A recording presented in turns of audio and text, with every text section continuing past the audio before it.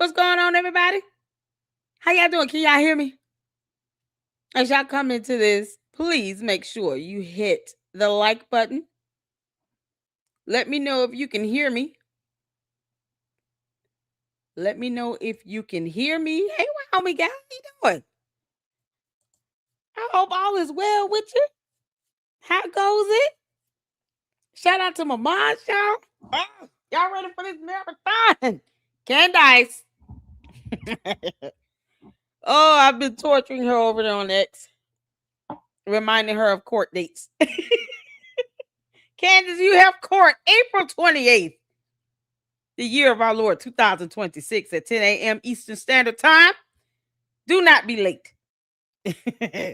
You, Larry, Curly, Moe, your three attorneys, better be there on time. Do not have Judge Sheldon Rennie, waiting on you all for your motion to dismiss. As you prove to the rest of the world, you really do not want to go to the discovery phase. Project Constitution trying to follow suit. Oh, we look forward to getting to the discovery process. What an idiot. Candace doesn't want to go to the discovery process. What the hell are you talking about? This is why, Candace, you should have been honest and told people you don't want to go through this discovery process. You should have been honest and told people you filed the motion to dismiss and why. She won't even do that. She refuses to do a video where she says, listen, I filed the motion to dismiss. I'm not in the mood. I don't want to deal with this lawsuit. No. She got all these cult members thinking that she actually wants to go through this court process with the Macrons. Now they're going to mollywop her in court.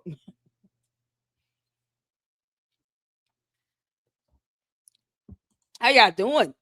Let's get some comments in. Sounds good. Awesome. What's going on, CC, Francisco? Shout out to my moms. I appreciate you guys. Mister, how you doing? Y'all, CC, y'all, we was hanging out late last night. So, I slept well. I hope you all slept well. I can get more sleep. You can always use more sleep. Y'all, we are, listen, so excited.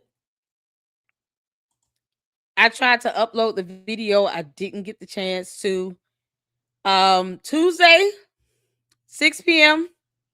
RT's, if you don't mind sending me, if somebody, I'm going to just have to email RT to let her know. I need to get this video. I don't know, saved in another format or something so that I can upload it. RT's wrote a man, this song is so cool. Like, don't mess with LLC. I love it. It was just perfect. And Josh is going to be joining us Tuesday, 6 p.m. Eastern Standard Time. I told you all, we have an exciting week coming up. Candace, Joshua Carr will be joining the Lady Luck Club to talk about the investigative series that he has done. Any future projects coming up, questions. We're just going to hang out and have a good time here. Oh, man. I look so forward to the marathon tomorrow, you all. I did schedule it. I look forward to the marathon on Nicholas Brooks because we're going to catch up on his content. Shout out to Nicholas Brooks. And, of course, next week, hopefully, Gary and I will be able to solidify a collab. But we got Joshua Carr coming through on Tuesday. I'm so excited, y'all. I have the 6 p.m. Eastern Standard Time. We're going to set that up. Oh! So mark your calendars. Joshua Carr, Tuesday, 6 p.m. Eastern Standard Time. Mark your calendars. I'm so excited, you all. Thank y'all so much for tuning in. It's been a minute since I've called LLC Live. I know, mister. You all right? Y'all hit that like button for me. Thank you, Miriam. Sound much better than last. Oh, yeah. God bless. Thank you, honey. Thank you, honey. What's going on? How you doing, Brian Martinez? What's going on? Hi, everybody. Listen, thank y'all so much. Y'all ready to get started on this? It's so many videos that we're gonna check out. I don't even know which one to go to first, but we going to it. Let's see here. Scientology Sunday is gonna be something else. We're gonna be checking out Aaron, Aaron, growing up in Scientology, and a couple of videos from Jenna, one of which involves the arrest of 2 Scientology hitmen. What? Oh my goodness. This is probably going to be one of the best. I mean, aside from the one with Kyla. Sorry. Probably one of the best streams for tomorrow for Scientology. Oh my God. Where is she? Is she all right? You guys okay? Let's see here. So you all want to check out her speech that she did, Catholic prayer, Catholics for Catholics. They had a convention Thursday. This is at the Waldorf Hotel in DC. Is this the right one? What are they doing? This is a convention. What kind of convention is this? Oh Lord. Candace said something. Candace, I heard you was talking about demons or something. It's girl. She already said she can hear demons squeal or something like that. For 75 people. Hey, no, how you doing, honey? So hold on. 75 people was at this thing? Ugh. How bad is it? Let me y'all, we got a lot to catch up on. Y'all see this list is forever. Y'all send me videos and clips, honey. We got Milk Bar got a whole new video. We're gonna get that in.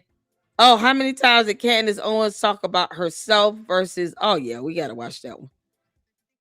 All right, so we'll watch this one first. Whatever clip, it's the clip of her. I'm just gonna play her. Let me see here.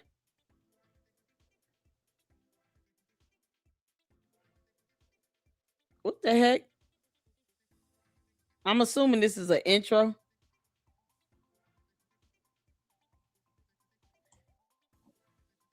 Who is this? Y'all know who that is? This is something that happens every year or something she did. How does this go? What's this? Candace, why are you up here throwing these events, but you can't tell people you filed a motion to dismiss and you got court next month? Can't make this out. She's not going to tell anybody she's going to court next month. Oh my God.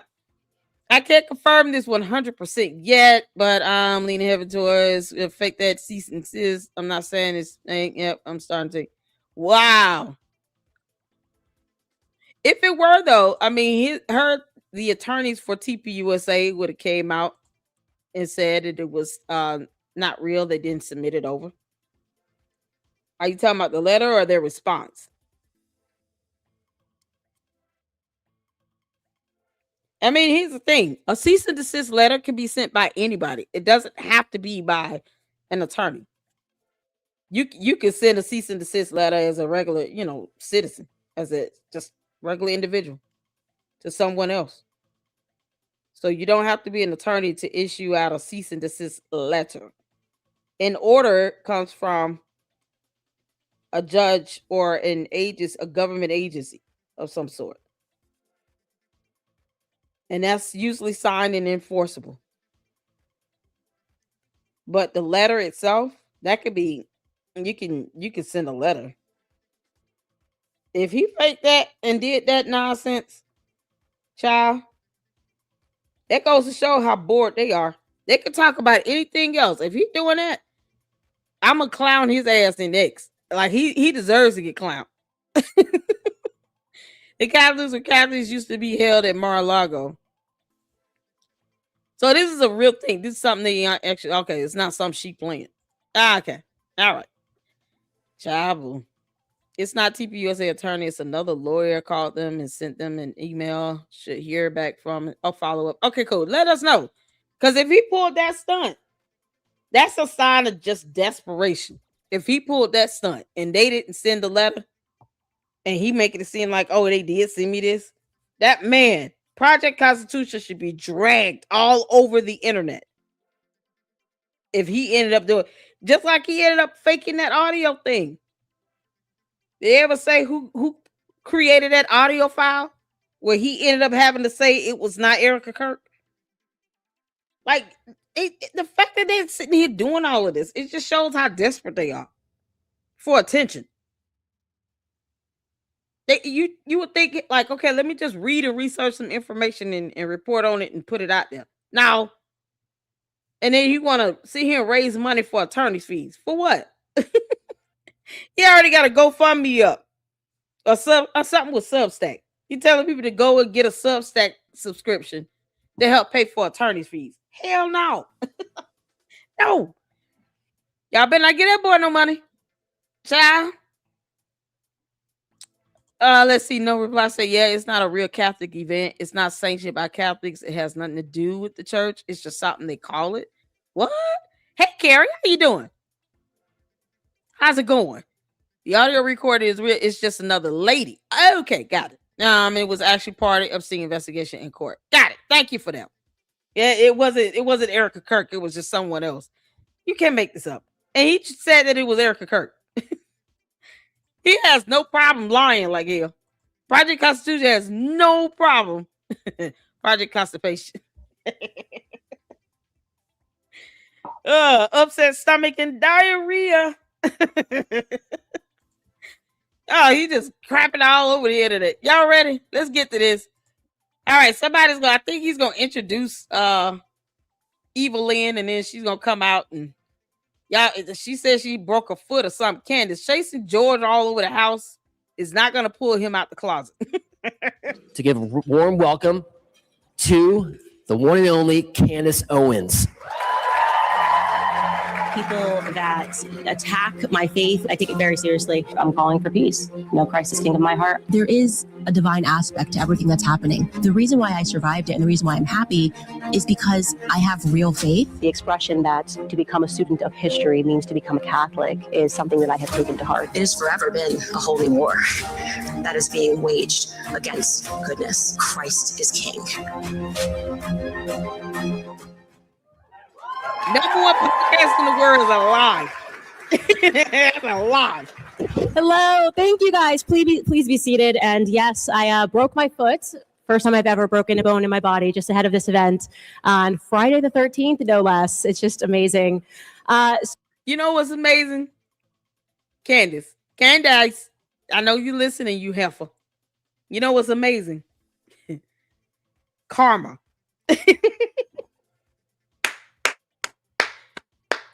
God said vengeance is mine. And he will have it. You understand? And you still have court April 28th at 10 a.m. Eastern Standard Time. Karma, Candace. Karma is amazing. And we bless God for it. He said, leave widows alone. He tried to tell you. Now, this is just take that as, okay, I'm learning my lesson, Lord. Let me go sit it down. That's a broken foot. It'll heal. Please don't make God have to do anything else to get your attention. That's just a heads up to you, girl. Oh, this dumb heifer. She'll learn the hard way. So much. I consider that to be just kind of an analogy for my entire experience being a Catholic. You're in the middle of Lent. I'm already giving up breakfast and lunch and meat on Fridays. And then it's, how about your right foot? How about walking for the rest of Lent? And it's so funny. Yeah, but she never says how she broke her foot. I find that to be fascinating. Do y'all know how she broke that foot? Other than chasing George over the house. Come and impregnate me. George running from her. He's jumping over couches and running down flights of stairs. No, I'm not sticking this in that. Y'all, she been chasing George all over the house. He won't give her mommy and daddy time. Yeah, he hiding from her for real. Yeah, she broke her foot. George shows up with a black eye. What the heck? She been trying to tackle his ass down. You said you wanted 5 kids. We only have 4. You owe me 1 more. Oh Lord. If he got a black eye, Candace, you know you're gonna get a meme, right?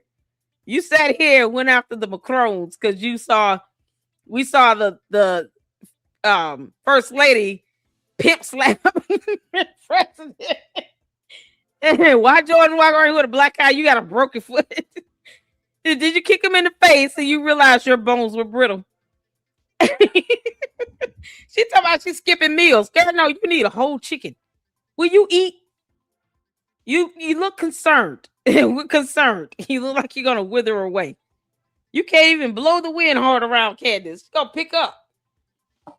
I don't think she has enough weight to stay grounded. Girl, you need to eat a meal. Eat some vegetables. What the hell wrong with you? Why are you skipping meals? That's not even healthy. Oh, I'm skipping meals. No, your body needs it. Your body needs it. And so does your brain. Chasing George over at the house is hard work. He's spending out a lot of energy. Yeah, she's chasing that. She's trying to get another baby in. All right, let's get to it. He said, no, call Boys Club. I kind of reflect on my Catholic journey and being baptized. I guess it's been 3 years now. I got baptized 3 years ago. And I remember, for whatever reason, I was so deluded. And I thought that the baptism, when I got there, like that was the finish line, you know, like this is, yes, I've made it. I figured it out. The battle is spiritual. I've now entered into the Catholic faith, and I had no idea how backward I had it. It was really the battle was just beginning. You know, someone said to be a Catholic is to suffer. And I really saw how immediately true that was, almost to the minute, becoming baptized. And I promise you, when I was Protestant, I went around the world. I spoke about my faith. I talked about Christianity. I spoke about the Bible. And nobody batted an eyelash. The moment that I became Catholic, it was just game on. It was, I think the Vanity Fair took the first stab, and they drew. It was actually quite an interesting little art piece, and they had me up there. Oh my God, Candace, you're so dingy. You can't make this up. No Reply says she thought getting baptized was the finish line. She hasn't even had her confirmation. What does she even?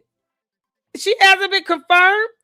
Candace, this is how you all. I'm telling you all, this girl does not read. This is proof that this helper does not read. Candace doesn't read anything. You have not been confirmed. What are you doing, Candace? And why do they have her speaking? Just because you get on a platform and lie like hell all day, every day, 5 days a week, does not mean that you should be getting a spotlight, and you're not even a confirmed Catholic.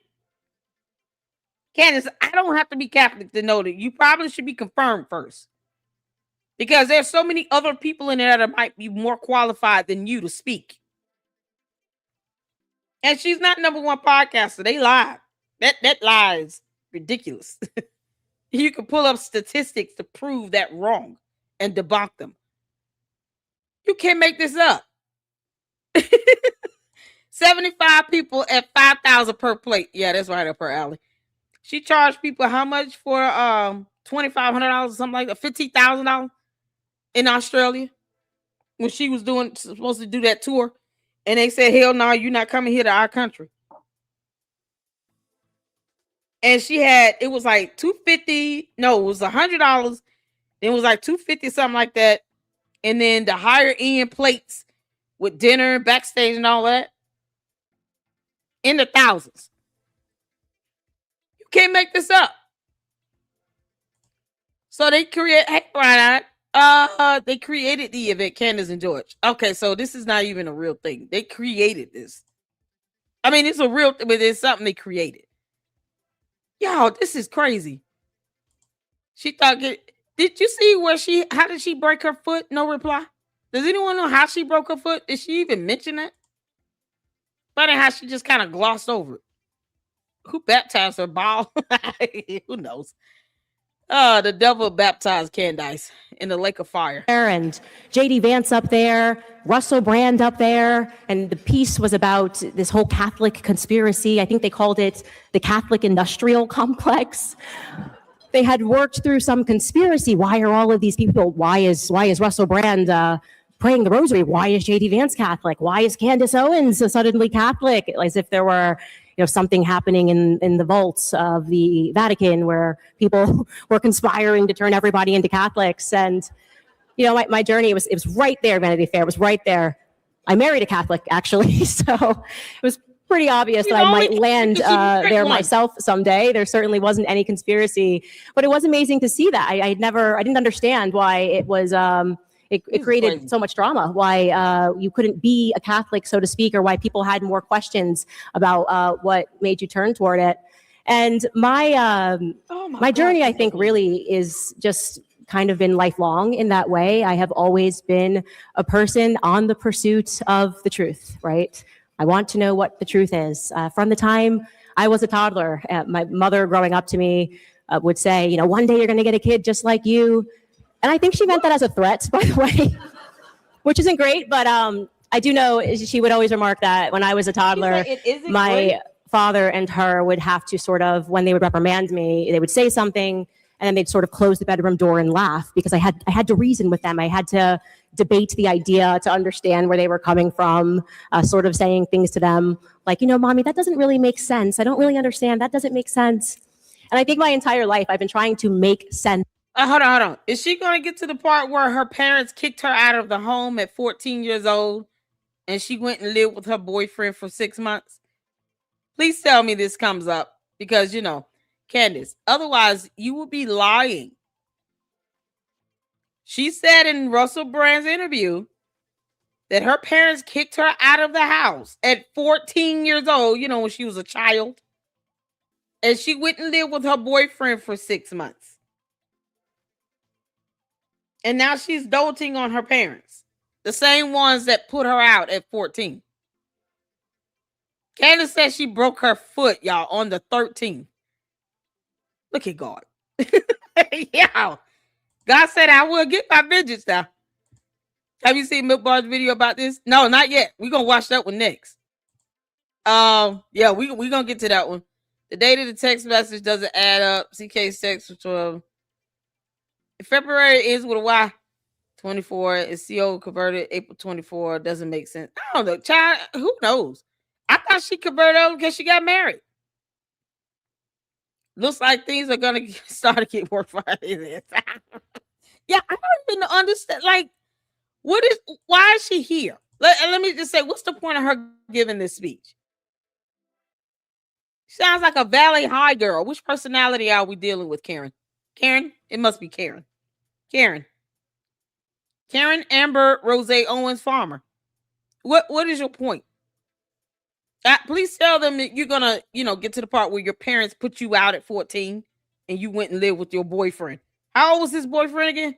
Of things that never really went away, that desire to understand how things work, how the world is working. And I think at a certain point, I really thought that I had sort of landed on truth when I engaged in politics. And you go, okay, now I'm sort of in the belly of everything and I get this and it's left versus right. And I have to go back and sort of understand the debates that were being had by the founding fathers. And you feel like you have such a grip on things and you've really figured things out and you're flying high. And then you wake up one day and you realize, no, there's something way bigger than this. It's not about politics, Candace, the expression that culture sits above politics. There is something that sits way above that, right? And Candace, get to the point, girl. This is not your show. You should have talking points or something. This is awful. And you're boring right now.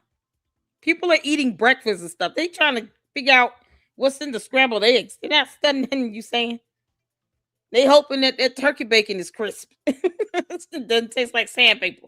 Really? Did they have biscuits there? Was it grits? What type of breakfast are we talking about? Or is it more along the lines of quiche and hash browns? What we doing? What's happening in this world has always been spiritual and has always been theological. And when I began to examine those things and realize, love America, 250 years, rah, rah, rah, But there's a lot of stuff that happened rah. before those 250 years that you have to get your hands on, and to fully understand these things of the world, and to recognize that these debates that we are having, they're not new. They are not new.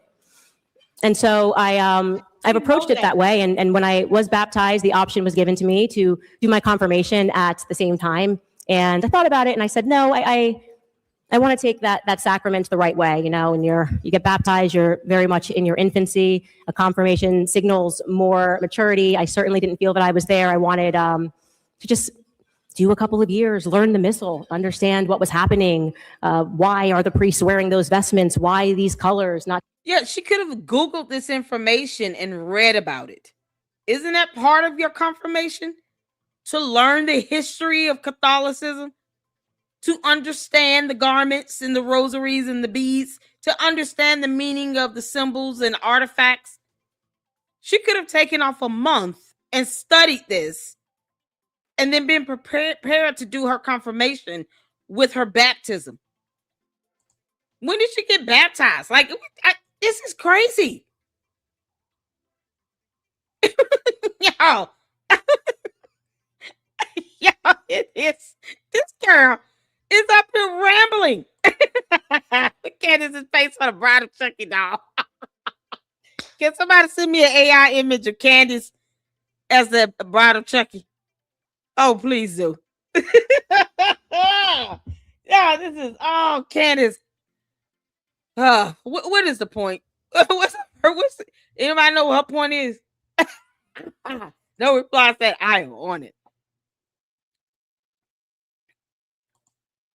And she could have read books. I mean, she could have taken time off to sit down, read books, research information, talk with various priests and bishops. Candace could have really spent some time and put some energy into it. No one told her to go out here and go in after Erica Kirk. The time and energy she allegedly put in this series with Erica Kirk and with which is not a whole lot because she just lied like hell. Or with Brigitte Macron, Candace could have done the same thing when it came to Catholicism. She could have done the same thing when it came to her faith and to Catholicism and getting confirmed. Sat down and read books, studied, went out, sat down and talked with priests, went to museums, looked at whatever she needed to do. She doesn't do anything else, and she's got money. This girl ain't broke. She doesn't have to work a regular 9 to 5 like everybody else. Like, if I don't get paid, I have whole bills that won't get paid. Candace earned $59 million in 6 months. She can take off a whole month and not miss a beat financially. She's just full of greed. But if she truly took this Catholicism seriously, she could take off a month and go study, do what she need to do, figure out all these questions she's got, and do it the right way. The fact that she won't do that she won't sacrifice for God and her faith and religion and anything else, that goes to show how seriously she takes anything else. Because I'm just, I'm saying if I can't show show God how serious I am by giving God time and attention in prayer and reading scripture and studying the Bible, how do I prove that I'm serious about anything else in life? And she wants to put faith in the center of her, that's the foundation here. But this is how she treats Catholicism. And she up here rambling about nonsense and buffoonery. Candace, get to the point, girl. To feel like such a newbie to ask all of those questions, and which I will be asking for a very long time. I could take years off to study the history of the church and still wouldn't be there. But there was another component of it that I wanted to discuss with you guys that made me a bit nervous about becoming a Catholic. And it was kind of this quiet anxiety that I had about not feeling connected to Mary, right? I just was like, I don't feel this connection to Mary, and Catholics have this connection to Mary. And I know that sounds really typical. Dr. Scott Hahn has written about that. That's kind of the standard Protestant operating, what about Mary? You guys worship Mary. but it wasn't in that way. I understood it intellectually. I understood it theologically. If I could have the So she debate didn't wanna about hear it. Mary, but I didn't feel it spiritually. And when I would speak with other Catholics and to hear their passion and they're speaking about Mary, I was like, man, I want that. I really envy that. I want to have this closeness, but I don't feel it. I want to be perhaps maybe She still don't. She don't feel it at all. And clearly, her and George getting into a business arrangement, lavender marriage, is proof that she had no connection. Candace, Yeasty does not appreciate you running around chasing him down the hall. Oh my goodness. Now you can't get up and walk around like you should. She's scooting around on a cart. Candace, stop trying to chase George, okay? He's like, his mind is already set on boys club, all right? He doesn't like you like that. He likes the money. That's why he stands behind the camera and let you just say everything underneath the sun, despite the fact that you could be sued for defamation. He doesn't care. He doesn't think he's going to be named. Yeah, no. Erica Kirk, you're going to have to shock him. That'll get his ass from behind that camera. See, he's named in this. Be like, wait a minute. This wasn't supposed to be against me. Yep. You got to sue George as well. Because he's going to just keep telling her to do this. He made it clear, I will not hold your hand or buy you roses or flowers. None of that. I made that clear from day one. None of that. Not even a little bit. But he won't answer to the allegation that another grown man is levied against him for SA. Yeah, no, he won't talk about that though. Or answer to why he's all up hanging, holding the arm of another grown man in a photo. Damn, they're about to kiss him on the cheek. Can't make this up. What was the young man's name? The artist? The singer? Child? should be more intentional about that. And an interesting moment came at Mass when a woman approached me and she just handed me a book and it had a letter inside of it. And it was, I think it was entitled 33 Days to Glory. Everybody knows it. There we go. Still in my infancy. And the letter that she wrote was so beautiful. And she said, you read these prayers every single night and you learn about the thoughts of various saints and you time it so that it lands on a Marian feast. It's a Marian consecration. And she had written how this had sort of changed her life and that I should do it. And I said, great, this is a perfect opportunity. This is what I had been looking for. I mean, my husband did it. It was fantastic. Every night we sat down and we did our prayers together. I mean, it was also, the opportunity to speak through it and for me to ask these questions. More time with my husband. We got to day 33. And, I don't know if I wasn't expecting like a magic carpet to come in and take me out of the room, but I went, I want to feel the thing. And I felt so not great about the fact that I still didn't feel this connection. I can only give you the analogy of how I felt about it is I have two sisters and we all had kids at the same time. Our first child was at the same time. We all had boys. And about, I would say 7 months after my little sister had her son, she told us, she had never expressed this to us, but she was like, he was a very colicky baby, just one of those babies that never stopped crying, screaming. And she said, I feel like I could have a connection to him. I just was like doing the thing for 7 months. And we were like, oh, you didn't like your own baby? Like, you used to feel as a mother, you didn't have a connection to your own baby. You're his mother. And by the way, where's Johnny at? I felt this way when I told Johnny, I was like, I struggled a little bit with Mary in the beginning. He's like, oh, that's Jesus's mother, right? It was sort of this like embedded shame of I'm supposed to feel the thing. I know everybody feels the thing, but I don't feel the thing. And again, I was in the infancy, so it was kind of a reverse analogy. And so we set that aside, and I kind of sort of resigned myself to the fact that okay, this is just what it is, and I'm just not gonna announce that or say anything. Oh, child. Can somebody tell me what this thing is that she's waiting to feel? Candace, hell is hot, girl. You'll find out in due time. You do not do communion and confirmation at the same time. See, this is the thing. She's not even being accurate in this. She's just talking about random stuff. This is just random blah, blah, blah, blah, blah. Like, none of this is making, like, what is the point?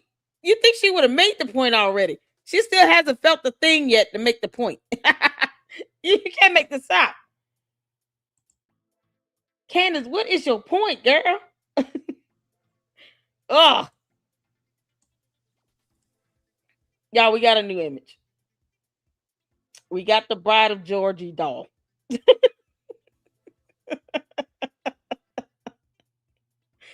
Oh, my good grief. Oh, I see it. Shout out to No Reply. Oh, this is epic. Oh, this is so epic. The Bride of Georgie. Candace, we need a brain break. Hold on. Let me show y'all this. Yeah, we need a break. And she sit over here boring us to death.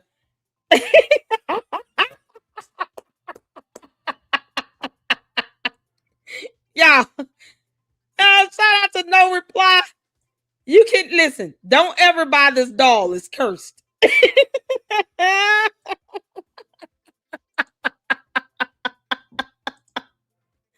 Don't buy this doll. It might come to life and start rambling you to death.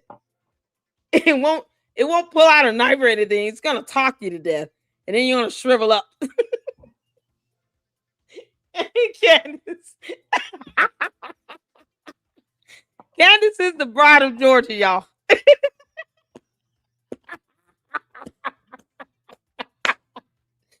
I know, right? CC, wear the blonde wig so she can be arrogant.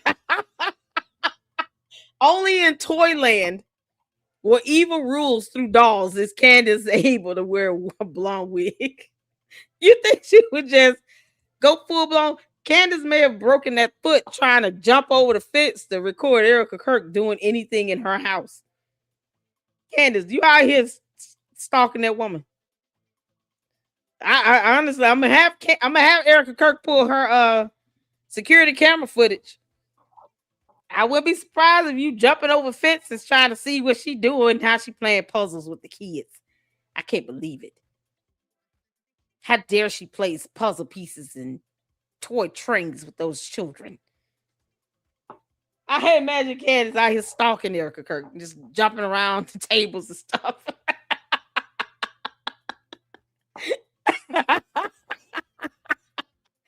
Oh, good grief. Yeah. Georgie Porgy pudding in pie. How does your garden grow?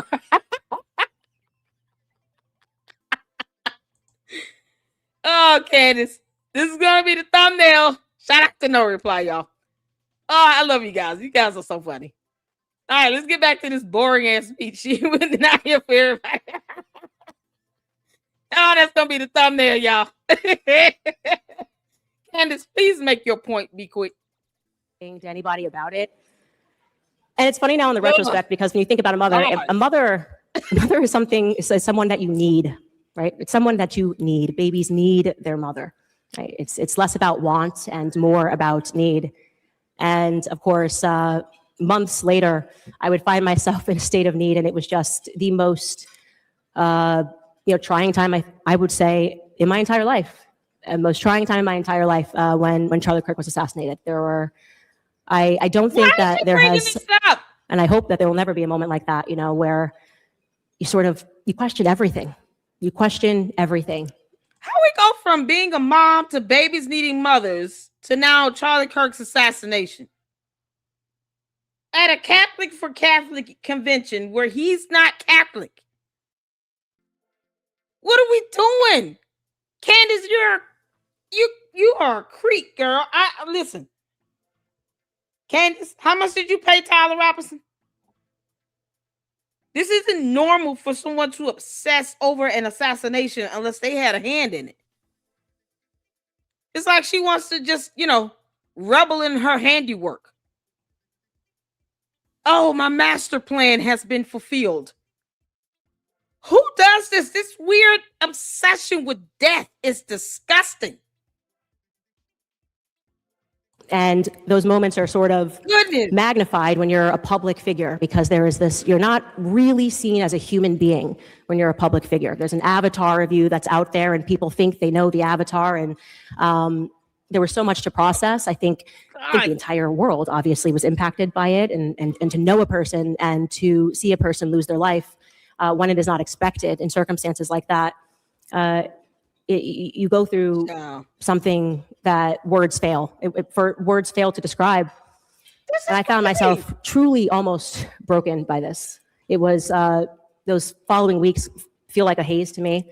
I felt very directionless. I also want to say I think I failed spiritually. You know, there was so many emotions. Yeah, you did fail spiritually. You know what you did? You violated the word of God when you went after a widow.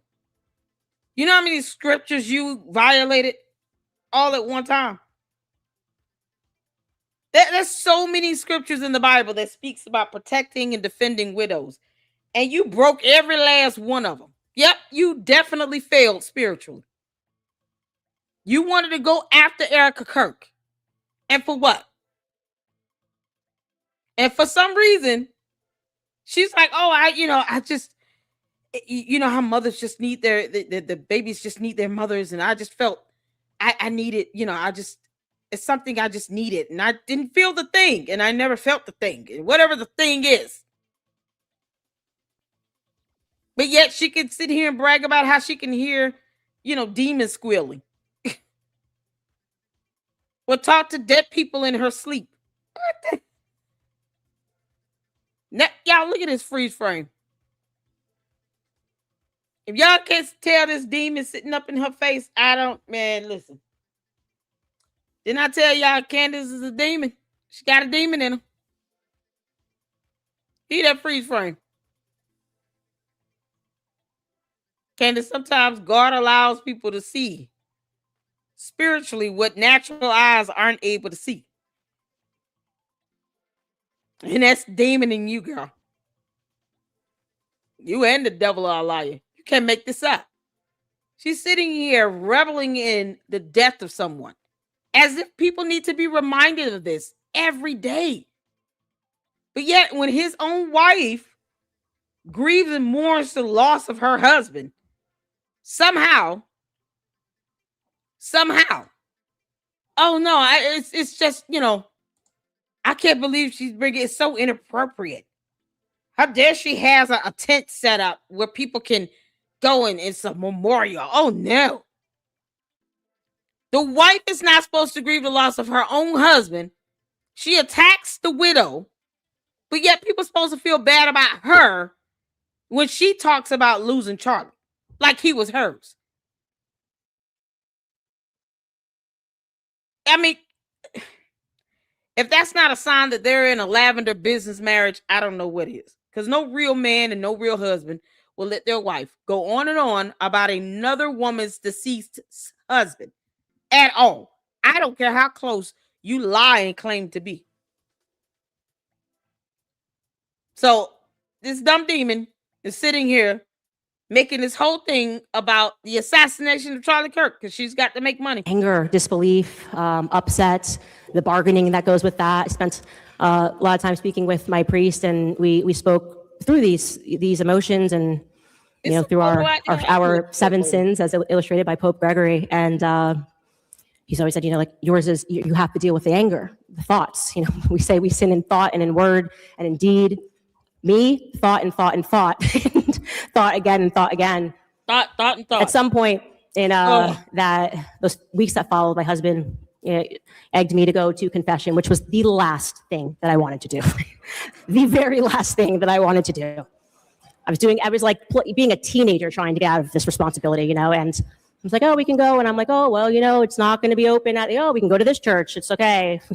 we get to a different church. The kids are in the car. I'm like, the line's really long. We can't make the kids wait in the car as long. He's like, oh, it's okay. I'll just take them to go get gas. He's just making it more and more convenient. And I'm like, okay, I'm not getting out of this. I'm going to get in the car. And I went into the church, and it was kind of a bit of a gloomy day. It's a darker church, a lot of wood in the church. And it was just this moment where the just the way the sun came in, and it happened to hit Oh, a good sculpture grief. of Mary cradling Jesus, and it was the first time throughout from the incident until that moment that I felt any peace. It was just a warmth that came over me, and I feel like it was the first time that I genuinely smiled, waiting for confession, and I just thought to myself, I know it's going to be okay. I felt, and then I remembered this discussion that Johnny Epp and I had a week before Charlie lost his life in my house, and how we were discussing how we felt Mary was bringing him close because he had just done his show and was defending. How Charlie lost his life in my house. Hell, she say.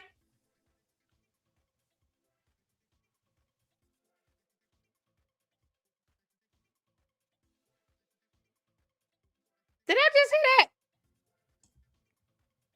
And I feel like it was the first time that I genuinely smiled, waiting for confession. And I just thought to myself, I know it's going to be okay.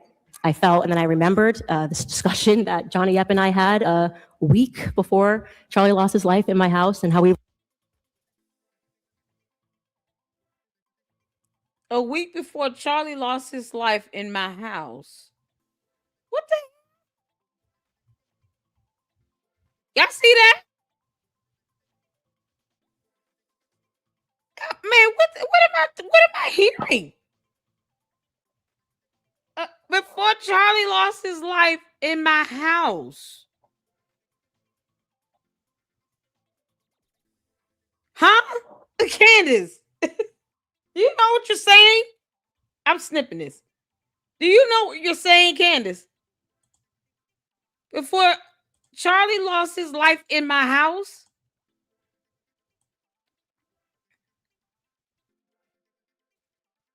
How much did you pay Tyler Robinson? Yeah, it's stuff like this. She telling on herself. Who this person you talk to, Hoppo? Hoppo, who this man? Just the way the sun came in, and it happened to hit a sculpture of Mary cradling Jesus, and it was the first time throughout from the incident until that moment that I felt any peace. It was just a warmth that came over me, and I feel like it was the first time that I genuinely smiled, waiting for confession, and I just thought to myself, I know it's going to be okay. I felt, and then I remembered this discussion that Johnny Epp and I had. Who's Johnny Epp? Who's Johnny Epp? Did y'all hear that? Johnny Epp? Johnny Depp. Johnny Epp. Yeah, I'm seeing Johnny Epp. She said Johnny Depp?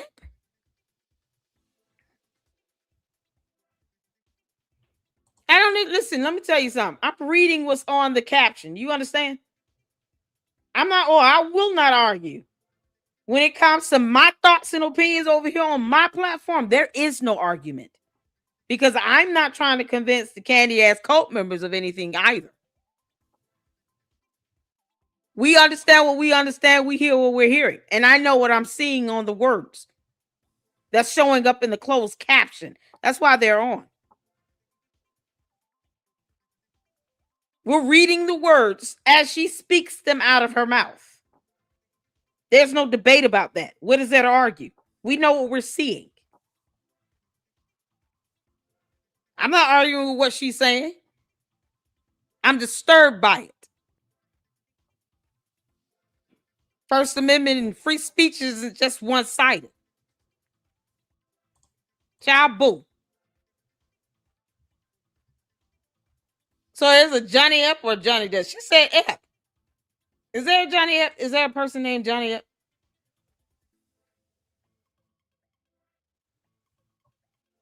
Is it Johnny Epp or Johnny Depp? Why would Johnny Depp be in her house?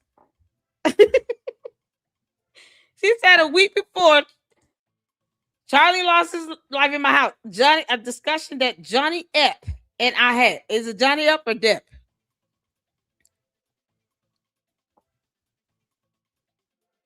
I'm seeing Johnny Epp. So we're gonna go with that. Because we're looking at that. That's it. Johnny Epp. That's what we're going with. Okay. Johnny Epp and I week before Charlie lost his life in my house and how we were What does that argue with this? A week before Charlie lost his life in my house. Who's arguing with that? I'm disturbed by that. We're not arguing what she's saying. I'm disturbed by what she just said.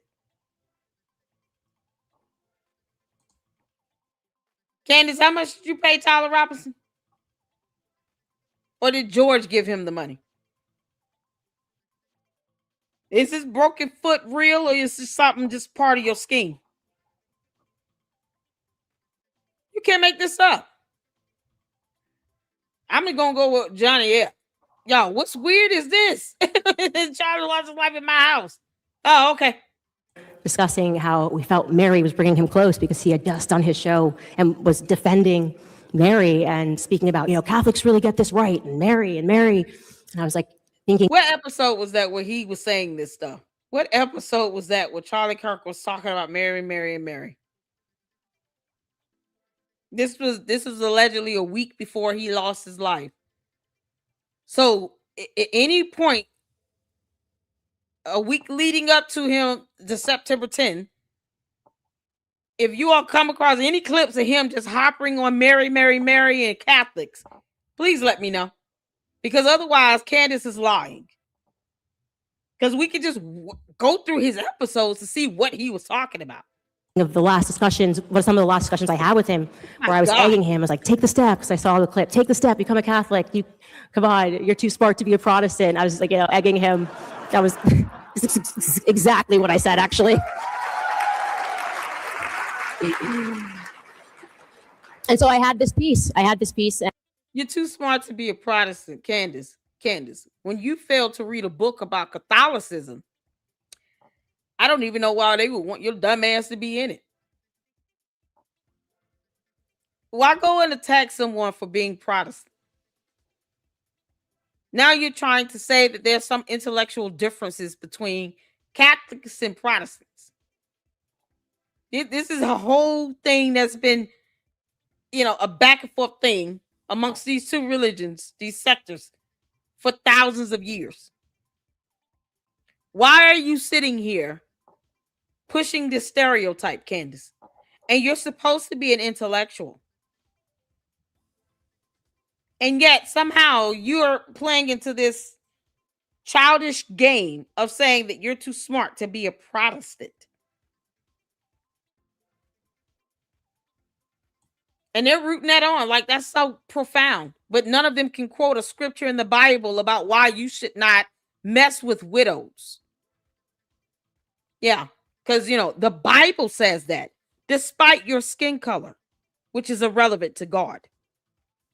He knows your race and your skin color. And it won't be your skin color or race that he will judge at the end of the day. It will be your soul. So don't come to my chat talking about defending somebody because they're black. Candace can kiss my ass if that's the case. And I feel like it was the first time that I genuinely smiled waiting for compassion. And I just thought to myself, I know it's going to be okay.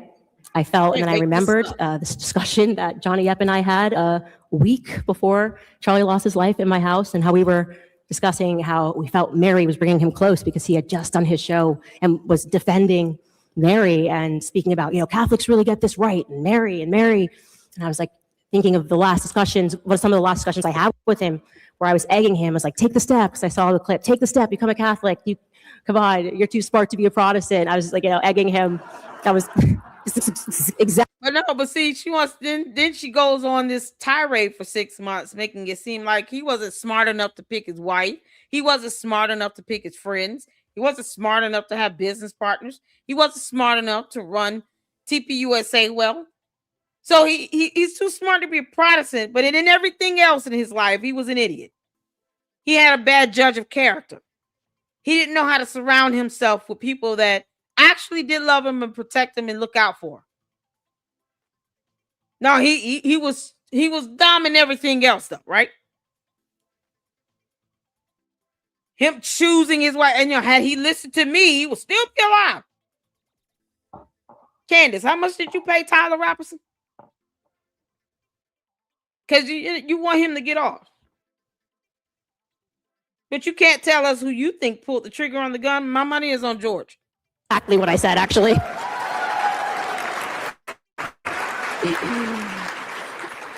And so I had this piece. And I was like, this is amazing. And then it became even more amazing. There was you fast forward to the December, and it was the feast of the Immaculate Conception. Weird. And we went to a mass at a time that we don't normally go to, and I had prayed in a way that I hadn't prayed before, sort of asking for something.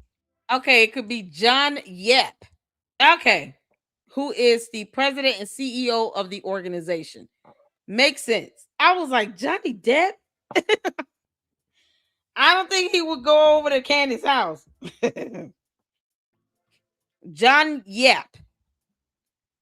And the name of the organization is a Catholic for Catholics. That's the name of it.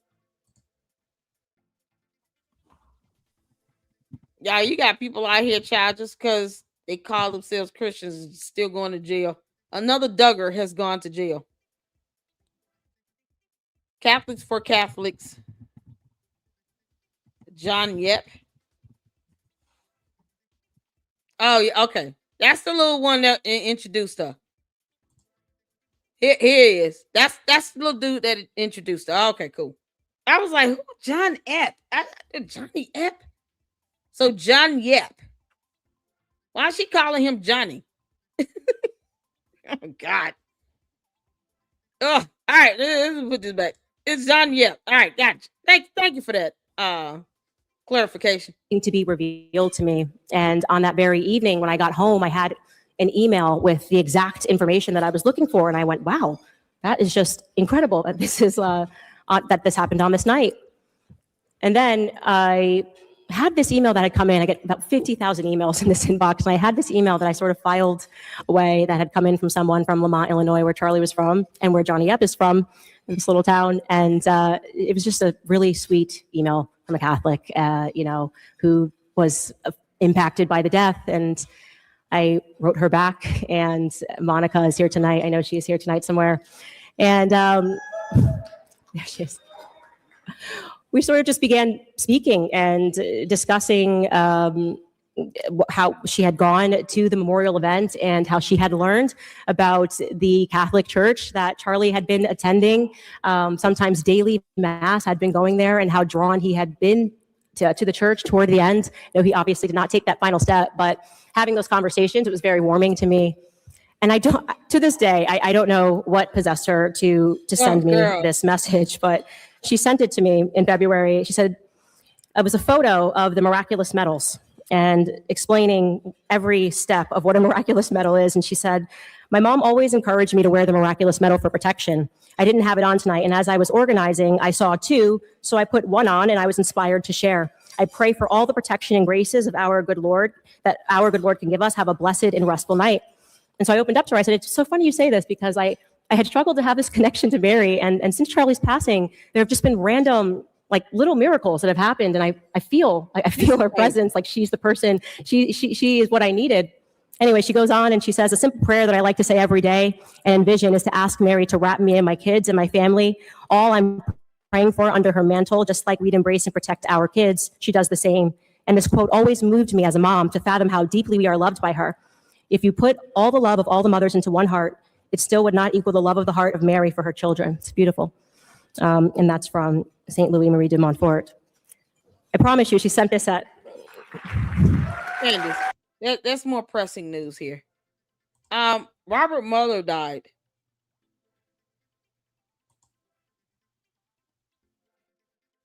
What the hell?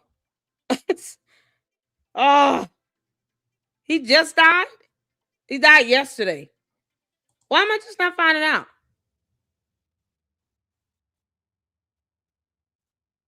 Robert Mueller died. Chuck Norris died. Wow.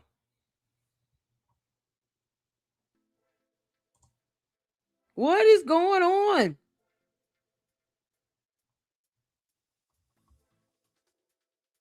Ugh, man.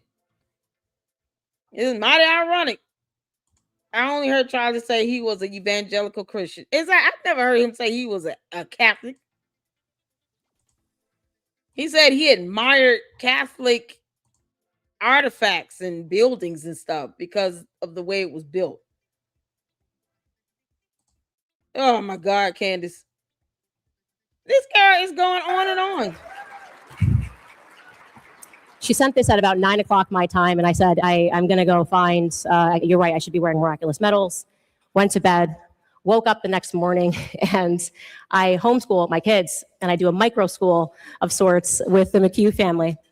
The two little girls, ages 5 and 2, got out of the car that following morning with miraculous medals that they had made. Little toddler miraculous medals. Said, "We have a gift for you. We have a gift for you." And I said, "This is incredible." I mean, I was brought to tears over this toddlers holding a gift of miraculous medals, and I just went, "Okay, Mary has a way." Is she gonna show any evidence of this? I want to see like this happen. We have a gift for you. People should have been around to be able to confirm that. Otherwise, she's just winging this. How many of you all believe this? Hit the 4 if you do not believe a word she's saying right now. Hit the 1 if you do. 1 for yes, you believe it. 4 for no. Hit the 4. Anyone believing this? Anyone buying this? It's so erratic and all over the place. It's like, let me just wing it. This shows she has no creativity. This is why her shows are pre-scripted. She is literally winging this whole thing with 2 kids giving her medals. That means you're going to have to show these medals. You don't have to show the kids. You got to show these medals. You got to prove this stuff. Mary has a way. Oh my goodness. I sent Monica the photo. I went and told my husband, "Where are the miraculous medals? We must get the miraculous medals out." What are these medals? It has been the most. It has been in many ways miraculous experience. You know, to really feel like you've been broken in a million ways, and that there's not much that can pick you up, and to recognize that when you are spiritually broken, where else can you turn to but the church? Where else can you turn to but the church? And God, you know, you can turn to God. I would be remiss if I didn't say this. Just as John, Candace, where else can you turn to? God. You know, it wasn't always the concept of a church either. Before there were temples, churches, buildings, and priests, the people had God. They had to learn how to pray wherever they could. When they were being persecuted, they had to learn how to pray in the closet. That's why they have the expression prayer closet. Place where they can go in and in private and have prayer.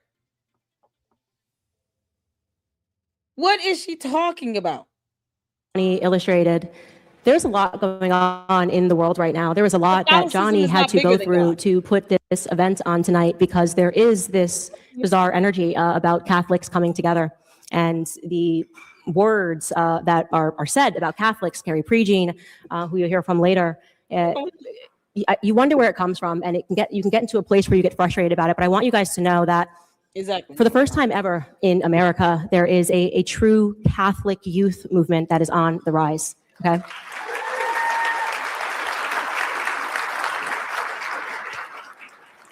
And we should be encouraged by that. We should be encouraged by the struggle. We should be encouraged by the fights. If you are making a difference, it naturally brings you into a state of conflict. And I was really warmed by Bishop Strickland. He published an article, and I just want to read the first couple of sentences. He wrote, "In these days of great confusion, many faithful Catholics are feeling unsettled, some even shaken by the intensity of political pressure, public accusations, and the growing hostility toward those who simply hold to the perennial teaching of the Catholic Church. Let me speak clearly as a shepherd of souls. If you feel that the ground beneath you is shaking, it is not because truth has changed. It's because many have unknowingly anchored themselves to things that cannot hold. Political parties cannot save us. Governments cannot define truth, and no earthly movement, no matter how powerful, can replace the kingship of Jesus Christ." And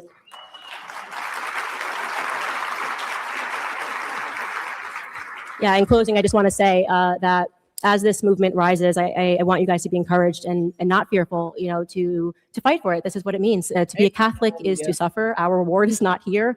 And I can't tell you how encouraged it is with all of the fighting that happens every single day to be in a room filled with people who share that same heart. And I just want to thank you guys so much for welcoming me and allowing me to be in my infancy, hopefully maturing and toward my confirmation, which will be next month.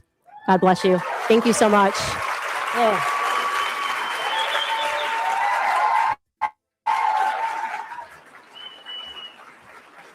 Oh, good Lord. Oh, that was painful. Where else can we turn? As if God is not real. This is Milk Bar, you all. Shout out to Milk Bar because he catches them every time. For some reason, we're not supposed to turn to God. We're supposed to turn to a religion or a church. But yet, a whole Bible Candace has to read, and she doesn't read it. Because if she did, she would know not to go after a widow. She would know not to do that. So that it's disturbing to hear someone that claims that Christ is king turn around and talk about everything but Christ. She's just throwing it out as a slogan. But never mind what the scripture actually says. Either you're going to follow the scripture or you're not. But she'll learn the hard way. Judgment Day is going to be something else for her. Oh my goodness. Whoo, child. Yeah, that's why repentance is important. Can't make this up. If Christ is king, then you should be following the word of God. That's it. It shouldn't even be a picking.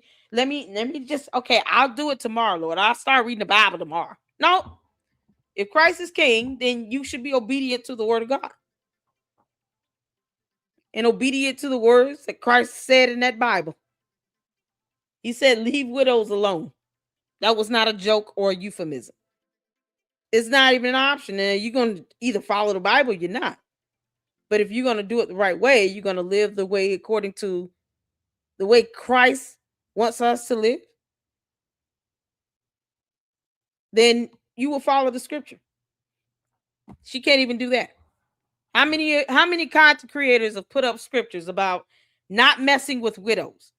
And Candace still goes in and not only goes in on Erica Kirk, becomes vindictive because someone posted up a photo, which I would never agree to, of a baby of one of her people, her girlfriend, co-worker, whatever she is. Never mind the fact that Candace posted up photos of Erica Kirk when she was in the first, second, third grade.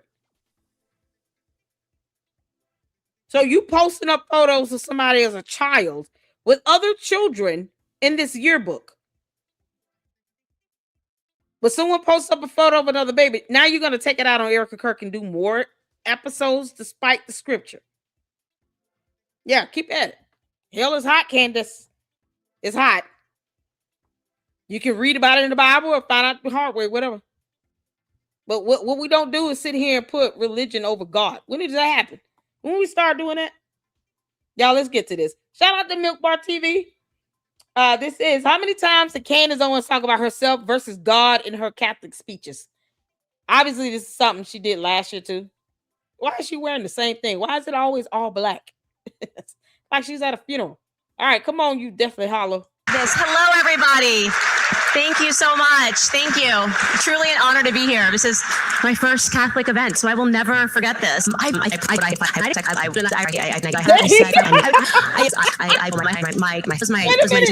know, I just had that Catholic excitement. Just me. I did this. I walk a lot. I do. I walk every day. I've just walked 14 miles. Y'all, Milk Bar goes straight in. He doesn't even warm me up to this. I was not prepared for that. That ticker went off so fast. Oh my God. Hold on.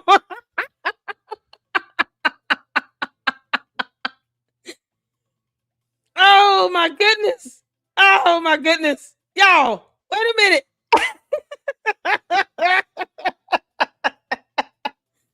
on. I was not prepared for this. Okay, let's start over. The next thing I look up is 40-something counts up here. All right, come on, you conceited one back. Everybody, thank you so much. Thank you. Truly an honor to be here. This is my first Catholic event, so I will never forget this. I just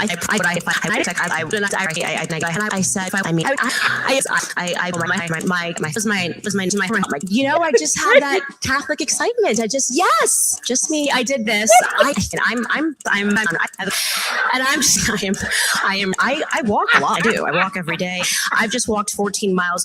My Apple Watch has died. I'm not kidding. I would say I was feeling good. I was like, but I'm doing good. I was like, I'm so hot. I am so sweaty. Like I was like, and I'm physically like, I can't even look at that. I'm I personally couldn't eat, and so I put that thought away, and I'm a glutton for punishment. I'm like, I'm just, hey, I've done. Gluttony is a sin. Isn't it gluttony? Gluttony is one of the 7 cardinal sins. Greed, gluttony, something. Oh man, 7 of them. A movie was done. Brad Pitt and Morgan Freeman. It's just one of the most infamous movies out there. Can't make this up. 126 times, y'all, and we're only a minute and 2 seconds into this video.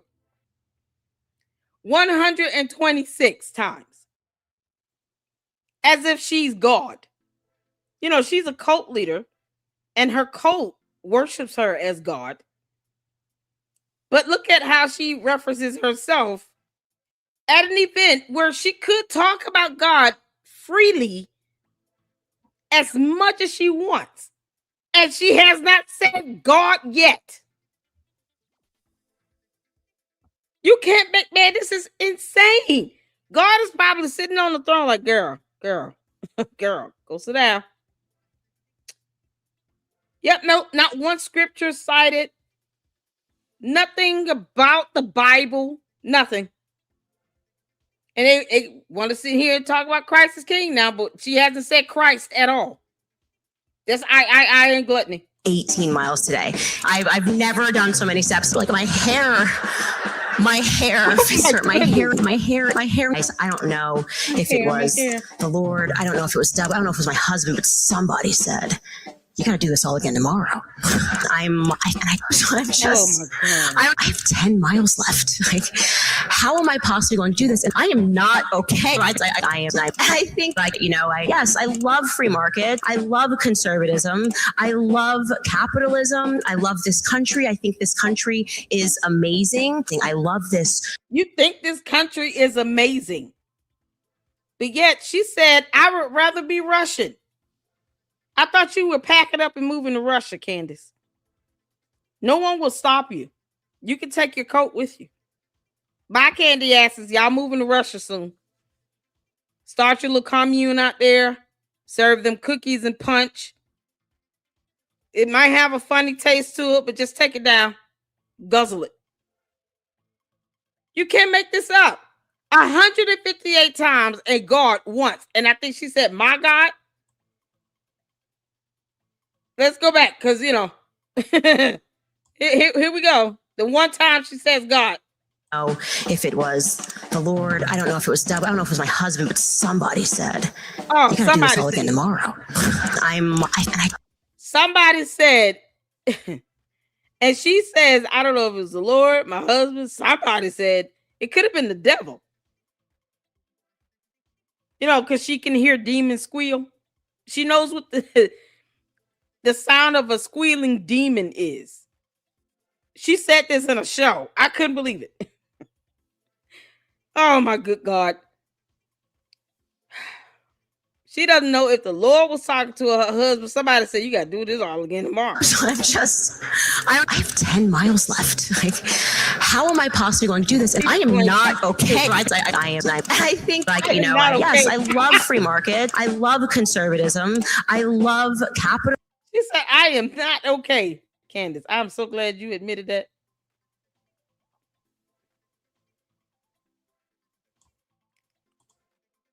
possibly going to do this? And I am not okay. Right? I am not okay. Yeah, every so often she'll throw a little bit of truth out there. Thank you for admitting that, Candace. We know you're not okay. I'm so glad you admitted that. You need help. I am not okay. I gotta snip this. Candace, you finally admit the truth. I am not okay. That's gonna be a thumbnail, y'all. So a thumbnail. Candace is not okay. And I'm glad she admitted it. I think, yes, I love free market. I love conservatism. I love capitalism. I love this country. I think this country is amazing. I love this so much. The Lord will be with you. I want to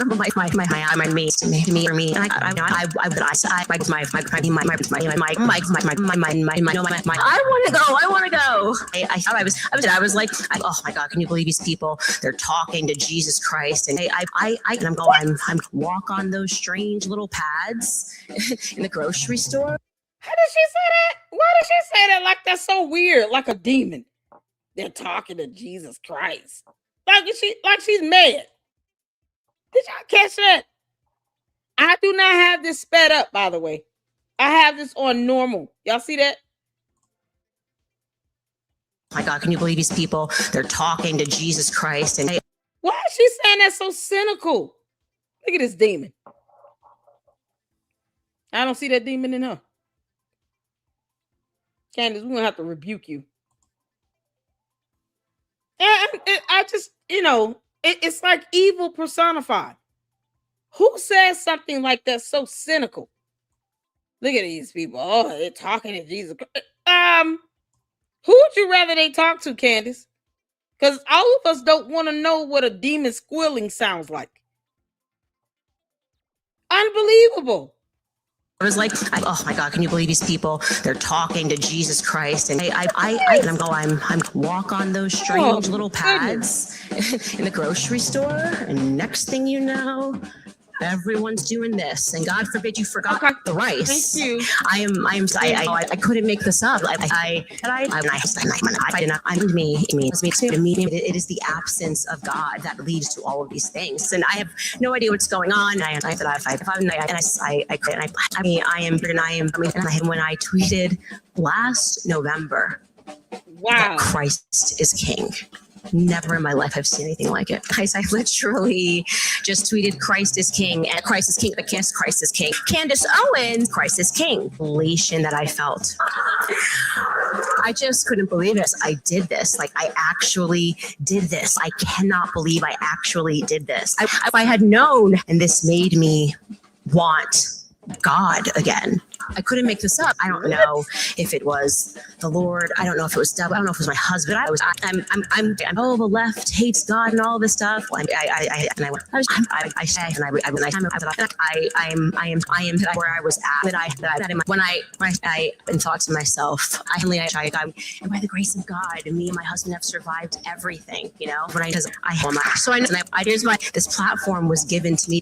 God, I found me, not mine. It's me, like me. But for the first time, my celebrity made sense to me. Mine. I am, and I me, and if me. Really, wow. That is just such an analogy for my entire life and my entire ascension. Unbelievable. Oh my goodness, Candace. You referenced yourself 349 times versus the 15 times you said God, Christ, King, Lord. This has got to be the biggest display of just I don't know, good grief.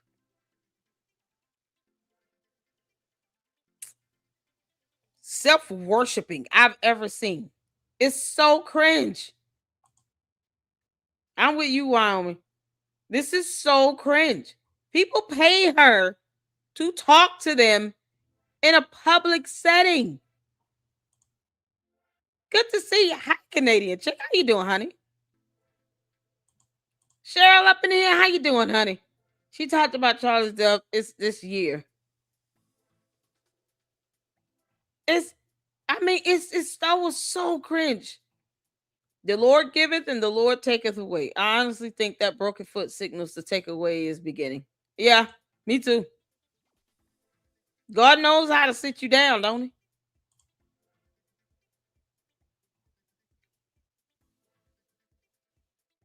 I'm so Candace. All right, y'all. Let's get to the next one. Shout out to Milk Bar. Thank you so much for this video, Milk Bar, so that people can see how self-absorbed Candace really is.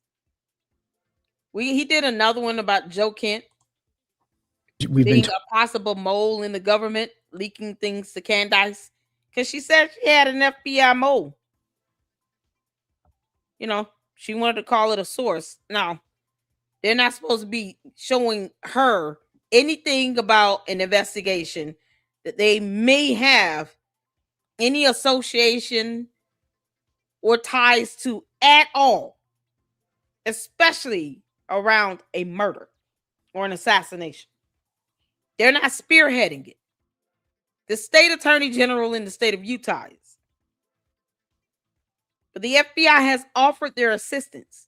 And if they have any evidence related to a criminal investigation, Candace is not privy to that, especially when we have laws in place for a reason. This Joe Kent idiot has not only been fired, but he's also under investigation because he's a clown. Candace, are you going to pay his rent and mortgage, his bills, till he get a new job or what? How's that going to go? Because, you know, if he's out here leaking stuff to you, the least you can do is take care of him while he gets another job, however long that takes. Because who the hell going to want to hire somebody that can't maintain confidentiality and uphold laws when it comes to evidence being leaked about an open investigation about an assassination? And you're sending it to all people, Candace Owens. Like she gives a damn. She might already know if she planned it. Candace, how much did you pay Tyler Robinson again? Told that this individual, Robinson, is a lone gunman, and maybe he is. Crazy.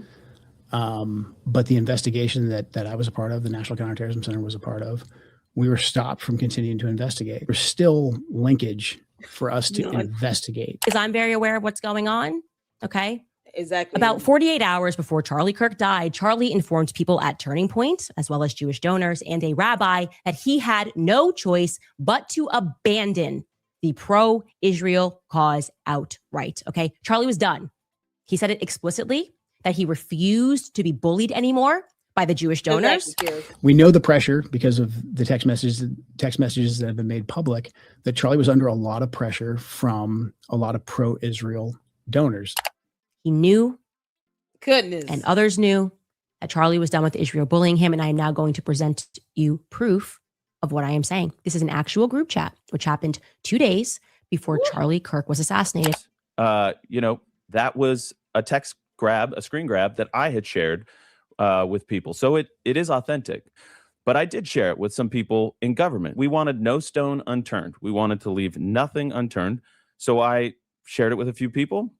Don't know where it went from there, apparently. Sources are saying that Joe Kent, the former director of the United States National Counterterror Center, this is from Semaphore, he just resigned. He's now under FBI. Oh, he just resigned, and he's now under FBI investigation. He resigned. Working with counterterrorism. That's not something you play around with, Joe Kent, you dumbass. And you wonder why. See, here's the thing with the candy asses, because they're so stupid. They don't trust the Fed slop, but yet you trusted that what he leaked to her was genuine. Yeah, because hypocrisy is something that goes over their head. So you want to sit here and feed into this Fed slop thing. Funny how they're okay with Joe Kent, though,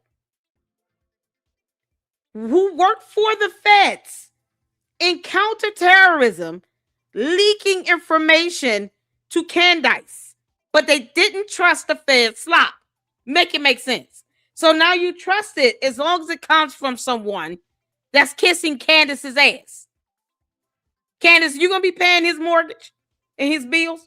I don't know if he has a wife, kids, family, anything, or boyfriend, family, whatever. But are you gonna take care of him while he sits here and struggles and not get a job for a while? Because no one's gonna hire him. Pulling shit stunts like this, it's hard to get you another job like this. They won't even trust him with pulling up fries at McDonald's. You worked in counterterrorism. And now under FBI investigation after resigning. And you're out here repeating talking points from Candace. But yet, Candace and the dumb cult followers, the candy asses, doesn't believe the Fed slop. And he worked for the feds. Make it make sense? Come on, candy asses, help me out with this hypocrisy. You know, the buffoonery of it all. Now get your asses into this chat. You come at your own peril. Help me understand why Joe Kent is an exception when he works for the feds, but you don't believe the feds slop. No, Marshawn, you're not blocked. No one's blocked. You're not blocked, honey. I can see. Can you see your comment? Everybody, y'all see her comment? Hey, Realtor, how you doing, honey? Some people are saying he resigned because he found out FBI was investigating him for leaking info. Probably.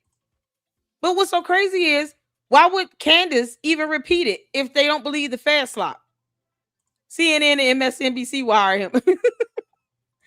I see her. Yeah, we see you. We see you, March on. I have no idea what's going on. I have to when I'm in StreamYard, I can't be in YouTube at the same time. But we do see you, honey. But my question remains here. To the candy asses. Y'all come over here so your cult leader can see your comments. Tell me why, candy asses. Come on. Here's the opportunity for you to respond. You don't believe Fed slop, but you believe Joe Kent. You believe whatever he leaked to Candace? Candace, Karen, Cadence, Candace. Karen, Candace, why do you believe anything that Joe Kent sent you if you don't believe Fed slop? And he was in counterterrorism. What does that have to do with a murder investigation in the state of Utah? I want the candy asses to let me know. Come on, candy asses. Y'all don't believe the Fed slop, but y'all believe in Joe Kent. Y'all believe Joe Kent, who worked for the feds, that he sent credible information and leaked it out to Candace, Amber Rose Owens Farmer, who's in a lavender marriage with a gay man, allegedly. Y'all believe that, though. Why are you picking and choosing which Fed slot to believe? So wouldn't, just for continuity, I know it's a big word, candy asses, but for continuity purposes, if Fed slop is Fed slop, it shouldn't matter who it comes from, right? So perhaps Joe Kent gave her Fed slop too. Why believe him if you're not going to believe anyone else in the feds, in the FBI? That's not spearheading this investigation, by the way. But you believe in whatever Joe Kent leaked to her, allegedly? Explain that hypocrisy to me. In another world, it would be called lying, because it's a damn lie to say we don't believe Fed slop, but we believe Joe Kent's Fed slop because he worked for the federal government. He worked for the FBI. So y'all believe his ass, but not anyone else. Just him. I want the candy asses to respond to me on this one. Don't get shy. Don't wait till the video post up. Then you just leaving a comment. No, come into this chat. Over there on the vertical broadcast on the cell phone. Bring your asses over here into this chat. Why is it that Joe Kent, who worked for the feds, is believable, but no one else and everything else is Fed slop? Wouldn't he be included in that? Because he works for the feds. How much more hypocritical are you dumb cult members going to get? Why is it that Joe Kent's Fed slop is believable, but no one else's Fed slop is believable? I got to dumb it down, to make sure they understand the question. Because they're going to sit here and talk about any and everything else, but they won't answer that question. Fed slop is Fed slop. Slop coming from the FBI. So Joe Kent's slop that he gave to Candace is okay, though? Why?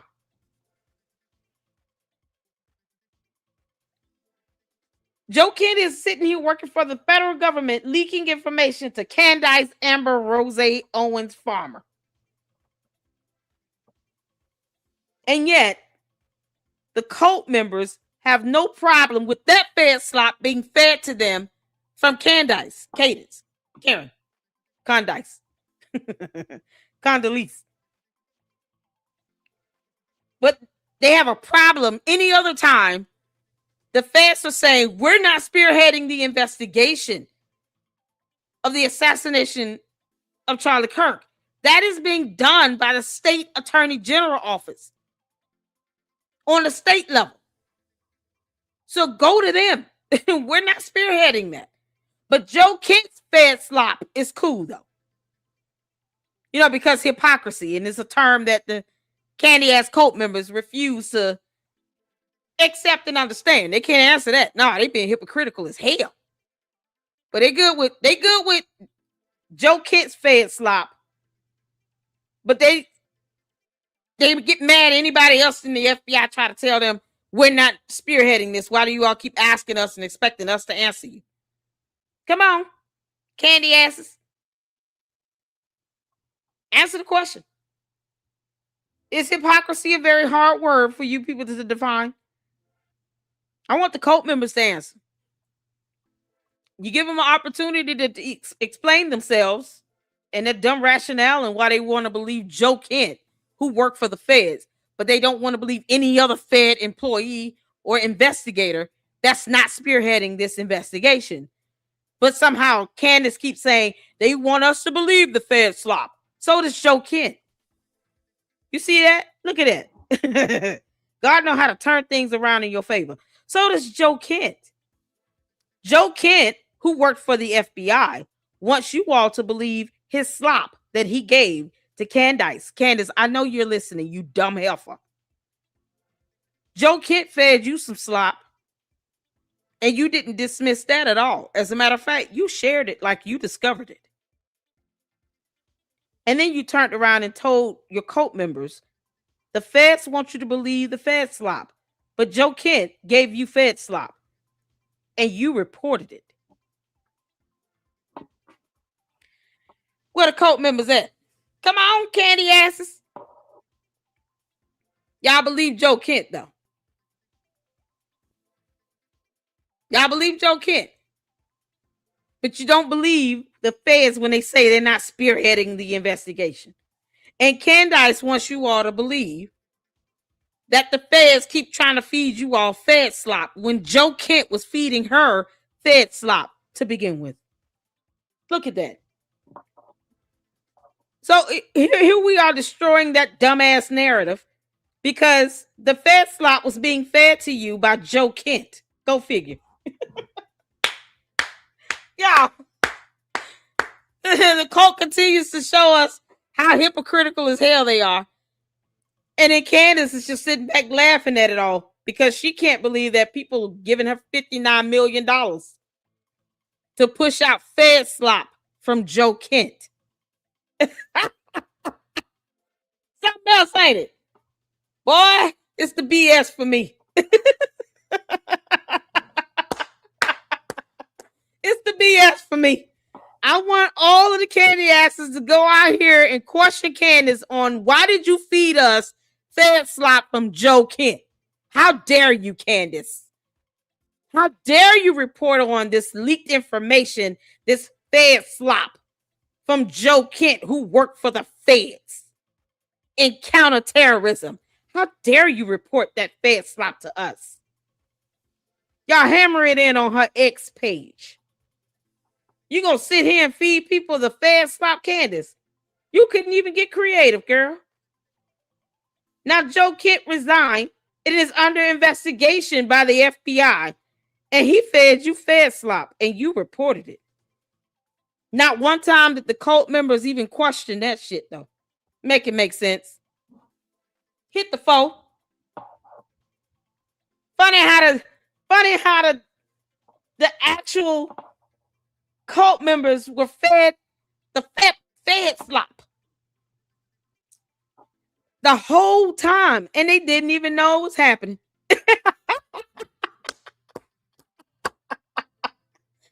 She sat here and fed you all fed slop from Joe Kent, who worked for the feds. And you all aren't questioning that at all. Like the good little cult members that you are. No, how dare we question your cult leader, Candace, Karen? How dare we when she fed you all fed slop from Joe Kent? So you got fed slop either way. It just came from Joe Kent. Yeah, that's the hypocrisy for me. They didn't want the fed slop, but they got it anyway because Joe Kent gave it to her.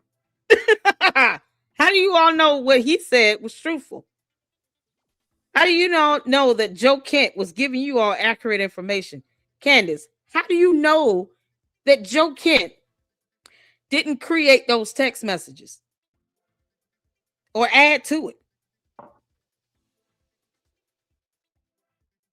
Because you don't verify anything. You don't vet. But yet you regurgitated that fed slop from Joe Kent. I mean, it came from the feds. He worked for the feds. Fed slop. Fed slop, fed slop. Joe Kent gave them fed slop. Can y'all believe this? This stuff comes back full circle. I promise you. It's so funny to me. They're cool with the fed slop, but they're hypocritical about it. Okay, cool. To the candy asses, the hypocrisy is never ending with you all. This is why we laugh at you and we don't take you people seriously. Because you can't even admit when you're being hypocritical. You didn't want the fed slop, but Joe Kent's fed slop, seeing that he worked for the feds, is okay though. Yeah, no, you can digest that fed slop, but not anybody else's fed slop. Got it. All right, cool. Terror Center. This is from Semaphore. He just resigned. He's now under FBI investigation for allegedly leaking classified information. Yeah. And the investigation predates his departure. That was a text grab that I had shared with some people in government. We know the pressure because of the text messages. Now going to present you proof. This is an actual group chat. It gives me great pleasure to announce that Joe Kent, I'm going to be interviewing him this Thursday at the Catholics for Catholics event in DC. So she gives you all fed slop from the Fed that's no longer there, that's now under FBI investigation. And the candy asses are cool with that fed slop from Joe Kent, but they're not cool with any other fed slop from any other federal investigation that they're not even getting. Any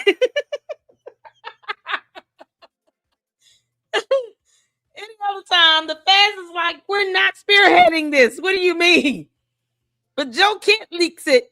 Yeah, we like this fed slop. So this fed slop is good, but that fed sloppy Joe is not. Yeah, okay. It's the hypocrisy for me. Oh, Joe Kent was the mole. Dear Lord, y'all. Good grief. Okay. So Josh Carr did a video on the indisputable proof. Well, guys, of this bullet fragment, because Candace, you don't believe the fed slop unless it comes from Joe Kent. I guess. And the candy asses will never give you pushback because they just believe whatever the hell you say. Even though Joe Kent was feeding you all fed slop. But okay, whatever. So let's check this out. Shout out to Joshua Carr. He's going to be joining the LLC on Tuesday, 6 p.m. Eastern Standard Time. You guys, I just got the confirmation from him via email. So I'm very excited about that. And I'm waiting on Gary to email me back about a collab with him. This is going to be a fantastic week. And we're going to check this out because I haven't seen it. So I want to see it. But, you know, Candace can't tell anybody who she thinks pulled the trigger on the gun because she doesn't care. I mean, that will ruin her grift. You know, she's been giving out Fed slop from an actual Fed employee who resigned, Joe Kent. So Joe Kent's been giving her Fed slop and she believed it and reported it, but yet the court won't question her about it, you know, because hypocrisy. And she doesn't believe that Tyler Robinson put the trigger on the gun because, you know, who knows how much she paid him to take the fall. But, you know, we have real evidence that still exists here on Earth. Joe Kent's feeding the candy asses Fed slop through Candace, though. They believe that. But they won't believe how bullets and guns work. All right. Let's check this out, you all. Shout out to Joshua Carr. Look forward to that discussion coming up on Tuesday. Let's get to it. For months now, we have been told by the conspiracy nuts that there's no way that Charlie was shot with a .30 caliber hunting rifle, that there would have been an exit wound, that there was this massive conspiracy. How did he actually die? Well, it turns out we just needed to let the real investigators look into his assassination and not the internet super sleuths, and we would actually get some answers. And this comes courtesy of the Post Millennial today. Side note, this was written by one of my friends, Tommy Stevenson. We went to college together. He does great work. Go check him out. But the article says this: court docs reveal bullet fragment was recovered during Charlie Kirk autopsy. And it starts this way. It says a bullet fragment was recovered during Charlie Kirk's autopsy after he was shot dead at UVU, according to the court documents dealing with evidence in the case. The mention of the fragment was discussed in a motion from local Utah media opposing a motion from Tyler Robinson's defense in trying to block public access to evidence. So essentially, guys, a bullet fragment was found inside of Charlie Kirk during his autopsy. Wow. And the reason why we know this is because the local newspapers here in Utah are basically lawyering up right now to fight Tyler Robinson's lawyers in order to get as much info out to the public as possible. Tyler Robinson, they know they're going to lose this case. They're trying to keep this sealed because they don't want it to get out to the jury. Because people here in Utah, I mean, technically it could be me. Obviously, I'd recuse myself because I'm way invested in this. Mm-hmm. But people here in Utah are going to be a jury. They're going to convict Tyler Robinson. And so if Utah newspapers can actually report the truth, no matter who it is, they're going to know that Tyler Robinson's a horrible person. And so Tyler Robinson's lawyers are trying to say, oh, don't let that out into the public. They're losing. And so this is going out into the public now, and people are seeing the evidence. The newspapers are arguing that people have the right to know. And obviously, we hope the newspapers prevail. And I think they will with all of this, as I'll talk about more in a second. Andrea Burkhart is a litigator. She tweeted this out, which they included in the article.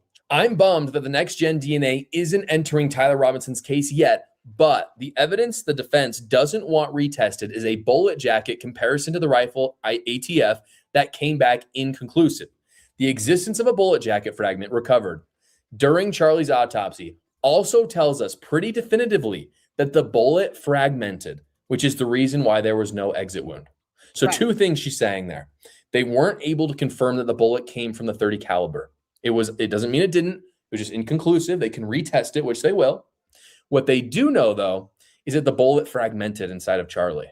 And that actually makes a lot of sense. And this is something that a lot of people will not talk about. If you know anything about hunting, a lot of shot that is used in hunting is meant to fragment, at least a decent amount. It's not uncommon. And I looked it up because I wanted to be sure here. Everyone seems to agree that if a bullet fragments on an animal or on a human, it is very likely there will not be an exit wound. This is not a crazy phenomenon. This happens even on a .30 caliber. So this is very simple information. If the candy asses will believe the Fed slop from Joe Kent, who was a former federal employee with the FBI, that he funneled down that information and he leaked out to Candace, then they can read a book about bullets. Because now it's not that hard to believe information that's real here on Earth in this reality. When they bought the Fed slop that Candace reported from Joe Kent. I just find this comical. The fact that Candace was feeding her cult members Fed slop the whole time from Joe Kent. Comical to me. They were getting Fed slop either way. And they never, ever challenged her on that. You mean to tell me you've been feeding us this Fed slop? It came from a federal agent with the FBI and counterterrorism. Now he resigned and is now under FBI investigation. So they were cool with the Fed slop from Joe Kent, though, because it came through Candace. But anything about a bullet in science and technology and testing that can be used as evidence in a court of law? No. How dare you all tell us that? Because reading. But they'll believe the Fed slop that came from an actual federal agent. Oh, that was leaked to Candace. So you got Fed slop either way. It's funny how the candy asses aren't picking up on this yet. That's why I'm gonna keep drilling it in. The hypocrisy of them getting Fed slop, but then they want to question, how do bullets work when they can just Google it? Completely invalidates the conspiracies. And this is what sane people have said from the beginning. Just because something looks weird does not mean it is the one fringe theory that people are putting out. It could be many things. Yes, it is weird that there's no exit wound. It's okay to say that. As it turns out, though, there are infinite possibilities of why that could have been. Yes, it could have been a microphone bomb, technically. Yes, it could have been a different shot from a different person. Yes, it also could have been a fragmented bullet. And as it turns out, the odds of it being a fragmented bullet are way higher than microphone bomb, which is like what Candace Owens is saying it is. And to me, this shows the great hubris in conspiracies and these people who push them. What people are basically saying is, because I don't know enough, but I think I do, I'm going to make something up and say it's true. I'm going to make it up and say it's a conspiracy, when in reality, what's so crazy? They would rather just not believe what they read that can be based upon science and technology, but would rather just come up with dumb things off the top of their head to avoid accountability, because they know they've been hypocritical this entire time, because they believe whatever Candace told them, even if it came from the FBI itself. Go figure. That leaked her information. Either way, if she didn't believe the Fed slop, why repeat it? She should have said, I got this clown named Joe Kent trying to leak me information from the feds. How dare he? I'm not repeating that. No, I'm going to do my own research and reading and reporting. I'm not going to tell you all what he's trying to leak me, because it's coming from the feds. And we don't believe the feds unless they're going to be hypocritical and pick and choose. So no, if it's coming from Joe Kent, let's not feel stupid about us being hypocritical, guys. We got to come up with something. That's what they're scrambling around trying to do now. Oh no, Joe Kent's been leaking things to Candace. We believed it. It came from the feds. But yet we were going around on everybody's live stream and in their videos talking about you believe the Fed slop. And here they are believing the Fed slop from a federal agent who worked at counterterrorism, who's now under investigation. I don't care how long he's been under investigation. I don't care. It's the fact that he fed Candace information about this, and he worked for the feds. But yet, any other time, it's Fed slop, but not coming from an actual federal agent that leaked information to her. How's that not Fed slop? Shouldn't the idea be to question everything? And then Candace should have done her research to corroborate whatever she was being leaked from the feds. How do you demand answers from the feds, but you don't want their Fed slop? But then you're cool with someone leaking information from the feds that still comes down to Fed slop, because you have no way to verify what he said was true or authentic or genuine, right? One text was corroborated. What about all the other information she may have gotten from the feds? How would you know to go and authenticate and corroborate that? What if everything she told you was Fed slop? See, they don't want to question her on how much Fed slop did you give us? Because we don't trust the feds. So why trust Joe Kent? Fuck out of here. It's a hypocrisy for me. It's the hypocrisy is mind-boggling. Reality, there's a totally logical explanation. We just don't know what it is yet. And it's okay not to know. It's okay to, if you're a political commentator, Candace, to get on the camera and say, I don't know. Yeah, I have a question. Why was there no exit wound? I'll look into it. And to actually come out and just say, I don't actually know. But there are people hired from Charlie Kirk's team and from the state to look into these things. And if you just give them a little bit of time, because they don't have this financial incentive like Candace does to make 100 episodes about it, if you just give them a little time, they'll actually come out with a plausible answer. Now, as for the battle between Tyler Robinson's lawyers and the press, there's very good news to report.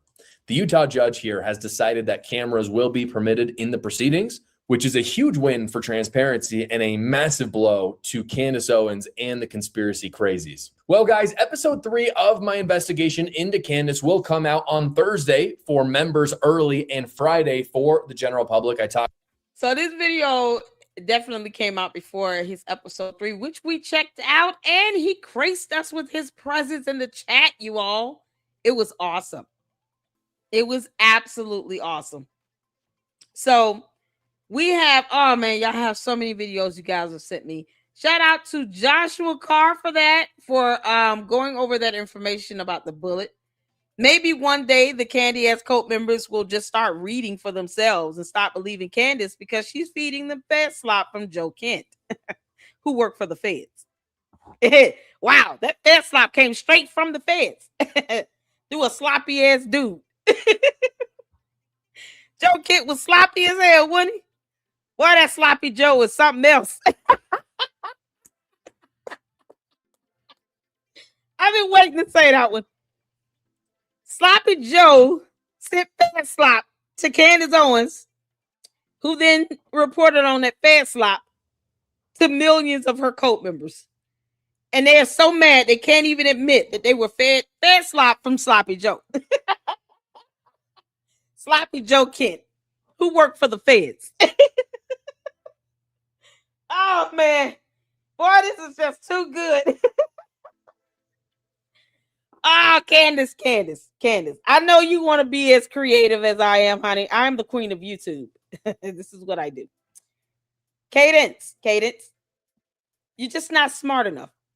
You allowed your people to be fed slop either way from Sloppy Joe, who worked for the feds. He worked for the FBI, Cadence. He worked directly with the FBI in counterterrorism. Y'all, it's the comedy of it all. And the hypocrisy of the cult members. They actually are just like, oh no, well, he wasn't, we trusted that. No, but he worked for the federal government. So why did you trust any of it? Fed slop is fed slop. It came from a Sloppy Joe. How many of y'all like Sloppy Joes in high school? Y'all, we all had Sloppy Joes for lunch. All right, let's not even kid ourselves. Sloppy Joes have been a staple of lunch cafeteria food forever. Sloppy Joes with tater tots, chocolate milk, and orange slices.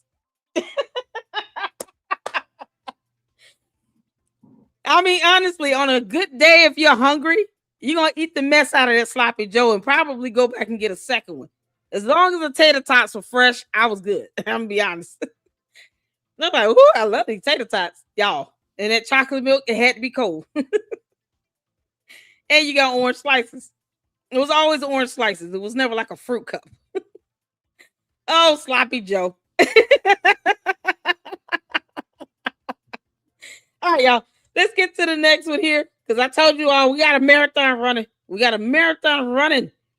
I guess we could get to,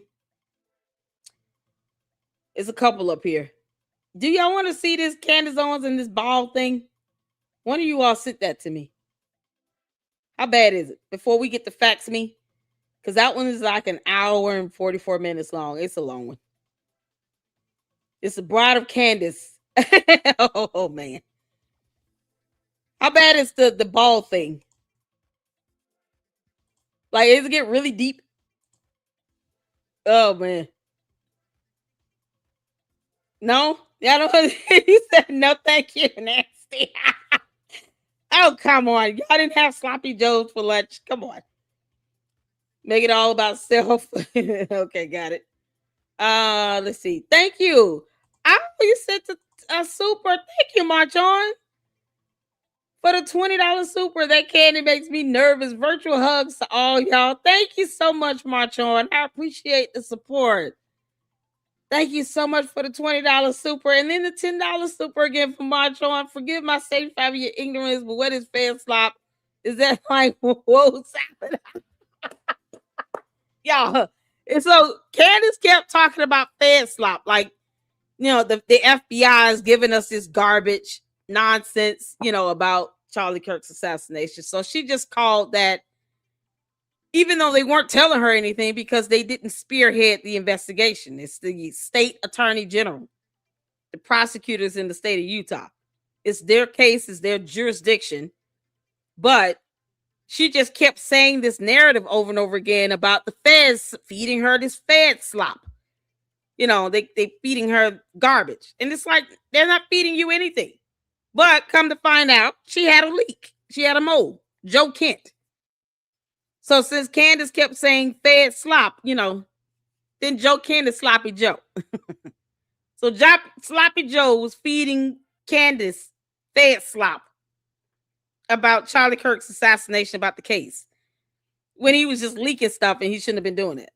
But, you know, the cult members will come in here and say, oh, I can't believe you believe in the fed slop. The feds weren't investigating it. I don't understand why they kept coming up with that.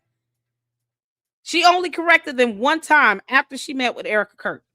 And she did the video, the show she did after she met with Erica Kirk, and said, this is not being investigated. They're not leading the investigation. The FBI is not leading it. It's the state attorney general for the state of Utah. That is the only time she said that. Because they had to correct her on that because she kept lying and saying it was the FBI. No, it wasn't. It's not their jurisdiction. It's not their case. That is for the state. The crime happened in Utah. So it's their case. They have jurisdiction over it. So the FBI was never leading this investigation. But yet Candace kept telling them the FBI, the feds are giving us this fed slop. They're feeding us this slop. S-L-O-P. Like Sloppy Joe. No, it was Joe Kent leaking her information, and it was probably garbage, except one text. But yet she has her cult believing that they were getting fed slop. Well, they were, but they were getting it through leaks from Sloppy Joe Kent, who's no longer working there now and is under investigation. So either way, the cult members bought into the slop. Because she would tell them the information that she got from Joe Kent like it was, you know, oh, you guys won't believe this. This is going to be good.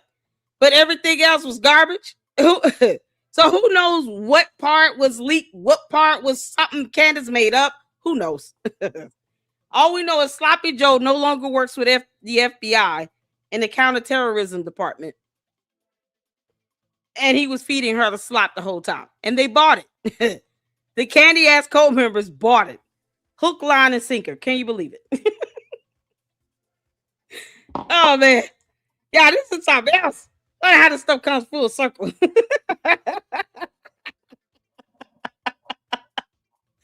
They've been getting this thing stopped the whole time. And they're not even going to challenge Candace on this. Oh, Candace.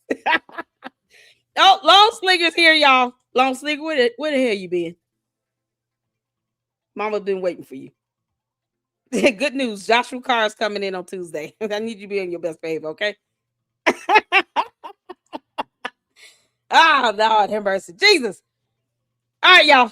Let's get this in. If y'all want to watch this one here, this is from the shout out to all of you all that sent me these various links.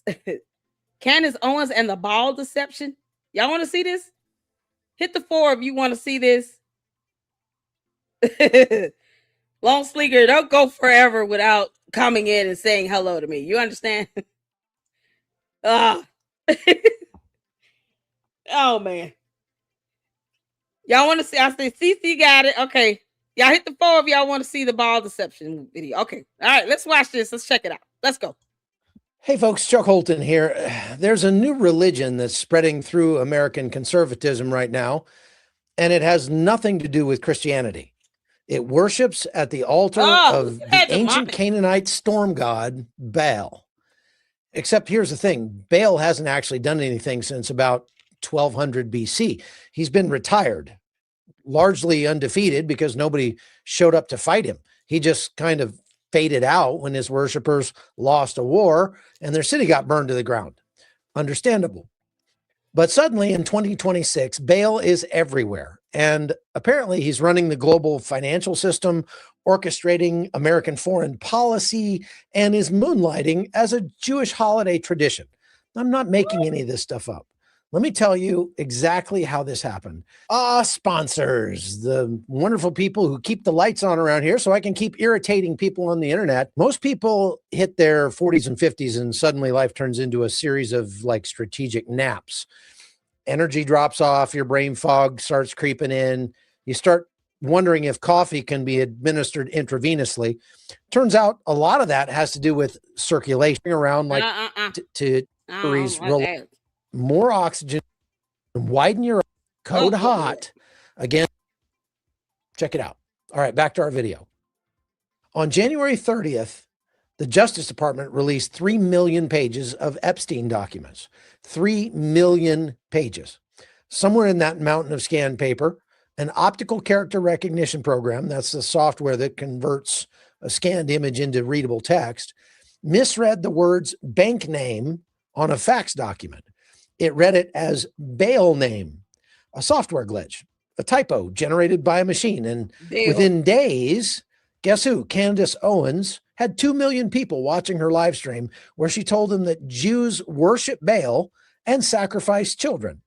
She called Judaism, and I want to be precise here, and I want to quote what she said. She said, quote, a pedophile-centric religion that believes in demons and child sacrifice. That's not a misquote. Candace, you are so demonic. It's not even funny. And the fact that you use Christ as a slogan to get attention and not that you actually mean Christ is king. It's so disturbing. Judgment Day is going to be something else for you, girl. It's going to be a rude awakening for you. Can you just leave God alone if you're going to see him make a mockery of him? Because God knows how to teach you a lesson. He's trying to show you some grace. That broken foot should have been enough of a sign for you. It happened on the 13th. Y'all, that's just, what, 2 weeks? Not this past Friday, the week before last. Quote. Goodness. A software glitch. That's where this started. Now, look, I've been a war correspondent for a long time. I've reported from Israel, Iraq, Jordan, Ukraine, all over the place. I've seen a lot of propaganda in my career and from a lot of different directions. But I want to take a minute and walk you through why what Owens and Tucker Carlson and their crowd are pushing isn't just wrong. It's the oldest play in the darkest playbook in Western history.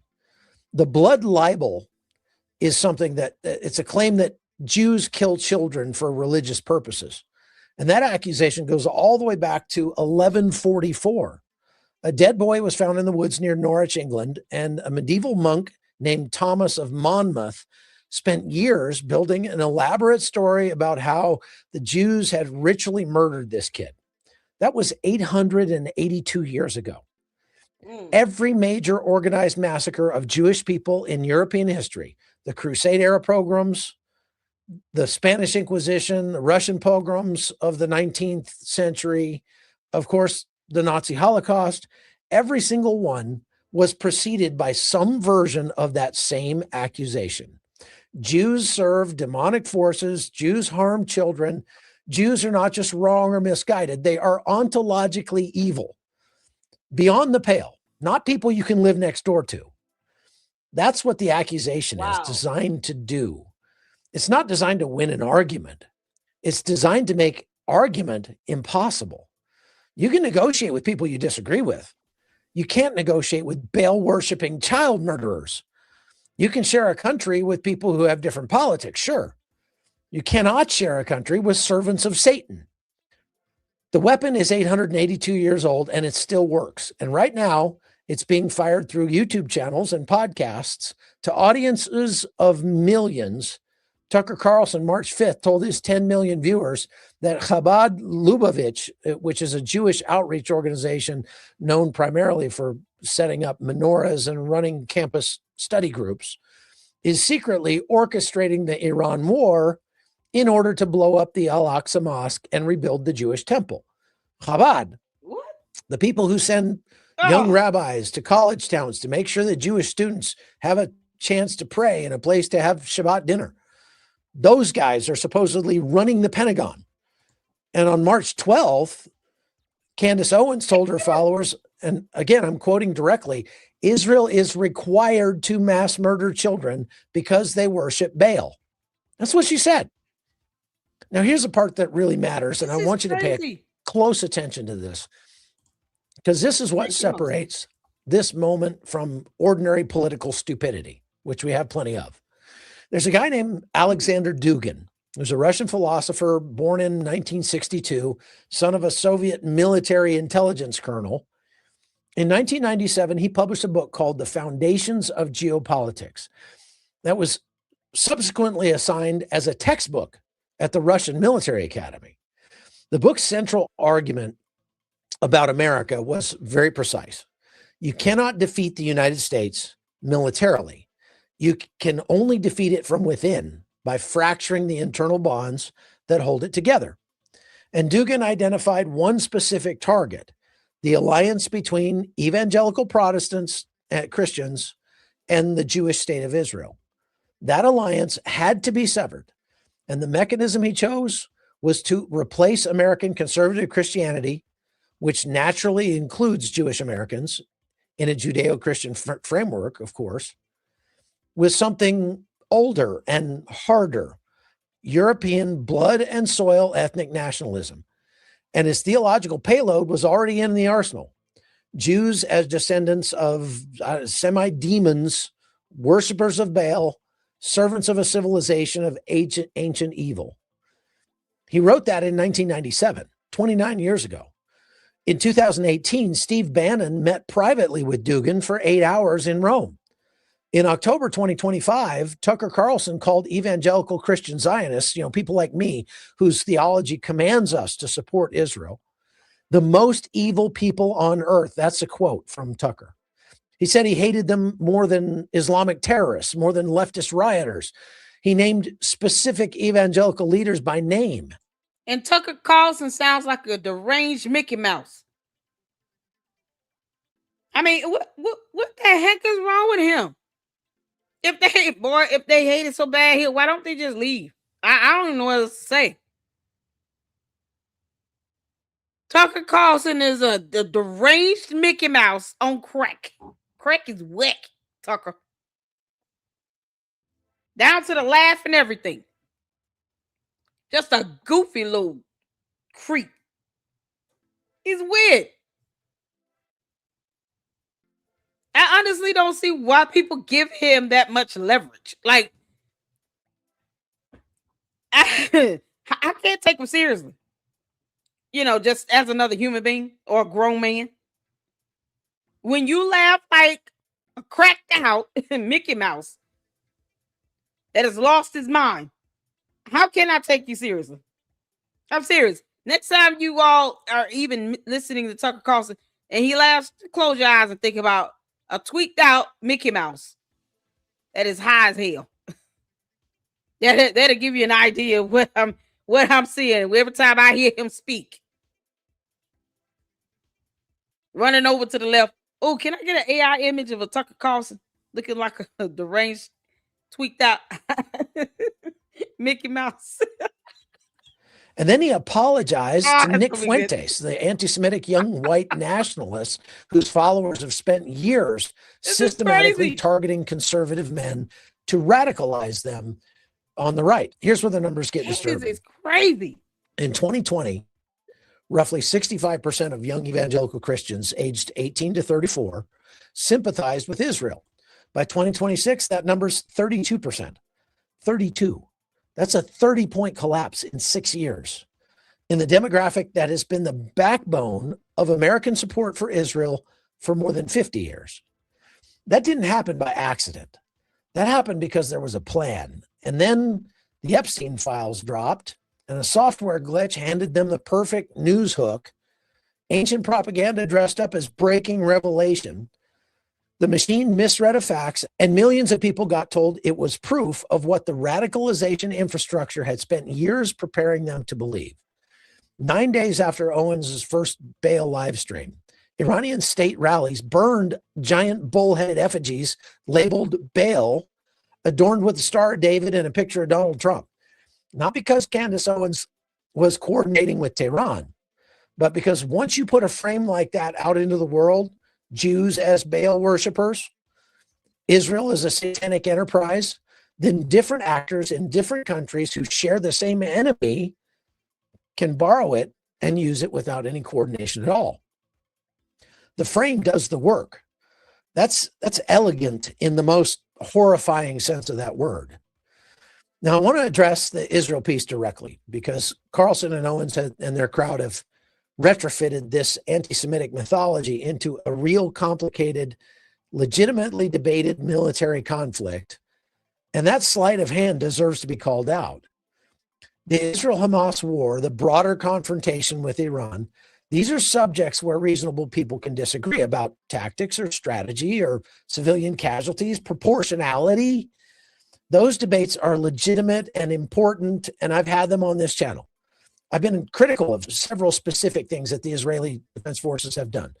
That's not anti-Semitism. That's called journalism. What Carlson and Owens are doing is categorically different. They're not arguing that Israel's tactics are wrong. They're arguing that Israel's existence is wrong. It serves this AI image of Tucker Carlson is about to be awesome too. He's gonna be a cracked out Mickey Mouse. Thank you, no reply. Shout out to you, honey. We're here for it.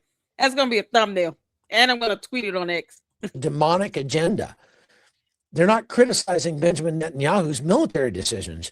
They're claiming that the entire Jewish people are totally evil Baal worshipers who require child sacrifice as a religious obligation.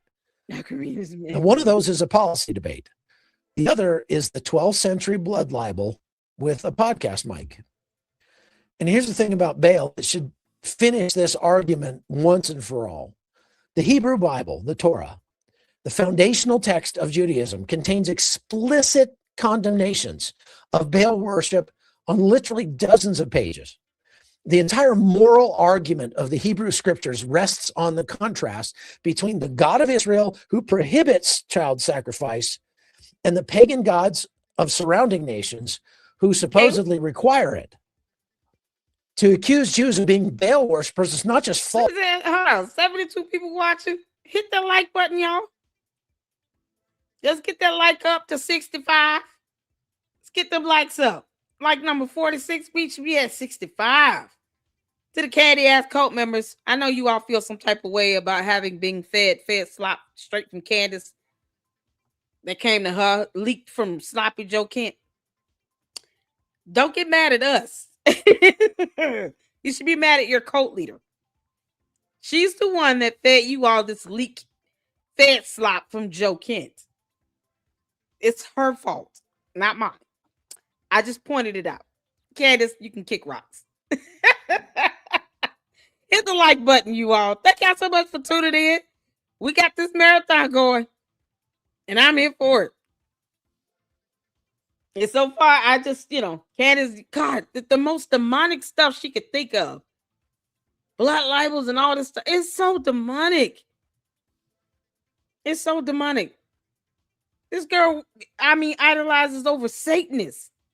She's had video clips of Satanists on her show. That's what Candace platforms. Satanists. And it talks about she knows how demons squeal and sound and stuff. Candace, we also know you are stuck with a 15-year-old yeast infection. False. It's a precise, exact, perfect inversion of what Judaism's own founding texts say. It accuses the people who banned child sacrifice of practicing child sacrifice. It projects onto Judaism the very practices that Judaism categorically condemned. That inversion is no accident. That's the architecture that they've built. As I said, I've covered wars and propaganda operations, and I know what a weapon system looks like when it's being assembled. And what I've watched happen to the American right over the past 3 years is a construction of a weapon system, the theological demolition of evangelical Christian Zionism, the systematic radicalization of young conservative men, the injection of Russian state anti-Semitic frameworks through American distribution channels, and the conversion of a real breaking news event into a vehicle for 12th century accusations. See, the people building this are patient. And when I say well-funded, I mean that literally. Russia is pumping propaganda like this through millions of bot accounts on social media right now.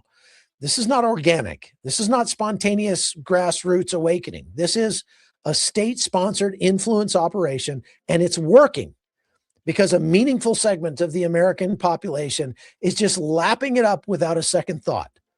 And that's not a good look for American public education. It's an even worse look for American discernment. So understand what this is. You're not watching a political movement. You're watching a foreign weapon system fire through American pundits at American audiences.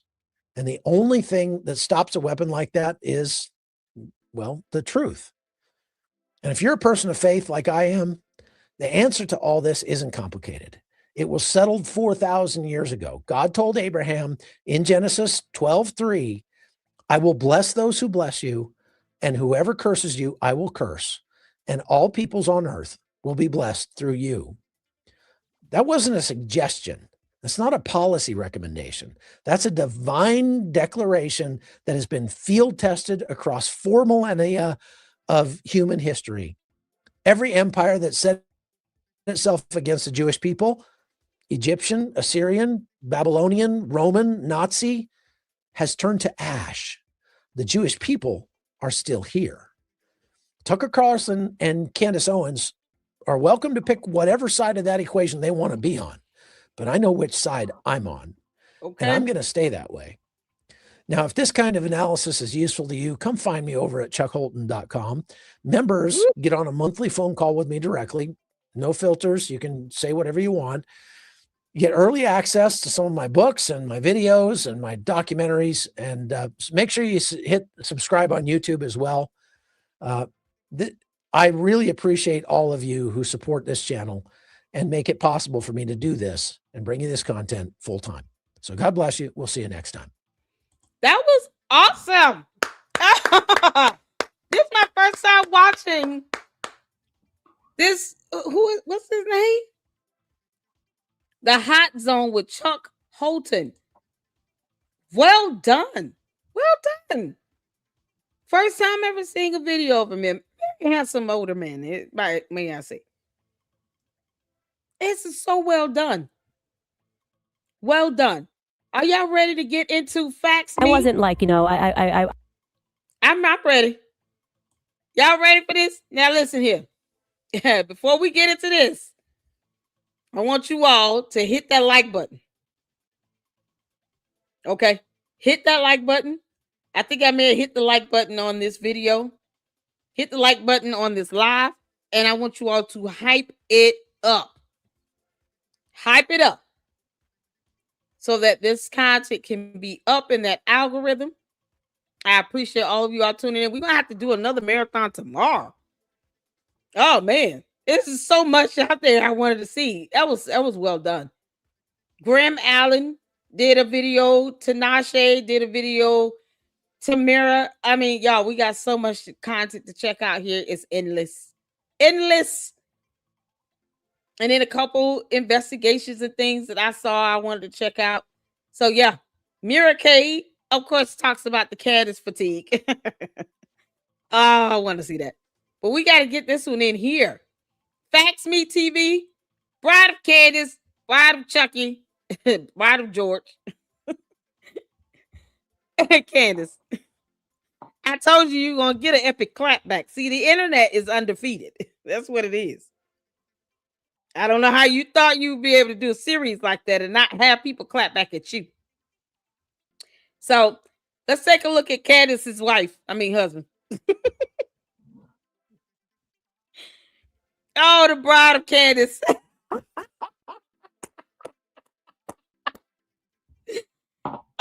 Hit the like button, y'all. Thank y'all so much for tuning in. This is about to get good. I love these investigations on her. Oh, man.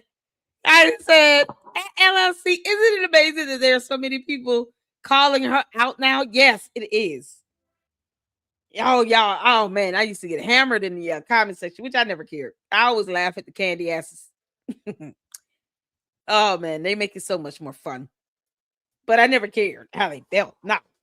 Because at the end of the day, they've been fed slop from Joe Kent, who worked for the feds. And Candace was not even smart enough to keep from having this connection to Joe Kent, who worked for the FBI counterterrorism unit.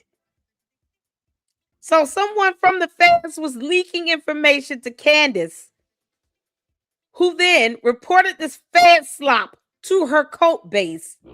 But yet they want to come challenge us about believing fed slop. Well, we kept saying the FBI is not spearheading the investigation. So there was nothing to believe from the feds to begin with.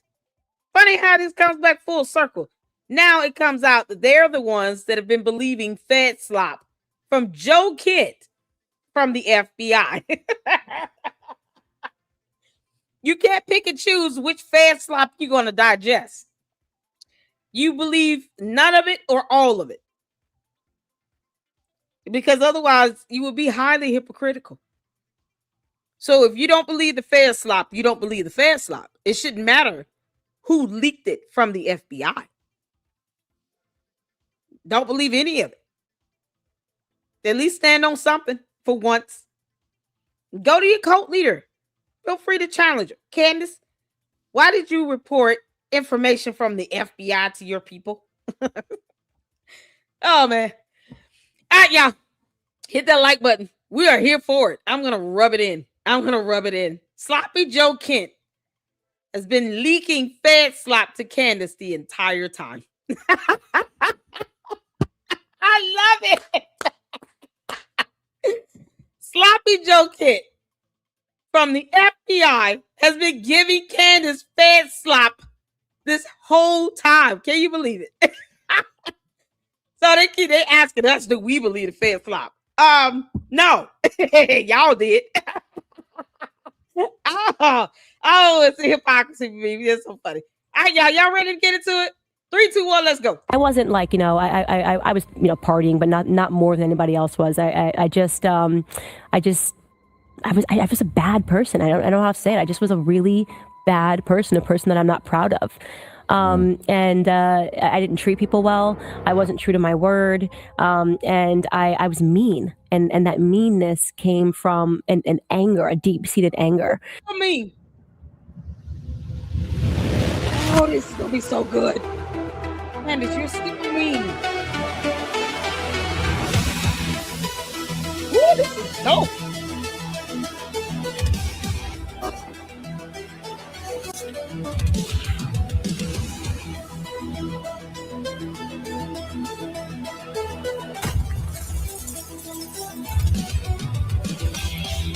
Welcome, my friends, my factivists, to a special Fax Me segment entitled The Bride of Candace. I'm Stephen Lancaster from Fax Me, and this is the place where we educate, not fabricate. Today, we are turning the tables on the Queen Grifter, Cuckoo Candace Owens, and taking a look at her alleged arranged marriage to the publicly perceived gay man, George Farmer. But that's just perceived. It's not a fact. It's just kind of like we know. As this investigation and added exposure of this toxic couple begins, understand that this is an ongoing inquiry in search of answers, and everything released should be viewed with a skeptical eye, my friends, and aligned with critical thinking. So in other words, everything I have to say, the ball's in your court. Nothing is fact until we prove it to be. Right now, we are simply asking questions and exposing all of the ingredients that make up the cult of Candace. This episode is going to weave in and out and around Candace and George, delivering points, timelines, and evidence suggesting that there could be more to this than meets the eye. I firmly think there is, especially when Candace has you all looking over here instead of over here. Yeah. Just heard a fighter jet go over. You know, with that kind of money, I could have a bomb dropped on me. But anyways, this ghetto trash had a dream of becoming elite, rich, and powerful, and there is not a sane person that can deny that. Throughout her life, she has used rich white men to achieve a platform, only to turn around and slander the very good-natured people who gave her those opportunities. Yep. But everybody with a serious psychological disorder tends to have an origin story, something that set that off. So let's check this out. Let's figure out why she's obsessed with the blonde beauty queen. The earliest thing that I remember was my first play date, which was in kindergarten class. I was 5 years old, and there was a girl named Lindsay DeLeo. She was this blonde girl with blue eyes, and we became fast friends. I think we had reading class together, and her mother invited me over for a play date. And I went to her house, and I was just shocked that people lived in the way that she lived. She lived in the suburbs. She had a massive house. She had this Victorian concept room. She had a nanny. She had a playroom. And I just remember being shocked that this was even a part of life, because prior to, obviously, I existed within the realm of my family. I lived in a really small apartment. Me and my two sisters shared a room in a low-income housing building, and it blew my mind. So I think when I was a really small kid, I was already considering, like, how is this, asking the question at least, which is important in order to get the answer. How could people be living such different lives? In my opinion, this is why she is obsessing over Erica Kirk. She wants to be Erica Kirk. She wanted to be Mrs. Kirk. Again, I just don't see how anybody can deny that. I mean, all of the signs of the jealous schoolgirl are there. And you know, this is a telltale sign of severe psychological disorder. Serial killers often project their angst and use their victims as surrogates for the real issue. That's what we're seeing here. Erica Kirk is a surrogate. This is exactly what Candace is doing with Erica. Erica has become the surrogate for that little girl Candace was always jealous of. Nearly 20 years of grifting, lying, lawsuits, terminations, and some of the most embarrassing videos the internet has ever seen. I mean, after all, a great investigator, especially one focused on murder, never subscribes to science. Actually, what I am somebody who has left the cult of science. I have left the mega church of science, because what I have now realized is that science, what it is actually, think about it, is a pagan faith. Because that makes sense. Candace doesn't believe in science. In her mind, science is a tool of evil. Apparently, the English language is as well, because hooked on phonics clearly did not work for her. Especially when you got your daddy email it to me, Melinda, writing your script. There's a phrase I like to use, my factivist, and that phrase is, you can only call it coincidence so many times. And I want that to echo, bounce around in your brain, because that's what today is. That is what today is all about. You can only call it coincidence so many times. A lot like the phrase, birds of a feather. Keep that one bouncing around in there too, and this will all start making sense. Candace wanted money and power. George wanted a clean, conservative, public persona to fuel his narratives. Now, I know you're probably already sitting there, 5 minutes into this, and you're like, man, Lancaster, where's the goods? We're going to get to that. But we have to establish history. We have to establish things and assume that not everybody watching this has seen some of this stuff. So many of you who have been following me, following this entire saga, you're going to see some repeat evidence and repeat things that have already been out there. But we have to establish this to set up what I'm ultimately going to close this show with. Candace wanted money and power, just like we said. The two met in the middle in what many believe to be an arranged marriage. In my opinion, I think George felt he could kill two birds with one stone. Those two birds being his true sexuality and the sexual assault allegations against him. There's two solid ones that I know of. One involved a flight attendant or a stewardess or something, but we'll get to that. Because if you can fool the general public you aren't gay by marrying a woman, you automatically discredit the assault accusations. Well, he's married to a woman. Why would he be sexually assaulting men? So keep that in your head as well. But let's check out this story that we've all heard. This real quick engagement to marriage. Let's check that out to bring everybody up to speed. And then we'll keep this shenanigan going. I heard that you actually have an amazing love story. I have such an interesting How I Met My Husband story. It was totally a God thing. It really was. I was working for an organization called Turning Point at the time, and I bizarrely kept saying to Charlie, who's the founder of Turning Point, like, we should go to the UK. Long story short, I take his credit card and I book us to the UK, and we had an event that was set up for us to just kind of speak in front of a room full of reporters and people that were interested sort of in this conservative movement that was happening in America. She took his credit card. Candace, did you ever reimburse CPUSA for that flight? Because it doesn't sound like you had permission. You need to pay them back. You know, because that wasn't your credit card. She took his credit card. This is why Charlie should not have been overly nice to this evil-ass girl. That's called theft, Candace. So you stole this man's credit card to book a flight to go out here to meet somebody you had already looked up online. An arranged marriage is an arranged marriage. You know beforehand that you're marrying this person. Bottom line. So Candace admitted to taking his credit card without his permission and booking a flight to go to the UK. I take his credit card. I book us like he wanted to go. Because he married Erica Kirk. What good would he have to go out there to the UK with you? There was no benefit for Charlie Kirk to fly out there to the UK with your behind. So you might need to pay these people back for that flight, girl. That was not a approved trip. UK, and we had an event that was set up for us to just kind of speak in front of a room full of reporters and people that were interested sort of in this conservative movement that was happening in America.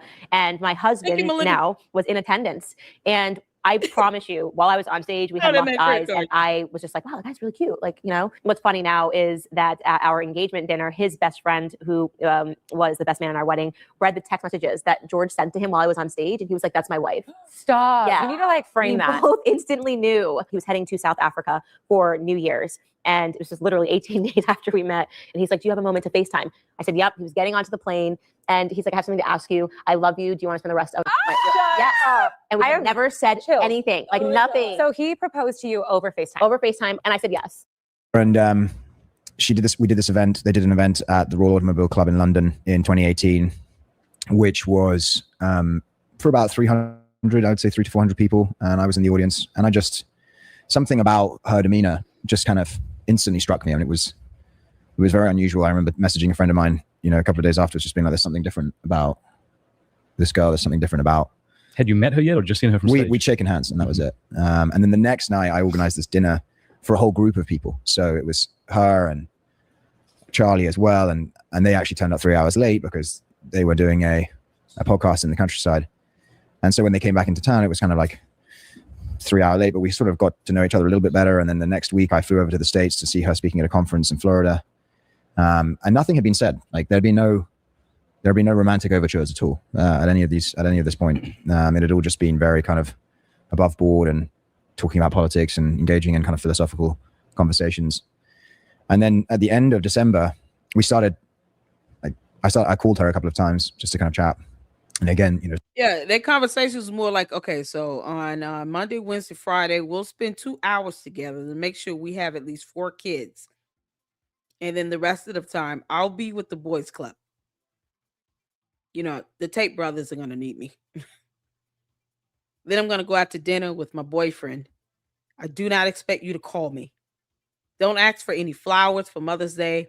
It's not happening. You know, doing the romantics, none of that. Y'all, he's trying not to throw up in his mouth. Y'all, can you tell he's swallowing hard and deep? He looks disgusted here. Look at his freeze frame. He looks like he was like, oh God, that was gross. He imagined like the idea of like, I gotta consummate this. He looks more upset about this than anything else. Y'all notice he's doing these extra swallows, is like real deep, hard. He's struggling. The idea, like, oh God, I gotta kiss this woman. Ew. Y'all look at this. For New Year's. And it was just literally 18 days after we met. And he's like, do you have a moment to FaceTime? I said, yep. He was getting onto the plane. And he's like, I have something to ask you. I love you. Do you want to spend the rest of my Yes. And we have never said anything, like nothing. So he proposed to you over FaceTime? Over FaceTime. And I said, yes. And she did this. We did this event. They did an event at the Royal Automobile Club in London in 2018, which was for about 300, I would say 300 to 400 people. And I was in the audience. And I just, something about her demeanor just kind of instantly struck me. And it was very unusual. I remember messaging a friend of mine, a couple of days afterwards, just being like, there's something different about this girl. There's something different about. Had you met her yet or just seen her from stage? We'd shaken hands and that was it. And then the next night I organized this dinner for a whole group of people. So it was her and. He said they shaking hands, but he never said that they had never talked or communicated. See, you don't need to shake hands to email each other. Because they could have been emailing each other the whole time. Is that we've shaken hands. Had you communicated with her in the past before meeting her in person? Yeah, George, if we saw your emails before you met her in person, what will we come across? Because I highly doubt that you just so happened to see her sitting up there talking about globalism and she can't define the term, and somehow you were attracted to all that stupidity. And you gave her zero romance and made it clear and you were not going to do that. No flowers, none of that. Ugh. This is knowing that she stole Charlie Kirk's credit card to book a flight, which meant also hotel plus incidentals, paying for meals, all on his credit card. Because why didn't she use hers? Candace, why you didn't use your own credit card to book that flight? Why did you take his credit card? Did you at least pay for the hotel? That means you need to be reimbursing TPUSA. He should not have allowed her to even do that. And he should have told her, you paying me this money back, girl. No, ma'am. You want to go out here to the UK. I didn't ask for this trip. So that was flight, hotel, and food, and incidentals, and anything else. All charged to Charlie Kirk's credit card. Candace need to be reimbursing them. Yeah. She needs to be paying them back. Because she didn't ask. She just took his credit card and booked everything on his credit card, not hers. Can we see that credit card bill? I would love to see that bill. Charlie as well, and they actually turned up 3 hours late because they were doing a podcast in the countryside. And so when they came back into town, it was kind of like 3 hours late, but we sort of got to know each other a little bit better. And then the next week, I flew over to the States to see her speaking at a conference in Florida. And nothing had been said. Like there'd be no romantic overtures at all at any of this point. It had all just been very kind of above board and talking about politics and engaging in kind of philosophical conversations. And then at the end of December, we started. I called her a couple of times just to kind of chat, and again, just had these long, prolonged conversations, which were mainly about politics and trying to understand what she wanted to do in life. And at the end of December, did he ever understand what she wanted to do in life? Because right now she's doing nothing. Trying to make the most money she can by saying the dumbest things ever. That's what Candace wanted to do in life. Candace couldn't even tell him what she wanted to do in life in this arranged marriage. Can you believe that? He's like, I just, trying to understand what she wanted to do in life. Y'all, how long does it take to tell someone, hey, if you had the opportunity to just work from home or not work at all, what do you want to do? What are you going to be doing in your spare time? That's probably how that question came off. So, naturally, you don't have to work. What are you going to be doing? She probably couldn't tell him, well, if I don't have to work, what do you want me to do? So they spent more time trying to figure out what she's going to be doing in her spare time as a stay-at-home mom than anything else. Because, oh no, the bees made me pull my kids out of daycare because they were never enrolled in school. They don't pull my kids out of daycare and then just homeschool them, because they're not in school. So whatever. And then I'll hire a nanny. So, okay, Dad, what do you want to do with your spare time? Because chasing me is not it. Candace, how did you break that left foot again? How did you break that foot, Candace? Chasing George got you nowhere but a broken foot. So how did you break that foot? I just want to be clear.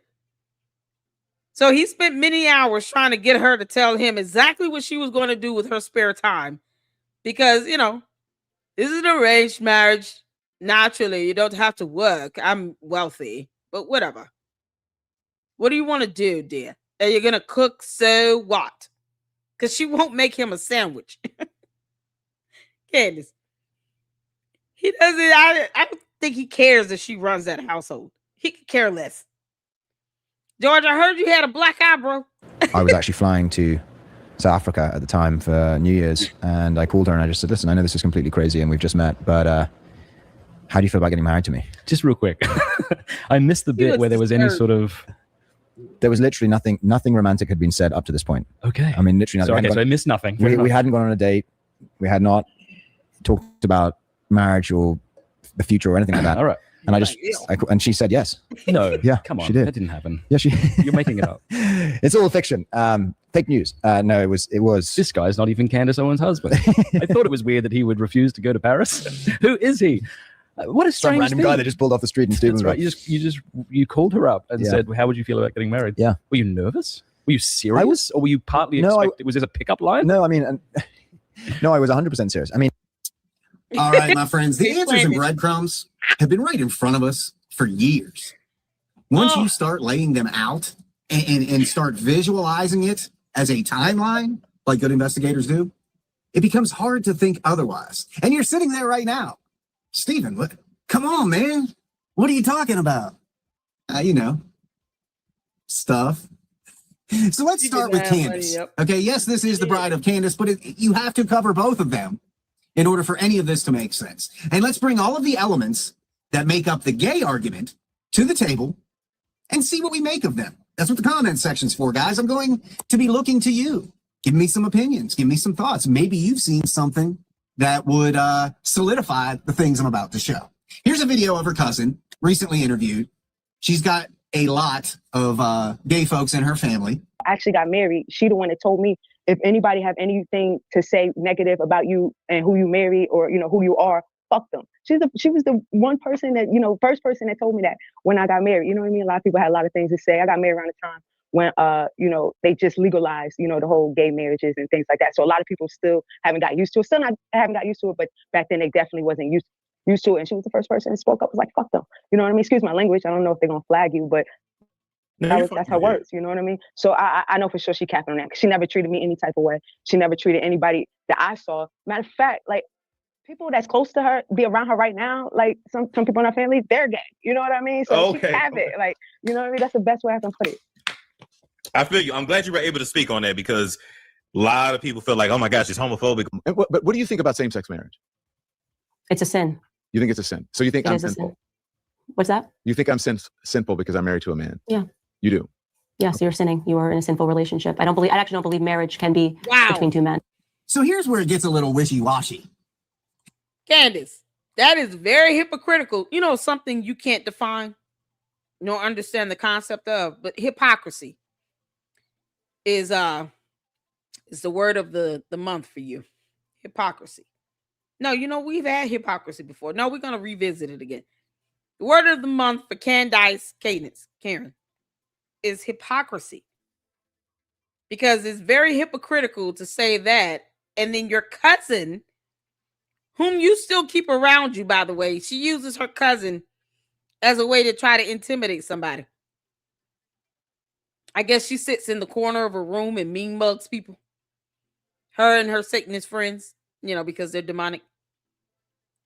And they just, According to Candace, it's a sin. They just sinning all over the place.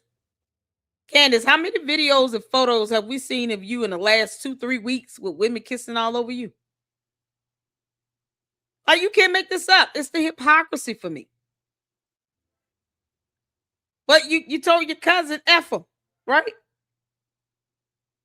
So either you're lying to your cousin or you're lying to everyone else. Which one is it? Because that's really about the only way to explain Candace. Oh, it's crazy. So it's established here that Candace holds no ill will toward gay people, right? I guess it depends on the day and her audience and who's paying her that day. However, this points to also something, you know, I've said many times that Candace is not a Christian, and she sure as shit is not a conservative. But if she is supporting gay people and her gay family members, that's cool. But it doesn't end there if you are a Christian. And let me explain, because this drives home the fact that Candace is a fake Christian. All right. She's fake everything. Like, I don't think any of us even really know who the real Candace Amber Owens is, other than a grifter. We know that to be fact. But this point drives home the fact that Candace is a fake Christian. In some interviews, which are all online, she's very anti-gay. But when it concerns her family, she's not. Okay, so that's hypocrisy right out the gate, right? That's just somebody playing the system for the dollars. You know, Tucker does it all the time. Tucker's the king of it. Tucker will say something that he knows is going to just rip the internet apart, and then when he gets crap for it, he retracts it in some way, and then says what people want to hear.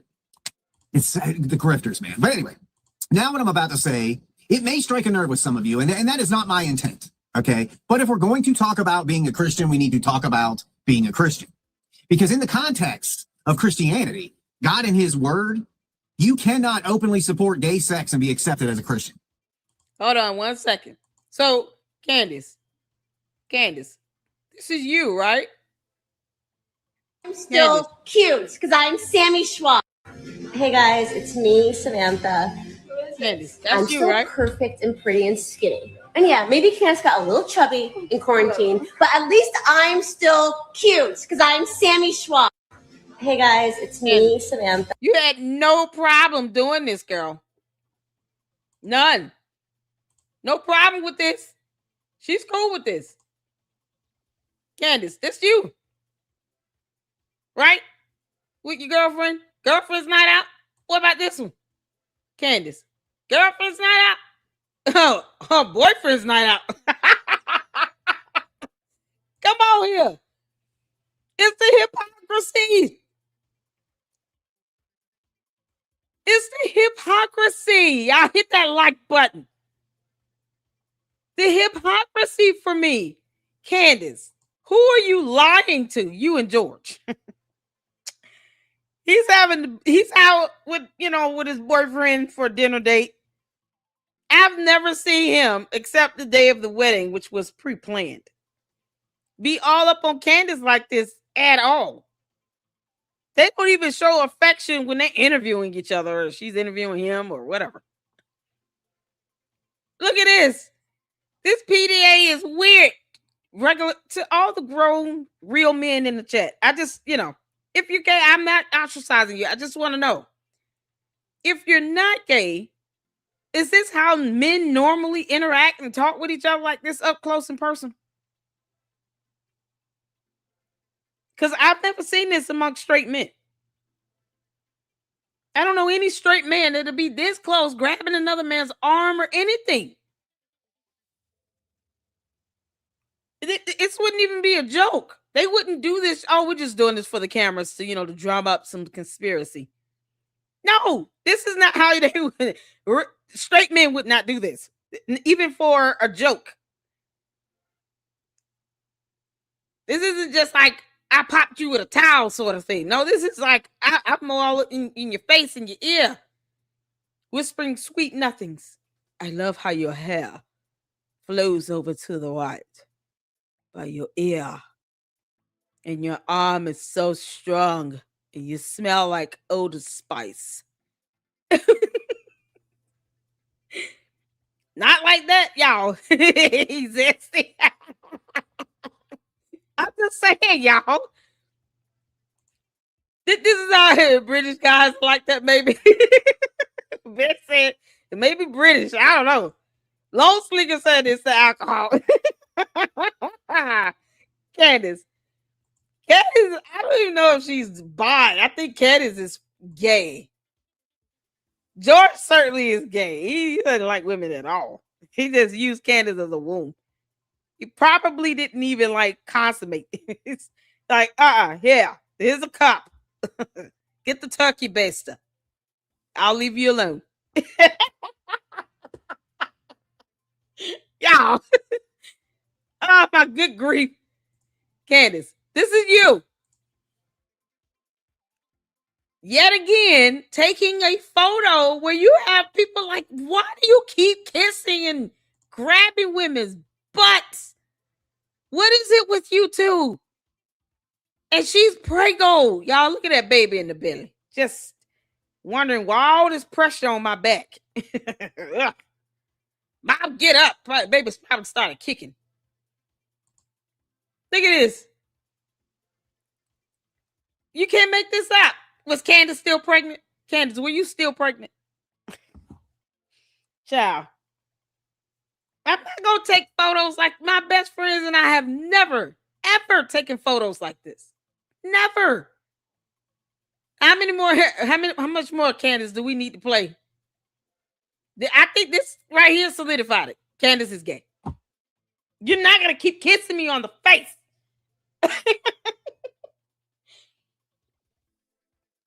Unless this is Idris Elba, a whole grown man, or Michael B. Jordan, or like Brad Pitt, or Ami. Mama love you. Ami can kiss me like this from behind. Child, please. You probably like running away from me. Look, you trying to kiss me. Oh, Ami can do this to me. Not this woman here. Look at this. It just stick out her tongue. This is so weird. Y'all, you just no. Yeah, Candace is gay. It is what it is. That's just biblical fact. Those are not my words. That is the Christian way of life. Because you see, God holds the same expectations for straight people as he does for gay people. So we're not pointing them out. We're not putting a target specifically on gay people. We adhere to the same expectations from our Lord and Savior. A straight person cannot act on impure thoughts. A gay person cannot act on impure thoughts. So this isn't targeting gay people, like I said. It's simply saying that me cheating on my wife is the same as a gay man participating in homosexual activity in the eyes of God. Both are considered sins. A Christian can love a gay person, guide them, and help them bring Jesus into their heart. But when you act on these impure thoughts, that's when you are no longer doing what God expects of you. That's a good question, Betty. Now you may be thinking, what does that have to do with anything? We're here for the bride of Candace. We're here for the goods. I get that. But we're establishing character here because that's important. On one of Candace's old grifting sites, which everybody I think has seen tenfold now, degree180.com, which was a full-on gossip site, the most anti-Christian thing you could ever read. She wrote an interesting article concerning marrying gay men. So this concept was nothing new to her. And I'm putting that article up on the screen, and I'm going to read a little bit from it. All right, the title of the article, a lot of straight women are settling down with gay men. Here's why. She talks about, in this article, one of her girlfriends dating a gay man. Does my girlfriend know he's gay? Of course she does. They always do. But women ignore an inconvenient fact that it stands between them and something they want. Sometimes the fact they ignore is that the person's an alcoholic. In this case, they're ignoring that they're gay, which clearly is what she's doing. So she goes on here about gay guys and their girls. And she says, I actually know two couples that are happily married with children, and they're married to gay men. Sounds to me like back in, when was this? 2016?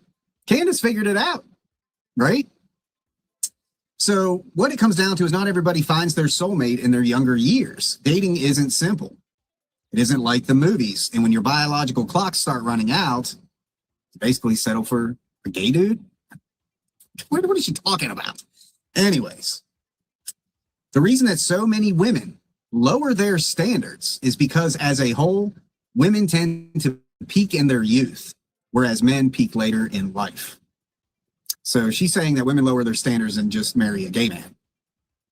Wonder how your husband feels about that, Candace. And lastly, and you guys can read this whole article. I'll post it later. She says that she wants to be clear that she does not believe these relationships come together by mutual agreement. Okay. She says the husband plays the part of a straight man and the wife plays the part of looking past everything that tells her otherwise. Delusion is key. That's what she says, my friends. Delusion is key. So let's move on from that. I don't want to dwell too much on that article. Anyways, so we've all heard. Shout out to you for the $2 super, my journey. Thank you. Someone said it was only about 75 people there. Oh, at the Catholic for Catholic event. Yeah, I read that on X. Candace. You only got 75 people up in there. Yeah, how many numbers were they clocking in at the TPUSA event in Vegas? Yeah. Candace, they did a crowd size variation photo. They took photos of your crowd versus the photos of the crowd at the TPUSA event. Yeah. Let that shadow your world for a little bit. Candace, why do you care again? All of this, she's probably trying to go after Erica Kirk. I mean, who knows? Is that how you broke your foot, Candace? You were trying to get Erica Kirk to get your attention. You were running past the house or something, hoping that she would be watching you or whatever.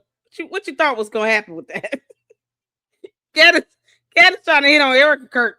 Erica, I told you, don't back your behind into Candace's hand. It's gonna reach a handful like she did with that other woman. Candace. You wrote an article saying you would marry a gay man. You can't make this stuff up. Yo, she just told on herself in this article. She told on herself in this article. Candace already said she gonna marry a gay man. She wrote about it. Oh my God. Heard the phrase, fool me once, shame on you. Fool me twice, shame on me. Fool me a third time. Dear Lord. And your ass is exactly what we think it is. Okay. It is no big secret that people believe George Farmer to be gay. He's and gay. Coming out as gay, even in today's climate in 2026, would be devastating to his empire and to his family. So it's just not something he's going to do. He doesn't have the balls enough to do it, to be himself. And earlier I alluded to a few accusations against him. And here we have Raheem Kassam flat out accusing George Farmer of sexual assault. Most of you people are aware of this story, and I believe Raheem may have had his silence bought. And the reason I think that is because he no longer talks about it. I reached out to Raheem, and I haven't received a response, and it's been multiple attempts. To me, and correct me if I'm wrong, a true victim who would openly accuse George Farmer of sexual assault wouldn't suddenly be so quiet unless he was forced to. I've always suspected that, well, let me just put it out there. I think Candace Owens is married to a gay man. It's just something about their whole marriage, how they got together within 2 weeks, and all of a sudden they were madly in love, got married, had kids. This seemed like some kind of arranged marriage, or as they call it, a lavender marriage, when someone in the relationship is homosexual and then, it's basically like a cover-up relationship. According to this tweet, George Farmer liked the boys. That's why you don't really care about her. He's too focused on men. All right, so it's from this account called Colonel Kurtz. Now, they had put this. They said, yes, Candace's husband was accused of sexual assault by Breitbart editor and major conservative figure, Raheem Kassam. Now, I haven't really heard about him too much. Like, I know he's in the conservative realm, but I don't really watch him, or I'm not too familiar with him, right? So these are some old tweets from 2022. So the first one says, I know more about this world than I care to. Mercer tried to get me to tell Bannon to shut up about populist nationalism. I was the guy who hired Milo, and Milo's one of those, we'll talk about him later. Farmer was sexually assaulted me. Candace blocked me for calling her sham marriage out. I told y'all it was a sham, y'all. Allegedly a sham. I know this from all angles. Okay.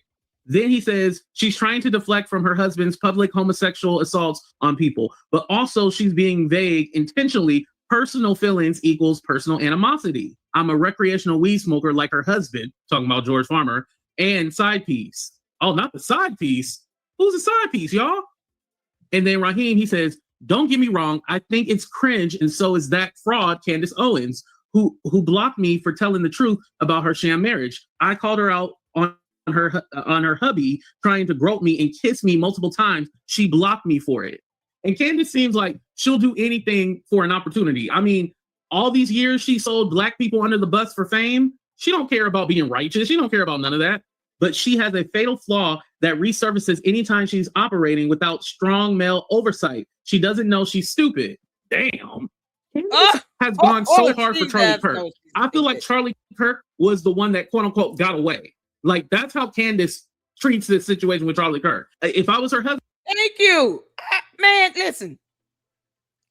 And even if, let's say Candace is bisexual, because she sure has no problem grabbing butts of other women and letting other women kiss all over her like that. The man she would want would have been the Charlie Kirk, not the George Farmer. She settled for him because what other opportunity was she really going to have to be able to pull off this visage and still do what she wants to do? Well, he's willing to fork the bill until she starts making her own money. So him sitting down trying to figure out for hours what she wants to do with her life. No, that's what you want to do in your spare time since you don't have to work. Meanwhile, George is out here doing this, because he is. He's out here. He's out here saying, I'm going on my date. I'm going on my dinner date. This is happening. Because men just normally straight men aren't going to just sit here and be this close for comfort. He's like, so as long as I get to do this, I don't care what the hell you do. Like you can imagine him running from her when it's like baby time. He's like, here, turkey baster, a cup, get to work. The worst part is 4 kids have been brought into this situation. But no, he has no interest in Candace. When I see him more cuddled up with another man like this, more casual, more laid back, this is easy for him. He's not sitting here like, oh, my bad, bro. I don't mean to get that close to you. Nope. He's smiling. And the young guy's, he's a cutie. But George knows it as well. He's like, oh, yeah, I'm going to whisper sweet nothings in your ear. How often do you see this with him doing this to Candace? The wedding day, where you are supposed to put on the front. Otherwise, I haven't seen any other photos where he's just out with her doing this to her. But yet, no romance, none of that. No flowers, no date, nothing. And after 18 days, I just proposed over a video call. That's what Candace accepted. She was cool with that. Yeah, okay. Candace, you want to keep lying about this? Because not addressing this doesn't mean that George is still not out here going out on dinner dates with other men. So you can ignore this one accusation. But I listen, I'm with you. I'm curious to know what his ex-girlfriends would think. That would be interesting to be able to get one and interview her and ask her, hey, when you were dating George, shout out to Betty here. Is there any girlfriend that he might have had in the past that would be a good indication? Because I would sure love to know who he dated and what she would think if she was asked. Did you ever pick up any signs that George was gay? Or that he liked men and that he would be willing to go out on dinner dates and be this close to another man like this and be all comfortable and happy and content? He looks like he's just flat out straight up in love. Oh man. This is George's happy place. This is him in the closet, just blissful. He's not even making it hard to even think twice about this. Like, this is crazy. And whoever took this photo, man, they snapped it right on time. Yeah, this is something else. So, yeah. Shout out to Kiwi for the $5 super. If you have ever seen Georgia Shore, some British boys have no shame when it comes to flirting with being gay or bi. Yeah, and that's what I'm saying.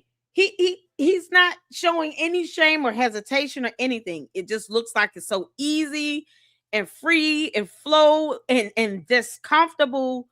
He's just so cool and cavalier about it. And he seems like he would be the aggressor, right? Because he's got an allegation that he tried to kiss and grope someone. So his money, his status has allowed him to be able to do that and get away with it.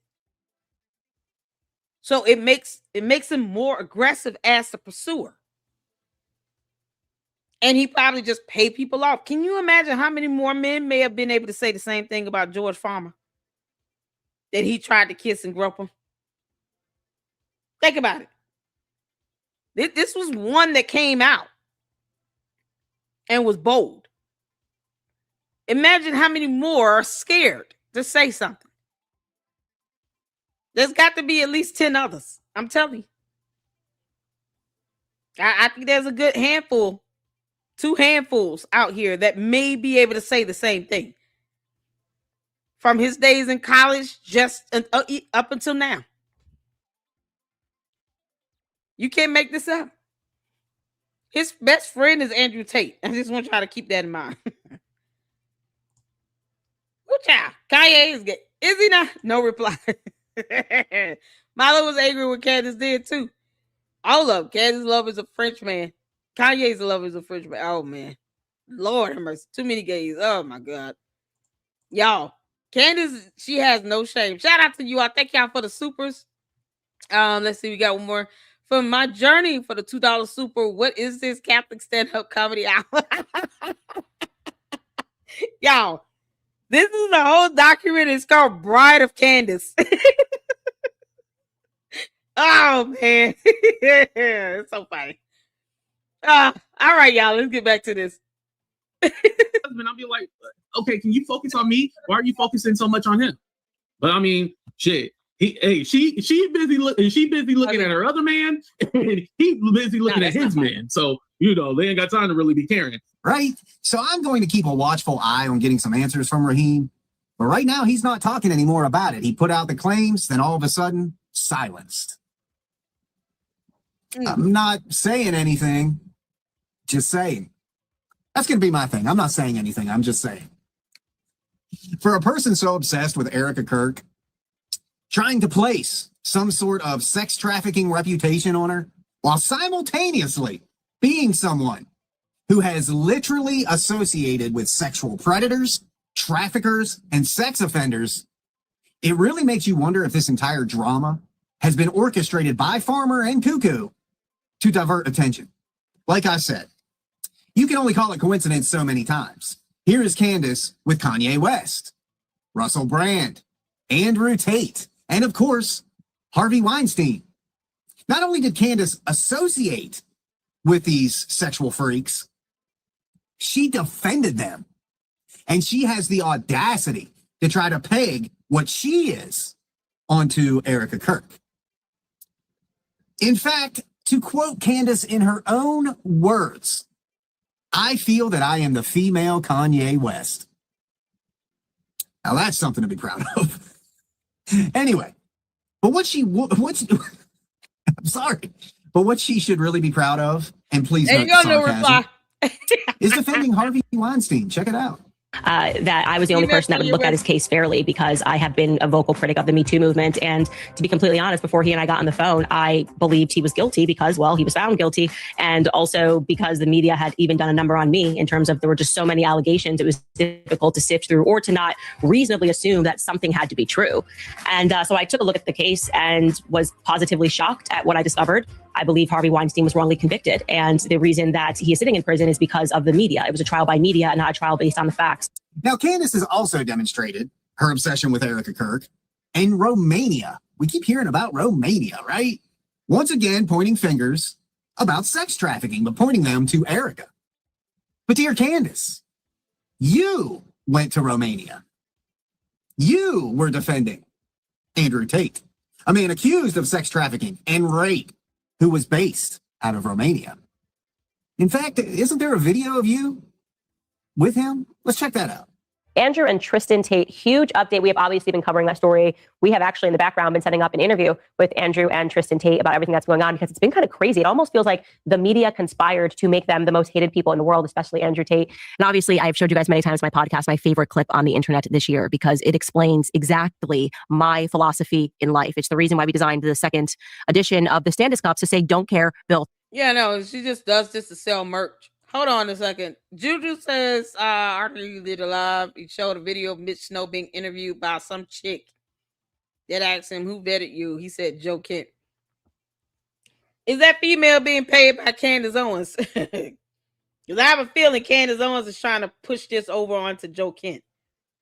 Because she knows that she's been reporting Fed slop to her cult base. And hopefully they're getting in her behind about it. You know, because don't ask us if we believe Fed slop when Candace was feeding you all Fed slop for 6 months. And Joe Kent was leaking information to her. And he worked for the feds. You know, the same feds that was not spearheading this investigation at all regarding Charlie Kirk's assassination. They've been getting Fed slop this whole time.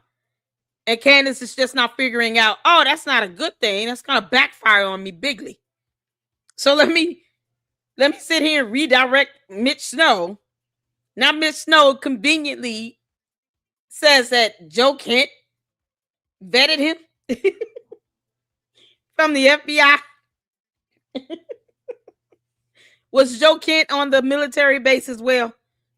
Somehow Fort Huachuca continues to hunt us all. Oh God. If this is Candace's way of trying to reintroduce Fort Huachuca, this is going to be something else. This will never end. I have a feeling that's where it's going. It's going back to Fort Huachuca. Hatua, whatever. Yeah. This is crazy. Yeah, Candace, you've been feeding Fed slop to your cult base, and they don't want to admit it from Joe Kent. That was your leak. And now you want to try to divert attention away from it. No. It's the hypocrisy for me. It's the hypocrisy. Because she admitted to having intel in the FBI. She said she had people in the FBI. She has leaks. She told that to the CNN reporter. So all this Fed slop that she kept asking you all about, I guess trying to get you all to somehow discredit the FBI. She had leaks in the FBI. Who has leaks in the FBI? If you don't want to believe what the FBI tell you, then why do you care to have leaks there? Candace said herself she has leaks in the FBI and in TPUSA. If you don't want to believe the Fed slop from the FBI, then why have leaks in the FBI? Whatever they tell you, you should question and not believe it, right? Because it's coming from the FBI. Make it make sense. If you're saying that everything that comes from the feds is Fed slop to the slow ones in the back, you know, to the cult members. If everything from the feds is Fed slop, then why trust anything they say at all? Because see, guess what Candace can't do? She has no way to corroborate whether or not they're giving her truthful, real, genuine information. You can't pick and choose which Fed slop you want to believe. So either the FBI was giving you all Fed slop and they want you to believe the Fed slop that, for an investigation they didn't even spearhead, or you don't believe it. But you can't pick and choose what you want to accept to be truth versus Fed slop, because it all came from the FBI. She had leaks in the FBI.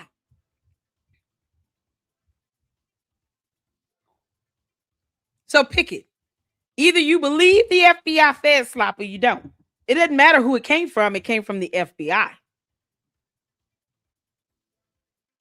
You can't make this up. It's a hypocrisy for me. I love rubbing this in. I love rubbing this in.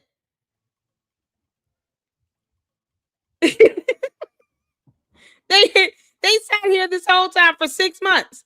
That Fed slop had onions in it, bell peppers, ketchup, mustard, brown sugar. It was a full-blown sloppy Joe from Sloppy Joe Kent. I'm still like, I'm trying to get the candy ass cult members to help me out. How does Joe Kent tell you the truth and he worked for the feds? But he's giving you Fed slop because he worked for the feds. So when the feds come and tell Candace Owens, her leaks that she admitted having in an interview with CNN, L is her name, I believe. So she admitted that she had leaks in the FBI. But if you don't believe the Fed slop, then why would you believe anything that any FBI person tells you? That would be hypocritical. How would you know if Joe Kent told you the truth versus made shit up? Why not question the information that Candace was telling you all that came from her FBI leaks? Why have FBI leaks if you don't believe the feds? Come on, somebody. Why have FBI leaks if you don't believe the feds? That I'm not even going to go to them and get information from them if I trust nothing that they say.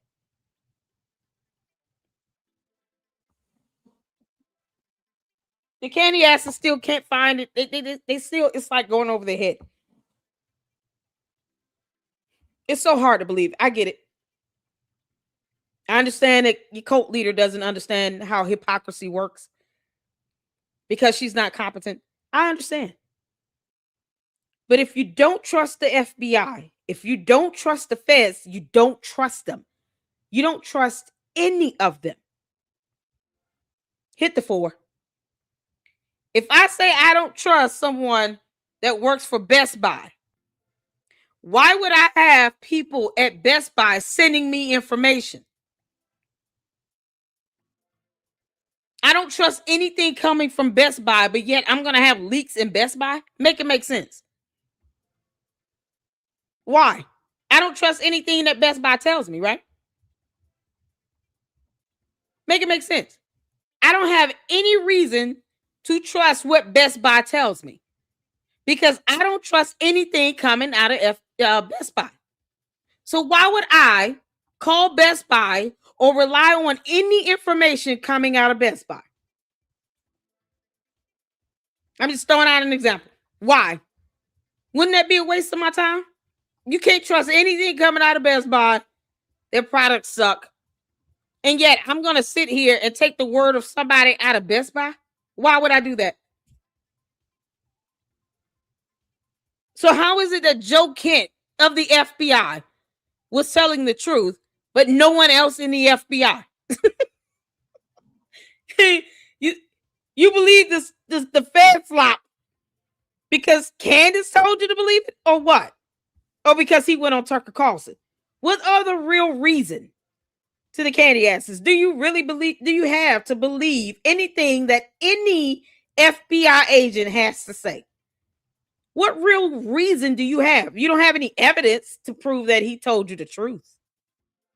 So what reason do you really have to trust anything that came out of the FBI?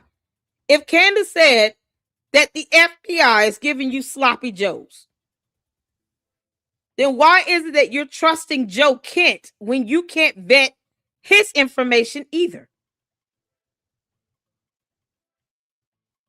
If you don't trust anything out of the feds, then you don't trust anything out of the feds. That includes Joe Kent, does it not? What makes him different? I'm just trying to figure this out. How this hypocrisy works.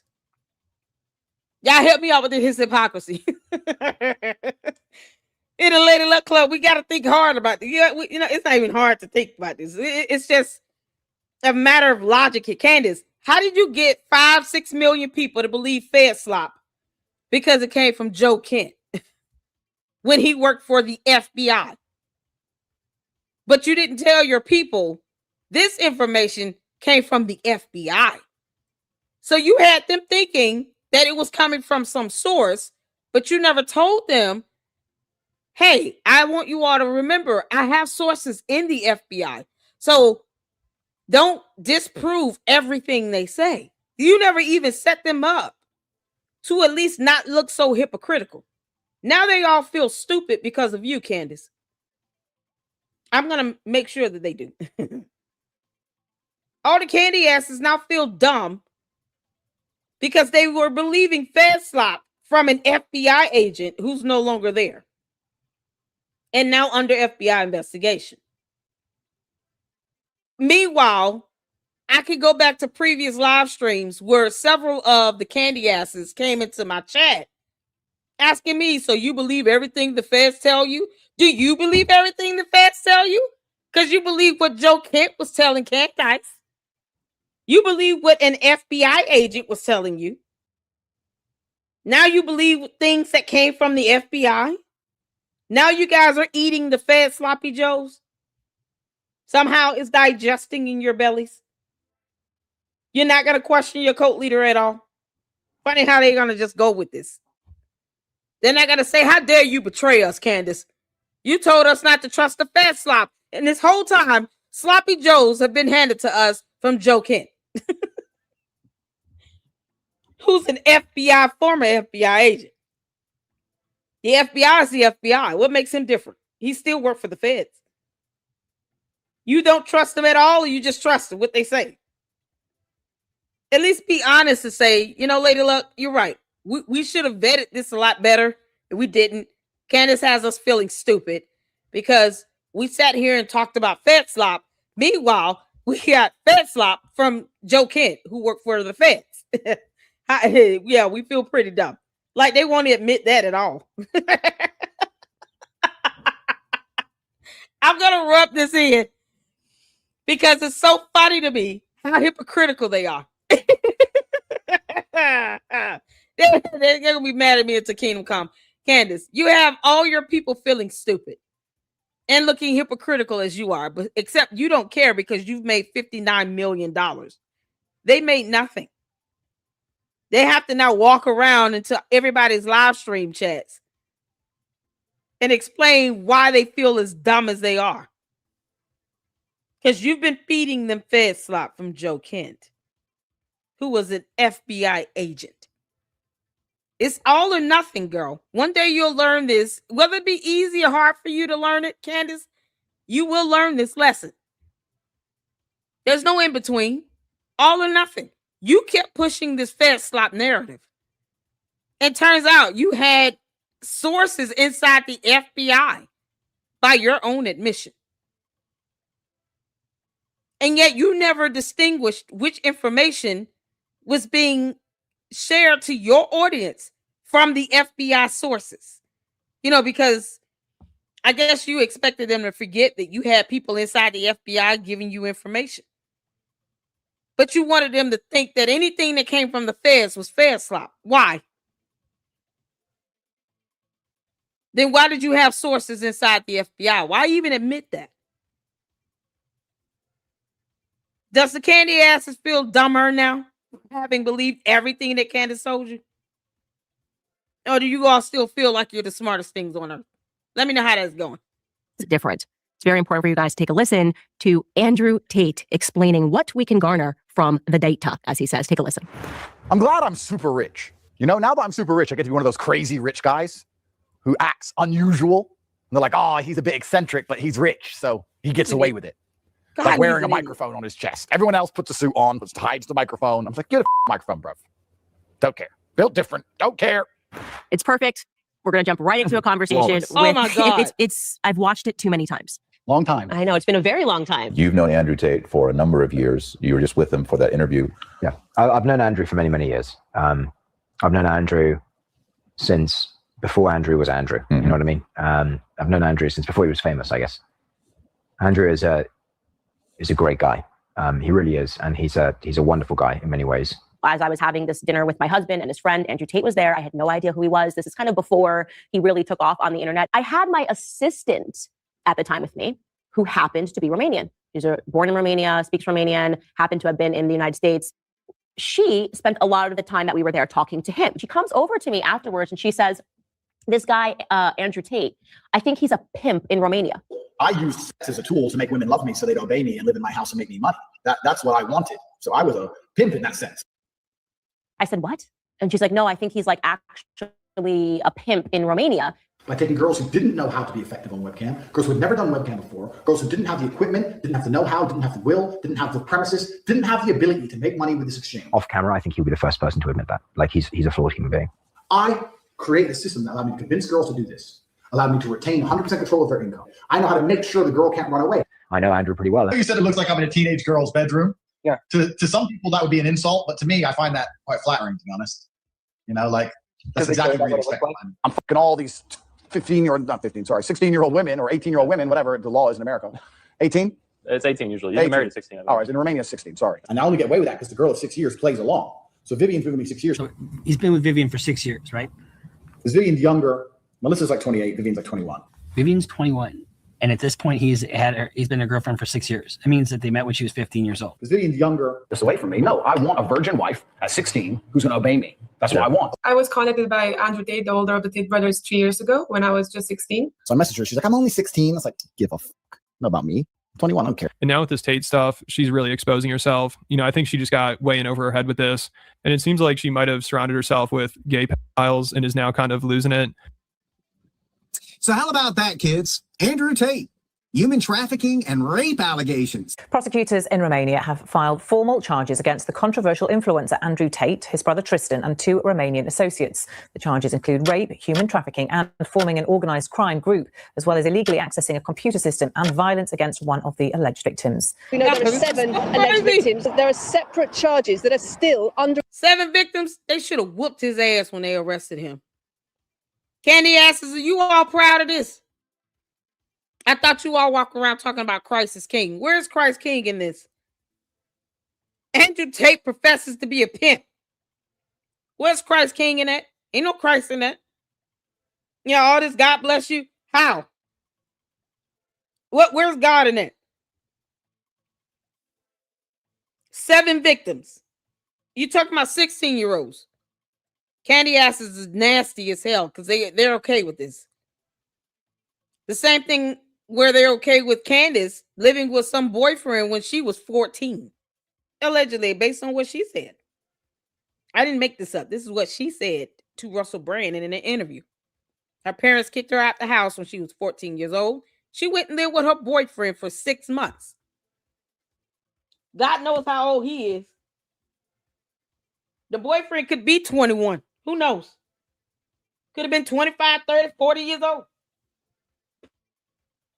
You think Candace gonna sit here and clarify the age? No. You know why? Because most of us would be disgusted. And you have to explain why you were 14 years old living with your boyfriend for 6 months, but you never said why your parents kicked you out the house, Candace. Why would they do it, Candace? Why they kick you out the house at 14? But she never says it any other time, in any other interview. It's not something she repeats because, you know, liars tend to forget the dumb lies that they tell. But, you know, Christ is king and all this, and Andrew Tate is being arrested for 7 victims. Meeting girls at 15, 16 years old. If he doesn't live in the U.S., why is he worried about the statutory age in the U.S. He said in Romania 16. Yeah, he went to jail anyway. He was charged. So if one of them was 15, he still didn't follow the law. Yeah, this is insane. So the candy asses, y'all cool with that? Y'all cool with letting Andrew Tate meet your 15-year-old daughters?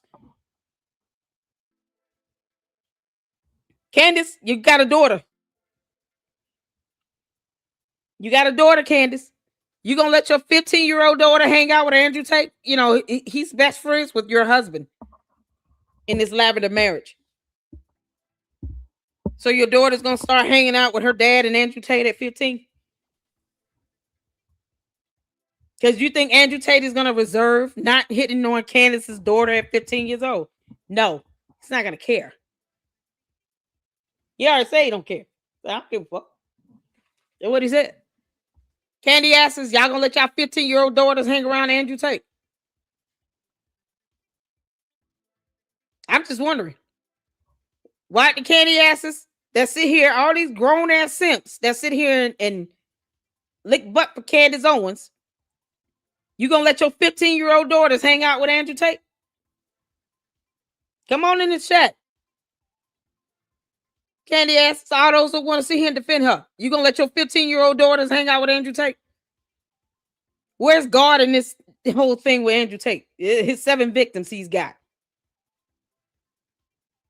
And he has the audacity to want to keep suing Milk Bar TV. He's still trying to sue Milk Bar TV now, but he's not paying any attention to this criminal matter he's got on his hands. So I'm just trying to see what a candy ass's mentality is. We're not worried about the bots. Bots are dumb. I care nothing about how they feel. They're bots. They're going to just say whatever dumb crap they're going to come up with. But for all fathers out there that sit here and love and support Candace Owens, would you let your 15-year-old daughters around Andrew Tate? Because George Farmer's not studying them. He don't like girls. You gonna let your 15-year-old daughter go to Candace's house and hang out with Andrew Tate? Because if you do, you're disgusting. You should not be a parent. Don't try to make up for this. Don't try to excuse this nasty behavior. This is disgusting, but she says Christ is king. And this is what Candace defends. Investigation that may be the subject of a separate indictment in the future, and they include money laundering, influencing statements, and trafficking of minors. Tate is facing a claim for damages from 4 women in the UK, 3 who worked in his internet sex business for sexual violence and rape. A Romanian court has agreed to extradite the controversial social media influencer Andrew Tate and his brother Tristan to the UK. Bedfordshire Police has obtained a European arrest warrant over allegations of rape and human trafficking. Additional new complaints brought by additional women on top of the existing complaints and the victims that we already know about, thereby increasing the number of women who have brought allegations of rape and serious sexual violence against Tate. Andrew Tate and his brother Tristan have been accused of failing to pay any tax on £21 million of revenue from their online businesses.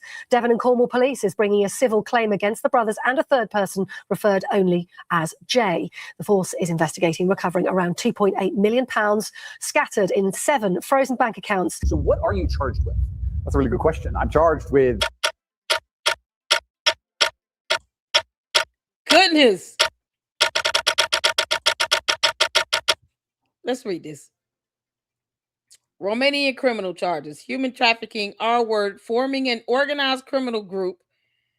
Here it would be RICO. UK criminal charges and civil charges. R-word, human trafficking, R-word, S violence, tax evasion. This goes on. And we're at victim tally number 20. 32 total. So how about that, kids? Andrew Tate, human trafficking and rape allegations. And let's not forget the most important part, Candace Owens' buddy, right? Yep. He's her buddy. This again makes it appear that Candace is projecting her own demons onto Erica Kirk. Yep. Mastering deflecting, just like her fans. Here is a video. And I couldn't believe this. I read about it, but decided to watch it myself, and I'm sharing it today. Here's a video of Candace defending a pedophile, refusing to say the pedophile's name for his protection. The first case involves a man who I am not going to name. The only reason I'm not going to name him is because at the time of the allegations against him was in fact a minor. And that of course is relevant. So we just want to be ethical here and not expose his name so people can look up the case. Instead of doing a yoga pose as shown here in this 2015 video, 58-year-old Keith Fox posed for a mugshot Tuesday. Police say he had sex with a 15-year-old girl. The arrest report shows that the teen's mother hired a private investigator to follow her daughter and Fox. Last June, while Fox's wife was away on business, the investigator saw the teen at the front window of Fox's home, quote, in the nude, touching one another in a sexual manner. So we just want to be ethical here and not expose his name so people can look up the case. Candace has been adamant about accusing Erica of sex trafficking, grooming, and of course, having ties to Romania. Yet Candace is the one admitting to ties with Romania. And of course, associations with sex traffickers and rapists. We all see it. Yes, Candace, we all see it, to use your line. Makes you wonder, doesn't it? Is all of this just a diversion tactic? Projection, if you will, because that's what I see. They say the best place to hide is right out in the open. If you passionately accuse someone else of the very crimes you are guilty of, it makes the audience lose sight of your own actions and instead focus on the accused. If you're a moron. This is textbook projection and deflection. Deny, attack, and reverse it. That's what Candace does. When you break it down, it's rather simple. Candace is turning all of this onto somebody else, the person she wanted to be. So, in other words, if you can't join them, you beat them. That is Candace. That's her philosophy in a nutshell. Candace is turning all of this onto somebody else. However, we are all now, we are well over 6 months into her so-called investigation, and everything she has claimed to be proof or evidence hasn't even been able to withstand the simplest scrutiny. It has all been proven wrong. All of it. Tenfold.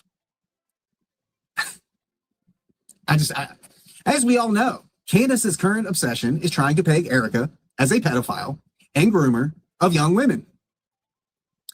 But Candace's sadistic claim gets instantly shut down when the very mother of the young girl Candace claims Erica groomed says otherwise and calls this out for exactly what it is. For those of you who haven't seen it, here it is. You can bet if Candace pulls her chair up to a podcast mic, it is going to be nothing but created content, false accusations, fabricated stories, and implying innocent people in stories with zero evidence. I had an hour conversation with Candace, and she could ask me anything she wanted to about myself, about Erica, anything that I knew.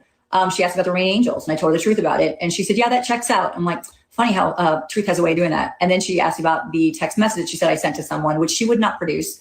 And I said, yeah, I can go back and look at my text message and see that I was definitely a concerned parent and mother that my daughter might be traveling, which nothing was ever spoken about the night before or anywhere around that date of September 10th.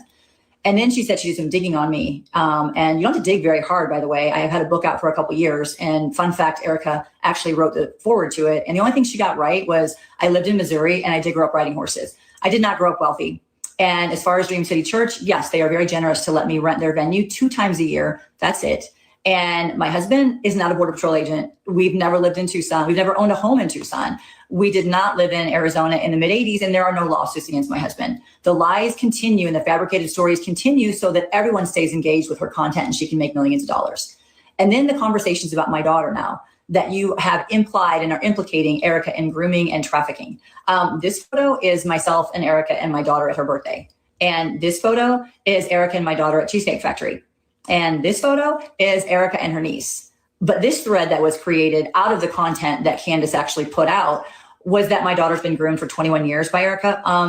Let's do the math here. That would mean that Erica would be 15 or 16 years old and my daughter would have been 1. And I hadn't met Erica yet by that time. But nobody really wants the truth because that means that it stops all the insanity. And that's not what anybody wants. And by the way, you do not get to the truth by lies. And now this expose, again, will go nowhere. And digging up generational information about someone, I don't know who has that much time to do that. When you're trying to seek truth, you will never find it through lies. And lastly, Candace, on our call, you also accused me of being with Erica when she received the phone call about Charlie, which was another lie. And I was with clients. And then you also said that Erica was not with her mother when she got the call because you have information which no one has seen. Yeah, here's that part. That lie right there is so stupid, Candace. You do understand there are cameras in the hospital. I'm going to reiterate this every time I hear that dumb lie. It's so dumb. There are cameras in the hospital. So to say that she wasn't with her mother at the hospital when camera footage can be pulled to prove otherwise, it's such a dumb lie. You know, just like this fat slop that candy asses have been fed for 6 months.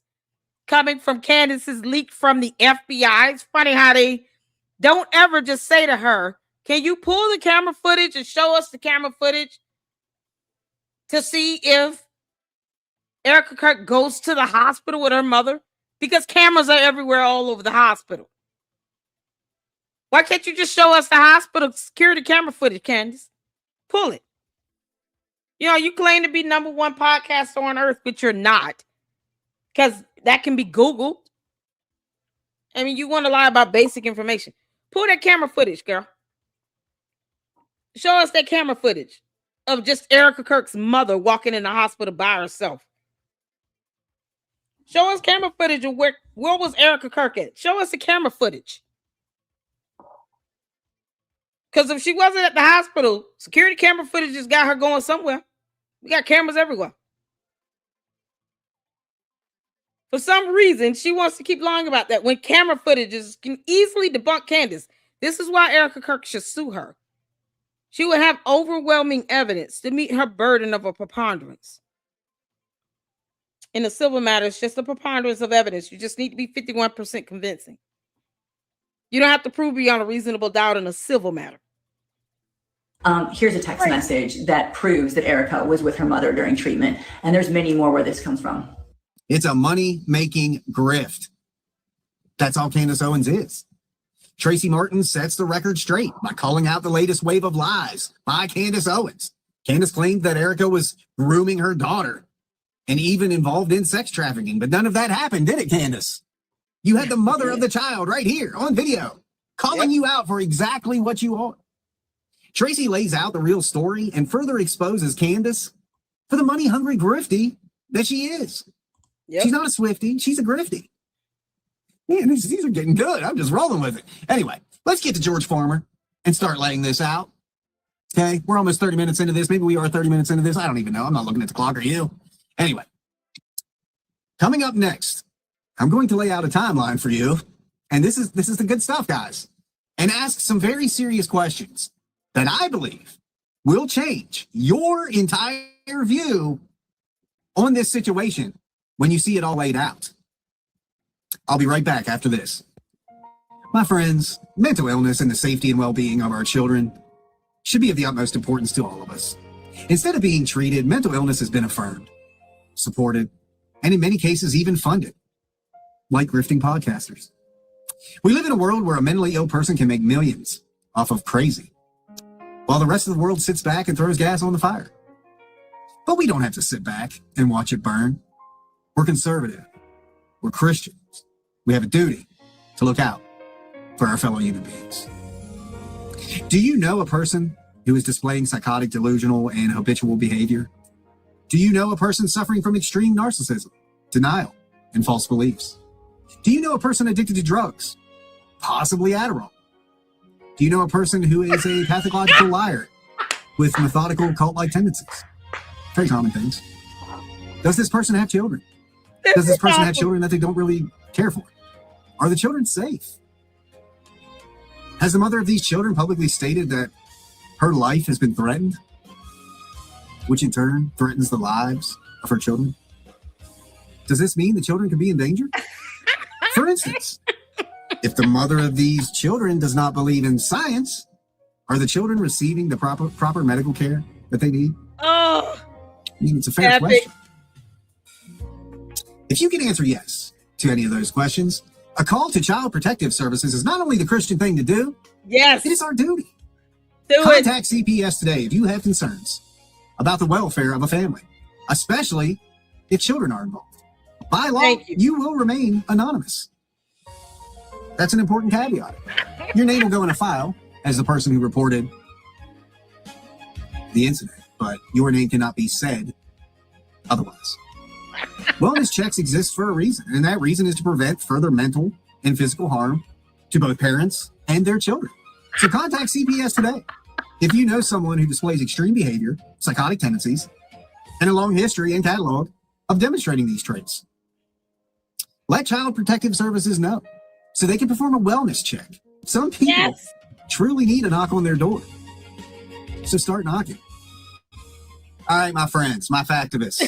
Turning Point UK was launched by Charlie Kirk and Candace Owens in December of 2018 as the British offshoot of Turning Point USA.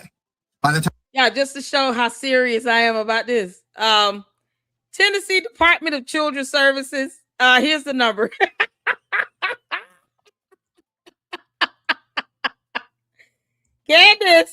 Candace. I will not leak your address, even though I know it. But I am going to leave this information for people to call. Please call. Hold on, let me. It's not letting me put in just a number. I'm going to put in just a number. Oh, man. YouTube thinks my comment was spam. See? Oh, God. There you go. There's a number, people.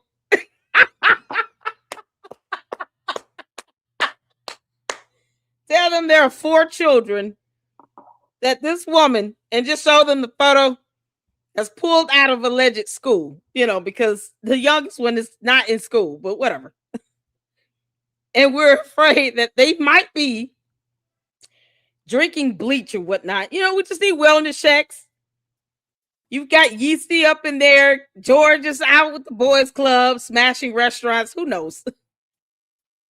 So we have no idea where her mental state is. She said she's been barely able to take care of her kids. She said this in an episode herself. She was so depressed that she feels like a bad mom and has neglected her children. Her husband has had to force her to go to confession. He has a black eye. She has a broken foot.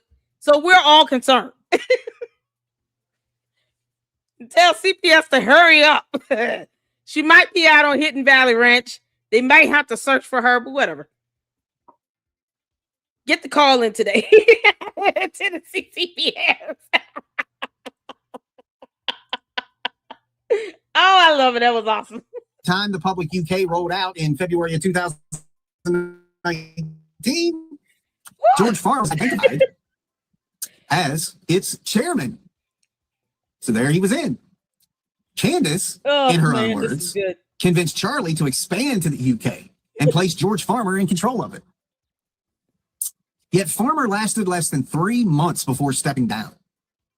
This occurred around the same time George attempted to buy Turning Point USA, and Charlie refused. So he tried to buy Turning Point USA off of Charlie. Charlie said no. George Farmer quits being the chairman of the UK division. So Farmer stepped away. But did he really step away? So this is a rather intriguing timeline, my friends. Turning Point UK was launched in December 2018. The same month, George proposed to Candace without even having gone on a date with her. We know this from their own words. George became chairman in February of 2019, 2 months later. George then made a proposal to buy Turning Point USA and was turned down. George stepped down from TP UK in April of 2019 after less than 3 months. 1 month later, in May of 2019, Candace was fired from Turning Point USA. This 3 is months whatever later, I wanted to be. You understand? Let me tell you something. Y'all don't come over here. The candy asses now want to come out. But they could come out when I was sitting here saying that they should feel dumb for accepting Fed slop. Because that's what Candace has been feeding them. Because she had sources inside of the FBI by her own admission. You do realize admission is evidence, right? Yeah. Your testimony would be evidence in the court of law. That's something you can Google and read as well. That's factually proven. So when you come to this space and to my chat, you come at your own peril.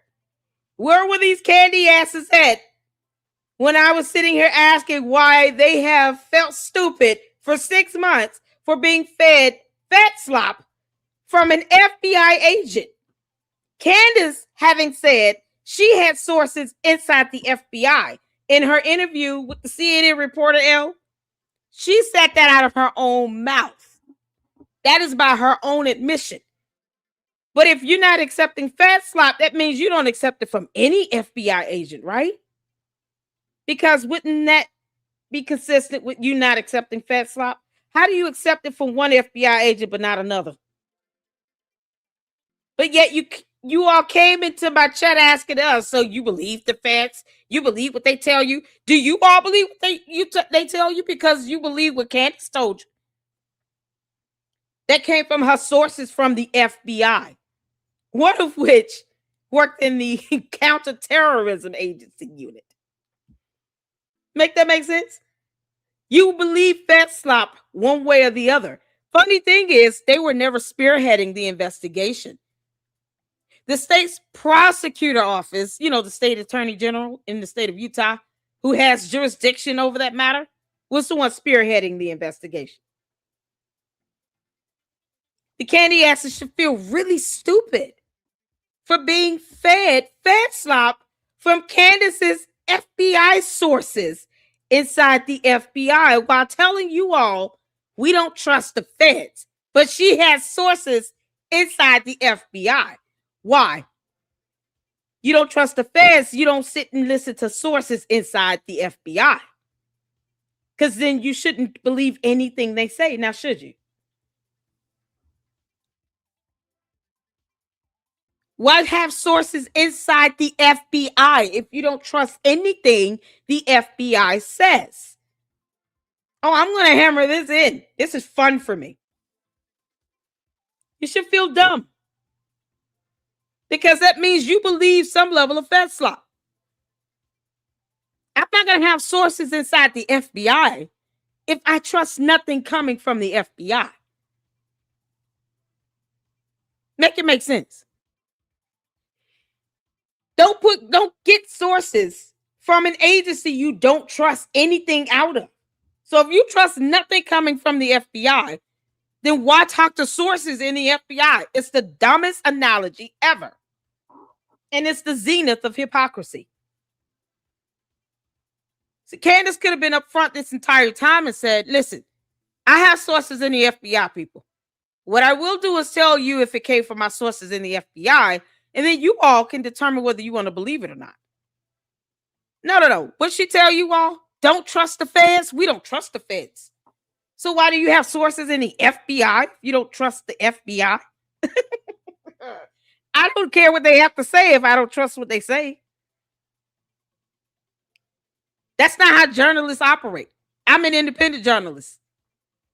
So no, I will not have sources in any agency I don't trust. It's stupid. I'm not going to repeat anything to you all that came from a source from an agency that I don't even trust to begin with. I would rather research the information and get the evidence on my own than to go through an agency I don't trust at all. So if I don't trust anything they say, then nothing that they give me will be of value to me. Nor will I repeat it because I don't trust it. Some of these things Candace could have resolved by just Googling definitions of terms. She failed to do that. And yet she wants the credibility of a journalist. Do not insult that term by even associating her with it.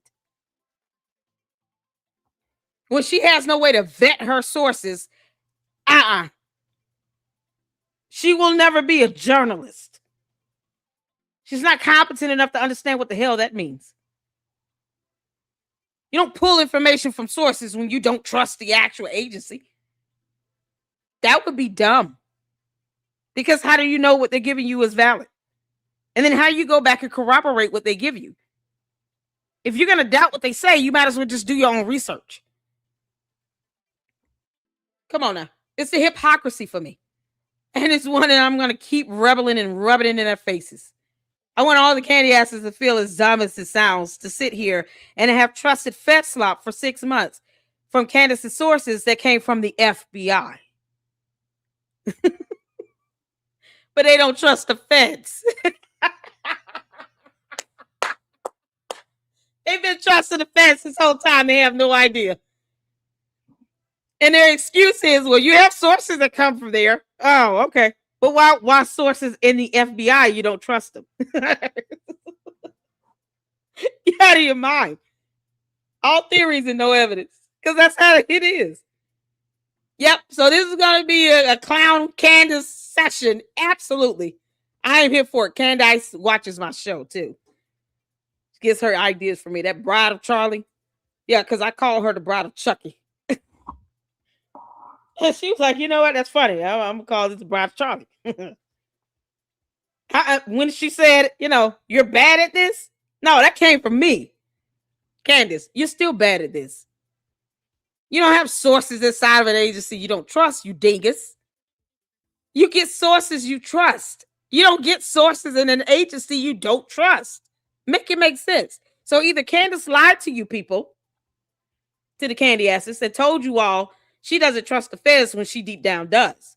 Or she's not smart enough to go and get sources from agencies that she actually trusts. That makes her even dumber. You just can't make this up. I am loving the hell out of this.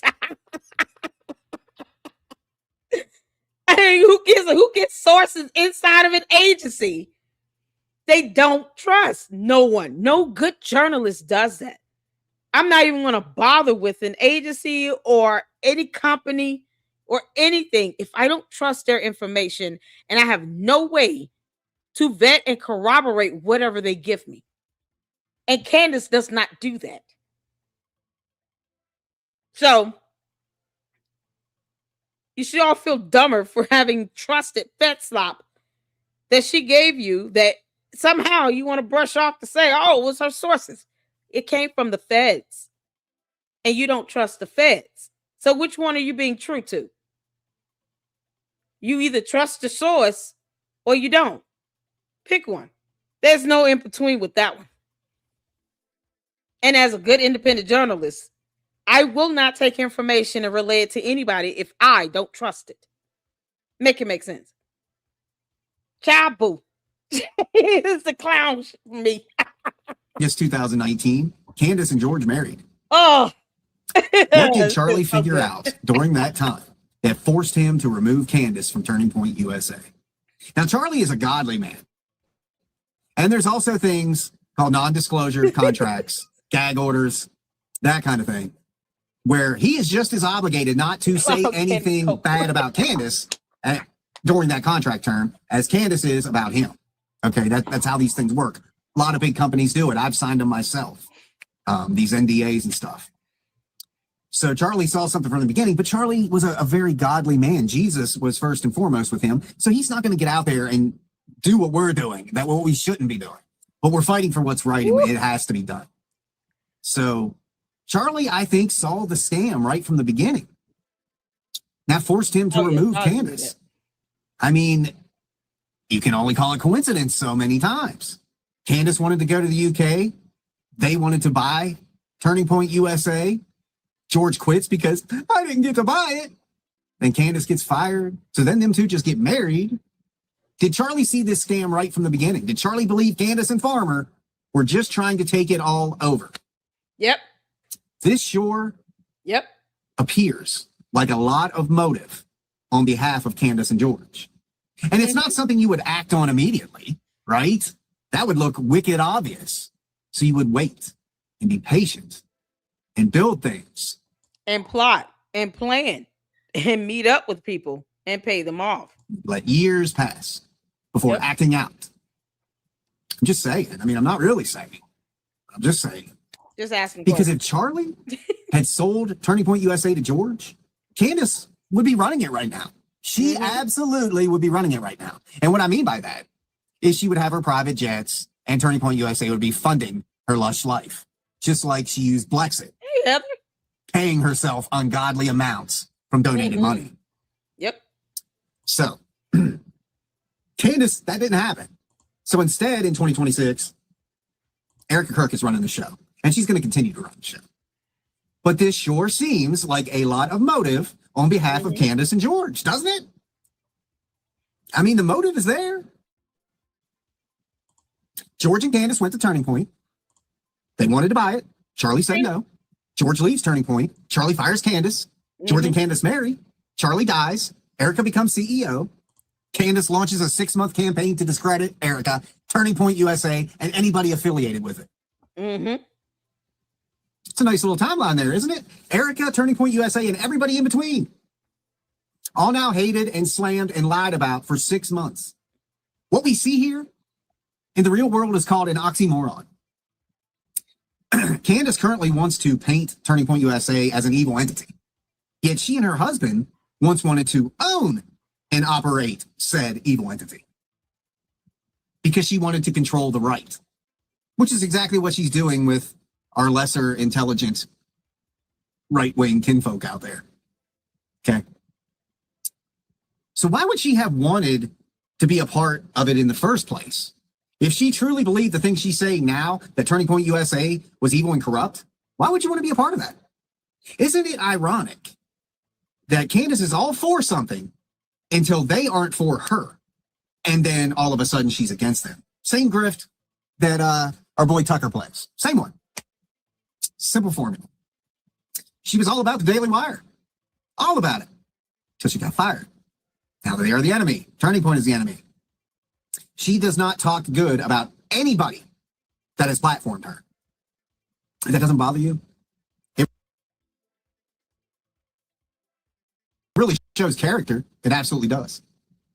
Now, if we are to think about this in terms of motive, wanting Turning Point USA for themselves, which is true, is it possible someone believed that removing Charlie Kirk would cause Turning Point USA to buckle under pressure and eventually sell the company to George and Candace just as they initially wanted?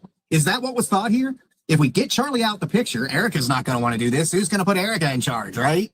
Don't sell it to us because they know we've asked before. I'm not saying. I'm just saying, but I'm not. It's an honest question.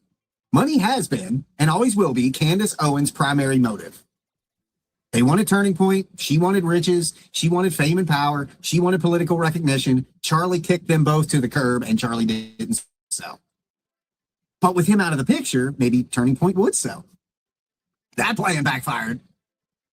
It didn't happen. Is it possible they didn't anticipate Charlie's fallback plan, having Erica take over? It's evident to me that they thought, oh, there's no way he's going to give her a Turning Point if something ever happens. Is that why we've seen 6 months solid of defamation coming from the cuckoo Candace camp? My question is this. Was George Farmer fully aware of who Candace Owens was? Nobody's talked about that. We don't know what's going on behind those closed doors. And the position she held at Turning Point, right? Before meeting her in the UK, did he know who she was and what she was about? Before meeting her in the UK. Let's keep going. Did George see a way not to only hide his homosexuality, but also discover a surefire way to get on the inside of Turning Point USA?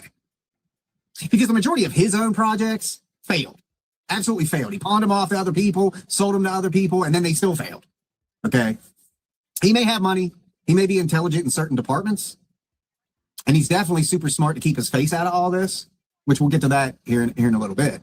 But George saw a fame-seeking, money-hungry grifter and knew, based on her past, that she would do anything for fame and money. History has proven that to us. She will lie, she will cheat, she will sue, she will fabricate stories that later get thrown out in court, and then she's got to pay. It's great when you start digging into her history. So has Candace, and this is the funny part to me, has Candace been the one that's actually been played this entire time and used as a pawn by George Farmer? Because she's not a likable person. There's no way he actually enjoys being around her. They don't even enjoy being around their own kids, right? They've got nannies. And oh, Heather, we checked out that video, and Joshua Carr is going to be joining us for an interview and discussion on Tuesday at 6 p.m. Eastern Standard Time in the LLC. He came into the chat. Isn't that awesome? We've seen all 3 episodes of his series. And Joshua Carr actually showed up in the chat on yesterday while we were reviewing the 3rd episode of the series. I had sent him a comment saying, hey, I would love to speak with you, do an interview with you. He showed up in the chat. So we've already confirmed Tuesday, 6 p.m. Eastern Standard Time. Joshua Carr will be joining us and having an interview and discussion. So, yep, definitely we'll have opportunity to ask him questions and to be able to kind of just go over the method of how he gathered the evidence and documentation to get to that $59 million. And he went over it pretty well in his video. But any gaps or any information, any still questions you guys have lingering about that, you'll be able to ask on Tuesday. That is absolutely amazing. What a blessing, right? So yes. Where's my Jay? Give me my $7,000. You gonna give me the $7,000 payment or what, Jay? Because I mean, I'm still waiting on this money. Did y'all know I'm supposed to be getting $7,000? Not 70. I'm more deserving of 70,000. Jay is trying to be cheap. No, 70,000 sounds about right to me. But the candy asses won't give me the 7K. It's so funny how they won't give me supers or anything, but they want me to get this $7 grand. When am I gonna get it? Because I'm waiting. I've been waiting for a while. Hey, throw an extra zero at the end, Jay. Stop being cheap. Kick rocks. Oh, thank you, Sean. I appreciate that, Flossie. They keep saying I'm getting $7 grand. Why $7 grand? Give me 70 grand. Add another zero to that. And whoever's supposed to pay me this money, Jay, tell them to pay up. I'm waiting. Give me the $7 grand, Jay. Yeah, drop a super right now, Jay, and give me this, Jay. Is it J-RK1MN? Drop a super. Let's add towards the $7,000 you want me to get. Get all the candy asses in the other box to leave me supers. Y'all have no problem doing that for Candace, and she's rich. Drop me a super, Jay. Come on. Add to the pot. Give me the $7 grand. They keep promising me this money, and I'm not getting it. Unbelievable. You gonna sit here and do that? At least give me the money. Are you kidding me? Pay up to 70,000. It sounds so much better, Angie. I know, right? I wish they would just give me the money and stop sitting here lying and saying I got it. Oh, good grief. Give me the 70 grand. That's all I'm saying. Flossie, they refuse to give me the money. I get accused of it. And I'm just like, just give me the money. They want me to get it so bad. Pay it. Leave me a super and pay it. And to get all the candy asses, get all the other bots. Go get your friends, Jay. And all you guys come over and just throw out supers until I hit that 7,000. And then you can say I'm in this club. I can't be in the club if I haven't been paid the money yet. You think I'm a turn around $7 grand or $70,000? 70,000 sounds about right to me. Give me the $70,000. I'll take 70,000. Don't cheapen me. How dare you, Jay? I'm the queen of YouTube. Don't cheapen me.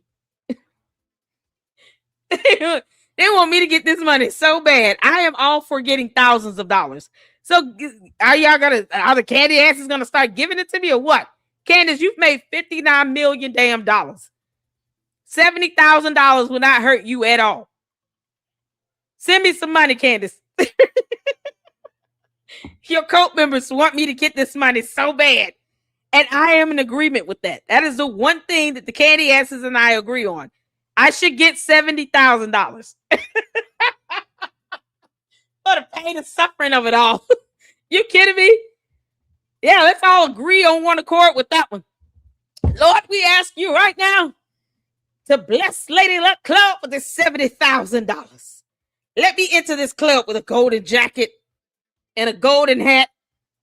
All paid for by Candace Owens until Israel pays her back, however that goes. In Jesus' name, amen. Listen, we can all pray that prayer. They don't hurt my feelings with that. The bots are still slow. You're not insulting me, honey. Speak that money into my life. Show me the money. Yeah, like that insults me. No, it doesn't. Just give me the money. They rude. Am I getting $7,000? I can't be in this club if I'm still waiting for my check. Give me the money. Jesus. They want me to get this money so bad, and they don't want to give me a super to go towards that. Jay, you gonna leave me a super chat or no? I can't get into this $70,000 club if you're not leaving me the money. You guys have no problem giving Candace $59 million. Get out of here. They won't give me $7,000. That's so selfish. I can't remember the exact word she used, but some kind of like baby nanny or baby developer, something that she had said. Don't quote me on it. But they had interviewed people to take care of their children and their babies. So Candace never even took care of her children as babies. So to me, it's all just a show. It's characters in a cast. Because, I mean, here's the thing, and I'm going off script here for a second, because here's the thing.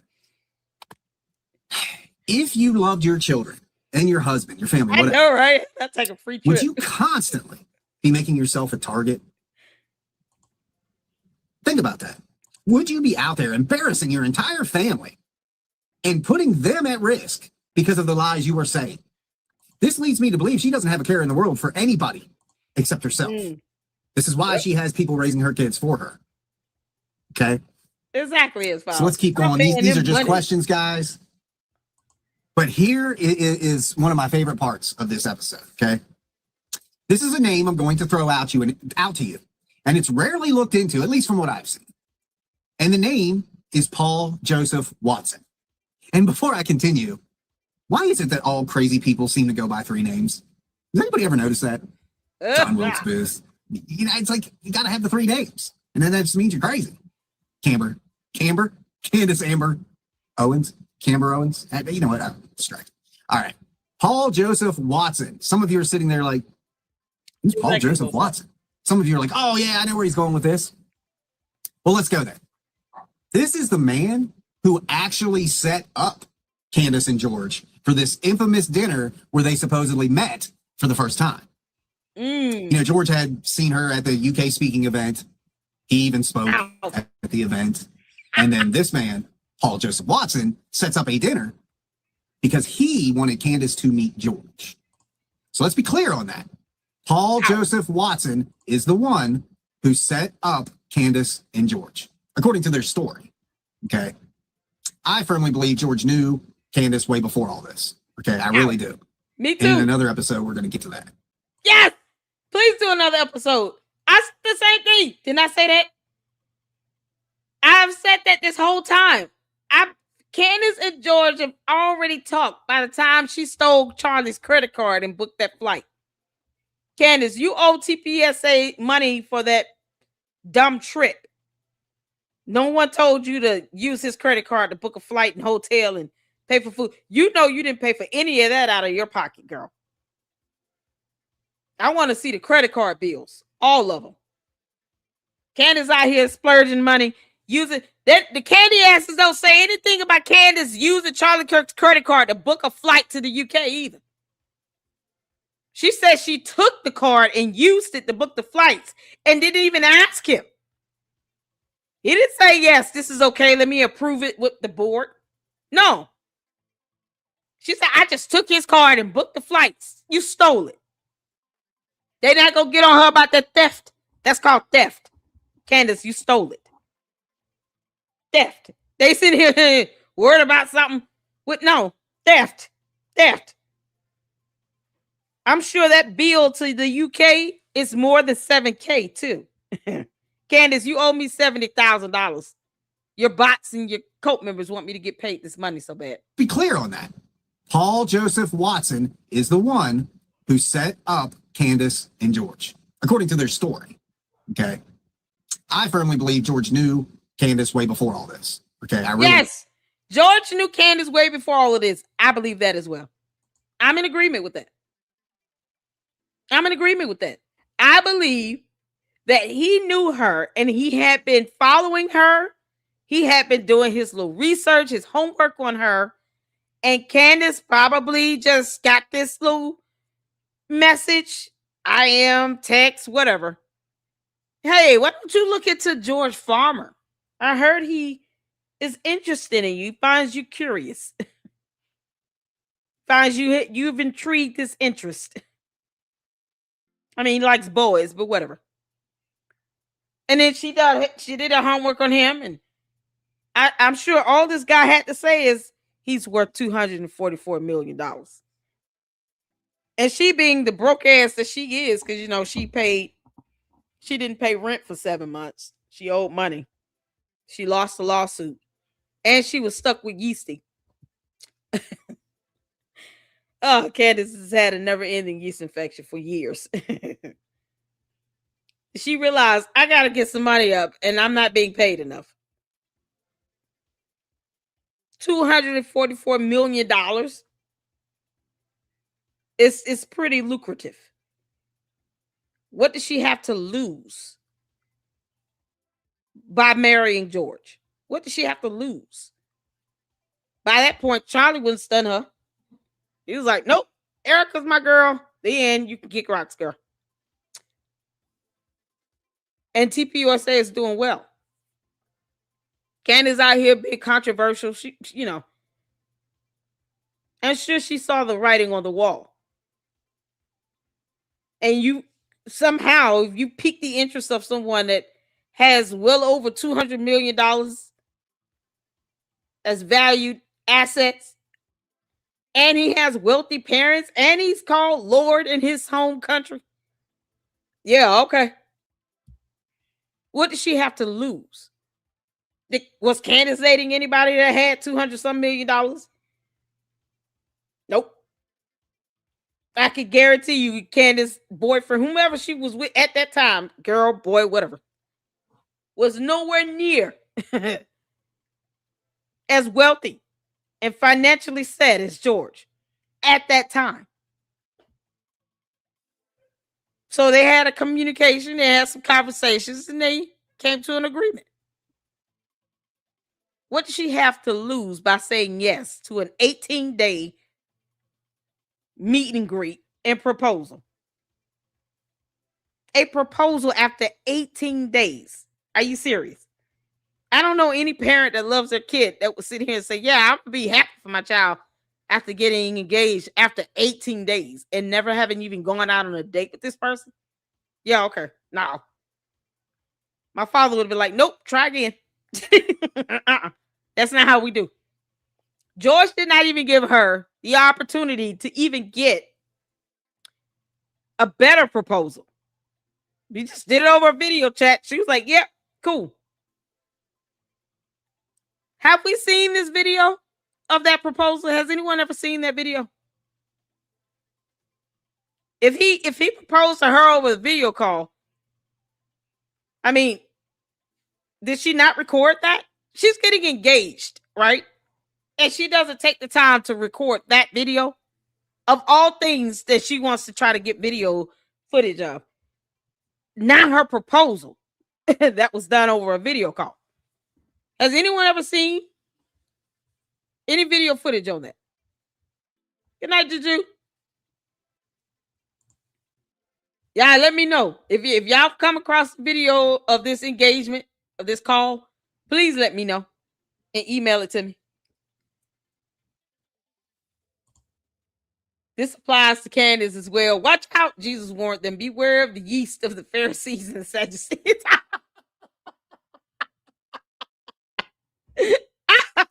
For it burneth and itcheth.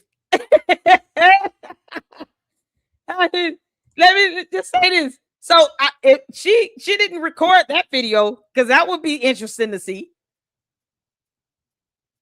And typically, when someone is getting a proposal, right? You're getting a couple reasons why the person fell in love with you, how you met.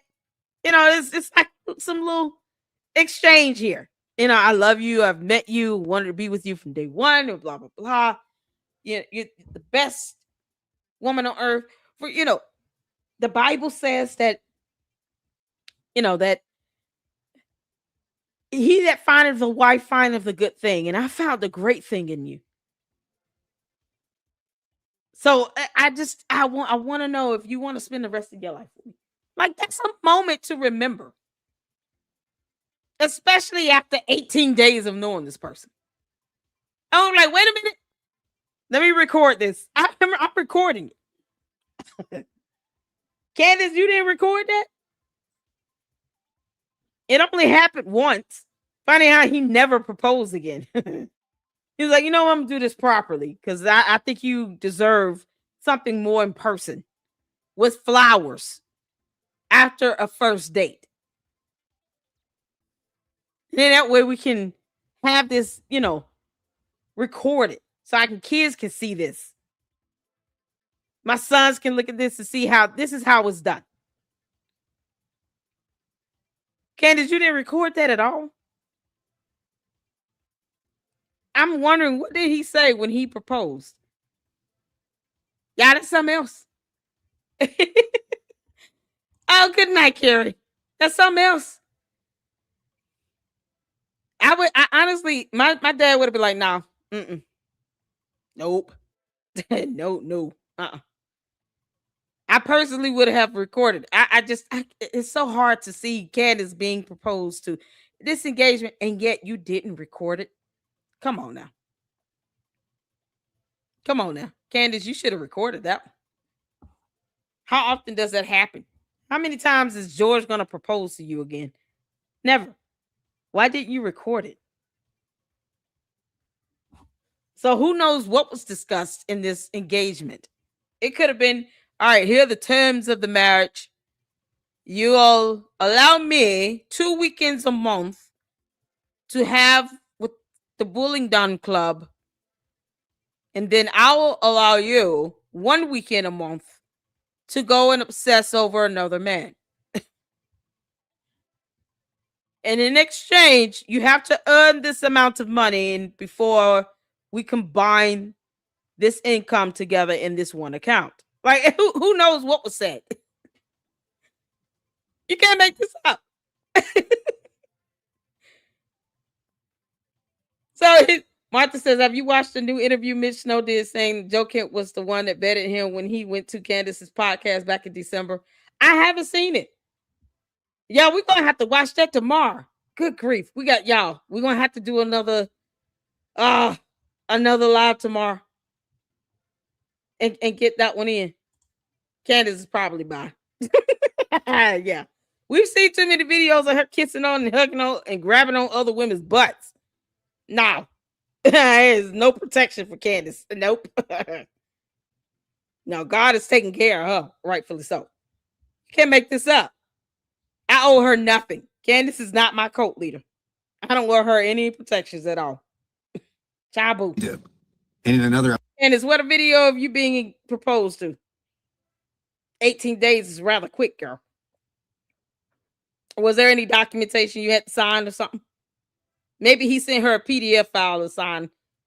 She had to agree to keep it quiet, not talk about it in detail. Come on, Candace. Tell us exactly what was said when he proposed to you. What were the terms of the agreement? Episode, we're going to get to that. Okay, but who is Paul Joseph Watson? Facebook and Instagram permanently banned this man in 2019. May of 2019. The same month, Candace Owens was fired from Turning Point USA. He said yes. Facebook and Instagram permanently banned Paul Watson. That's probably just coincidental. But it's just interesting that month keeps popping up. Facebook and Instagram labeled him as a dangerous individual who operates dangerous organizations. Okay. But that doesn't really tell you much about him. But what does say a lot is Candace has openly given this man credit for boosting her presence, like placing him on a pedestal, saying he's the reason she got popular. There's even a post from her thanking him in such a fashion. He was under the moniker @PrisonPlanet. So when you see Prison Planet, that is this man. But Candace has given him credit for boosting her presence. She says, "This is really sweet. Thank you for your continued support. You were literally the first person who found me on YouTube and shared my voice with your followers." Okay, you're probably thinking, okay, what's the big deal? Well, we got to find out who this man is, right? We talked about all the sex trafficking and all of Candace's relations with people involved in heinous sex acts. Romania, all that stuff that she's blaming Erica for, it was actually Candace. So who is this man? Jen. And why should we care? Wait till I get to this audio file. Anyway, again, hit the like button. You can only be seen associating with people like this so many times before others begin to think you align the same way, right? The apple doesn't fall too far from the tree. Birds of a feather flock together. You can only call it coincidence so many times. All those really cool phrases. Paul Watson, if you want to know in one sentence who Paul Watson is, he is essentially a male version of Candace. He lies through his teeth and shares much of the same hatred that Candace often expresses. See, I've always called Candace a mimic. She finds what's working with other people and then she becomes a parrot. What? She finds her way to say it to convince people otherwise. Here is a leaked recording from Paul Watson, the man who set up Candace and George's meeting, where he has some very, very disturbing things to say about Jews. And we all know how much Candace loves Jews, right? In fact, this man, Paul, said, I really think you should press the button to wipe Jews off the face of the earth. This is the man that Candace Owens puts on a pedestal. This is the man who set her and George up. But I want you to have a listen. And we're going to take a closer listen. Because to me, I swear to you, I can hear Candace Owens laughing in the background of this audio recording. And I want your opinions on it. People's ears are different. You know, I'm a musician, so I tend to tune into timbres that most people don't. But I swear I have listened to so much of this disgusting woman that I hear her timbre, I hear her tone, I hear everything about that laugh in the background of this recording. But I want you to hear what this man had to say. Any nigger faggot activists who get in my way in London and stick signs up in my face trying to get me to join the gay faggot Palestinian cause. I don't give a shit about Israel or Palestine. I care about white people and not sand nigger packy Jew faggot goons. Yeah? I'll leave you with that. I really think that you should press the button to wipe Jews off the face of the earth. That's what I'm at. Now, here is the background laugh. Hopefully you heard it that first time without it really being pointed out. But here's the laugh repeated over and over. Does that not sound like Candace was a part of this recording? And I could be way wrong. You know, here at Facts Me, I will be the first to correct something. You know, there is a thing in the real world called mistaken belief. You know, where somebody tells you something's true, you trust that person, and then you, in turn, say it as truth. And then you realize, I made a mistake. This happens. It's how you correct yourself or you don't that defines your character. So if you don't think that's Candace laughing in the background, no hard feelings at all. All I ask is why you don't think that is. And do you think it's a woman? I hear a woman, okay? So here's the loop. Check it out. To get in my way in London, and to get in my way in London, and to get in my way in London, and to get in my way in London, and Now here is the really, really important part. Publicly and consistently, Charlie Kirk has been strongly pro-Israel and supportive of the Jewish community, particularly in the political context of U.S.-Israel relations and oppositions, you know, to anybody being anti-Jew, Candace. But right out the gate, Candace has been seen not only spewing constant hatred toward Jews, but also associating with the people who want them wiped off the face of the earth. So the question is anybody writing these questions down? Keep track of them so we can get Candace to ignore them. So the question becomes, why would someone like Paul Watson, who expresses such hateful views, want to set up Candace and George, who wanted to buy Turning Point USA, fully knowing that Charlie was not against Jews? Scratching your head yet? There's got to be another motive, right? But let's talk about how they actually got together. Most people know this. That's the same thing as to why Candace kept saying Turning Point TPUSA should put me on their payroll. They should pay me a retainer for their PR. Why? Why would you want to work for them and you hate them? You hate Erica Kirk. You think she had something to do with her own husband's unaliving. And yet you wanted them to put you on their payroll for PR. You wanted them to give you a monthly retainer for PR. You said no one pays me the big bucks, even though you generated $59 million. I snipped that one. See, the candy asses here, I guess the ones that are new, forget that I snip. the videos with the closed caption so you can see the words being said out of Candace's mouth. So when I say she said this in her show, I can show you the snippet of her saying it. And to the candy asses and the bots, you know the episodes. You watch them all day, every day. Candace said, no one pays me the big bucks. But yet, she wanted to be on TPUSA's payroll. For what? If you think they're getting money from Israel or Jewish donors and you hate them, why do you want to be on their payroll? See, it's the hypocrisy for me. The same dumb logic of her going to the FBI, to her sources, to get information from the FBI for an investigation. They're not even spearheading, and then telling people, how dare they feed us fed slop? Why is she reporting information from her sources from the FBI then? You don't trust the FBI. That means you don't trust any of them and anything they give you. And Candace does not have relatives that work at the FBI or friends. And why would she not tell her audience? Some of the information they've given me, you all, is trustworthy and credible. Only from these sources. No, she had her whole cult believing you shouldn't believe the feds at all. We don't trust none of them. So why trust any of them? I don't care who it is. That you don't trust any of them. Pick one. Don't be hypocritical. It's the same hypocrisy with her being on their payroll. Why? They're getting paid Jewish dollars, right? You know, the same money that her cult members want me to get, $7,000 of. But Candace wants to be on TPUSA's payroll for PR, you know, public relations. Because to her, this is all a show. As opposed to her just being honest and saying, I don't care who pays me. No, she sits here and despises the Jewish donors. But then turns around and says, you know, they should put me on their payroll. No, for what? Candace, they have no reason to put you on their payroll. You don't want their money, remember? Because it's Jewish donors. It's Jewish dollars. If TPUSA is the enemy and Erica Kirk is the enemy, why would Candace want to be on the payroll of the enemy? The candy asses don't even think that's simple. Because, you know, they just believe whatever she says. They don't try to think. Thinking is hard for them.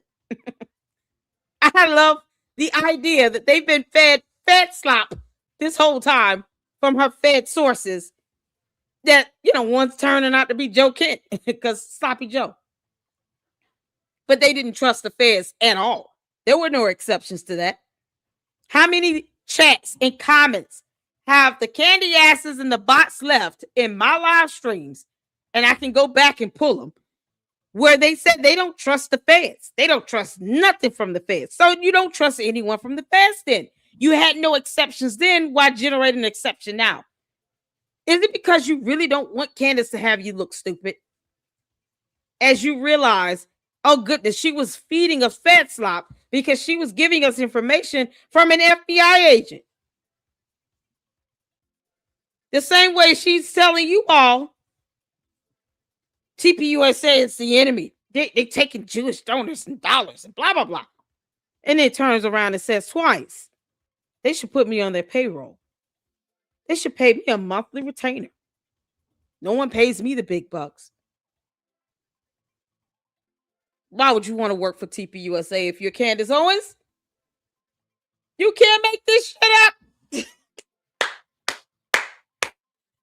It's the hypocrisy for me. Why would you want to work for TPUSA if you are Candace Owens? Why? She said they should put me on the payroll. Candace, why would they do that? Why would you want to work for them? If you are Candace Owens, why would you want your name on TPUSA's payroll? if your name is Candace Amber Rose Owens Farmer.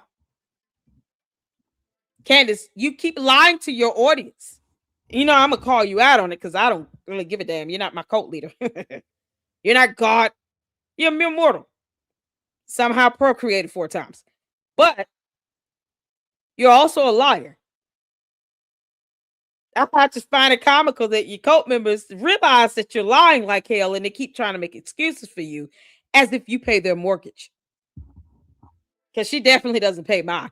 But Candace, you owe me $70,000 because your cult members want me to get paid this money so bad. And for once, I agree with that. See, the candy asses and I can agree on one thing. I should definitely get paid $70,000. The candy asses, we can all agree on that. Y'all, come on, candy asses. You know this is hilarious. We can agree on one thing. Give me the $70,000. That I think we all agree that 7K should be coming my way at some point. Whatever that 7K club looks like, whatever. I'll take it. Candace wants to be on the payroll of TPUSA, and she hates Erica Kirk with all her might. Funny how she wants to be on their payroll and take Jewish dollars while she despises TPUSA and their Jewish donors. You can't make this up. She said it twice. Now, Candace, you don't make a mistake and say that multiple times if you don't mean it. I'm not going to sit here and beg a company to put me on their payroll and I despise the company. It is the epitome of stupidity on steroids. Can we say SOS? Stupidity on steroids. SOS. Stupidity on steroids. You want to be on the payroll of the company you hate and loathe. You can't stand that they're getting all this money. How dare these Jewish people send all this money to TPUSA for nothing? They should put me on the payroll to help with their PR. Should they, Candace? Why would they do that? If nothing else, they're going to be adding some of your money to their payroll through a lawsuit judgment. Candace is an oxymoron. I'm just saying. Candace didn't have a problem exactly. Candace didn't have a problem when she was getting in Jewish dollars. But TPUSA getting this money is just, oh no. But she wants to be on their payroll. She wants them to pay her a monthly retainer for PR. Because this is all a show for Candace. She doesn't care. She doesn't care that her cult base are stuck on this Fed slop. We don't trust the feds. But I got sources inside the FBI. Why? You don't trust them, remember? So you shouldn't trust any of them. What do you owe them? Are there not other agencies you can get information from? So she plays in their faces and they're cool with that. They just make excuses for it. They make excuses for it. They don't see the contradiction. They don't care about that at all. They just, oh, Candace is lying to us. She's telling us the truth. She's getting fat slop from the FBI and telling you all this because she said she has sources in the FBI to CNN of all people. In an interview she lied about. I didn't do any interviews for anyone after Charlie Kirk died. 16 days she did an interview with CNN. I thought she hated CNN. Why do an interview with them? Once again, a huge contradiction. You don't align yourself with a news outlet when you don't trust the media. So why do an interview with CNN and you don't trust CNN? See how dumb that is? But she didn't tell you all that. No, we found out just like with everybody else. They didn't get no special viewing of that interview. And I think I'm one of few that has the full interview uploaded, uninterrupted with no commentary. She says she has sources in the FBI. Why? You don't trust her slop. Candace is an idiot. The somewhat bizarre story. Candace took Charlie's credit card and booked them both a trip to the UK. She stole which their leads me credit to card. believe she wasn't going there for the reason Charlie thought she was going there. Because all of a sudden you meet this Paul Watson guy who wants you to meet this George Farmer who's just so taken back by a woman he's never met. He just has to marry her. Mm-hmm. We are. Okay, well, I'm actually going to interject. So, hi, I'm George Farmer. I'm the chairman of Turning Point UK. And I just want to talk about the funding situation because actually there's so many questions on the internet about who funds you, right? Generic NPC comment, who funds you? Right? I can tell you for a fact, okay, if there's some secret dark money out there, please come and have a chat with me because we are desperately short of funds, okay? Who funds us? The UK donors fund us, and they're just businessmen who want to keep their names out of politics. It's a very simple answer, okay? That's the end of it. And, you know, I just find it so... Candace, and yet you wanted to dox Jewish conservative donors of TPUSA. Why is that again? But she wanted to be on their payroll. She wants to be on their payroll and to get a monthly retainer out of them. This is unbelievable. It's the contradiction and hypocrisy for me. Candace, stop lying to your people. It's the lies for me, girl. Your lies are so bad.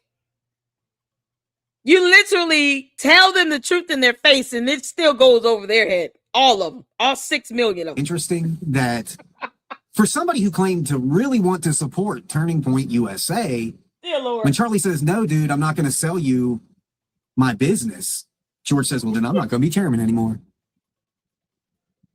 So you really didn't care about the place then, man. You know, you were chairman of the UK division. What more did you want? Charlie didn't care. That's another question. Bye. And, you know, it didn't take long to see George kind of following Candace everywhere. Like this video I'm about to show you where Candace is obviously not liked by the hundreds of people that are surrounding her. You get a quick glimpse because he's very quick to make sure he's not on camera. But there's a quick glimpse of George walking around and past Candace. And this was a long time ago. Do you have any plans to address the neo-Nazis that keep joining your group?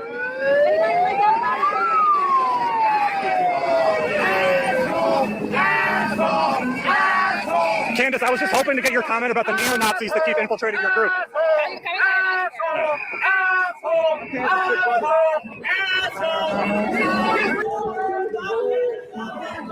Candace, you stand by your comments that the Southern strategy is not a real thing? Why don't you come in and ask me? We're going to have it's open questions. Okay, well, they let me in. I'd love to come in. Yeah. I watched you say in Congress that the Southern strategy isn't a real thing, and I was just wondering if you had, like, factually substantiated. Because it seems like the Southern strategy is a real thing, and you just lied to Congress.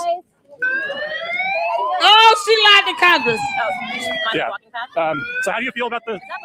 How do you feel about the New Zealand shooter citing you in his manifesto? Hey, how you doing? How do you... Candace, how did you feel about the shooter citing you in his manifesto in New Zealand?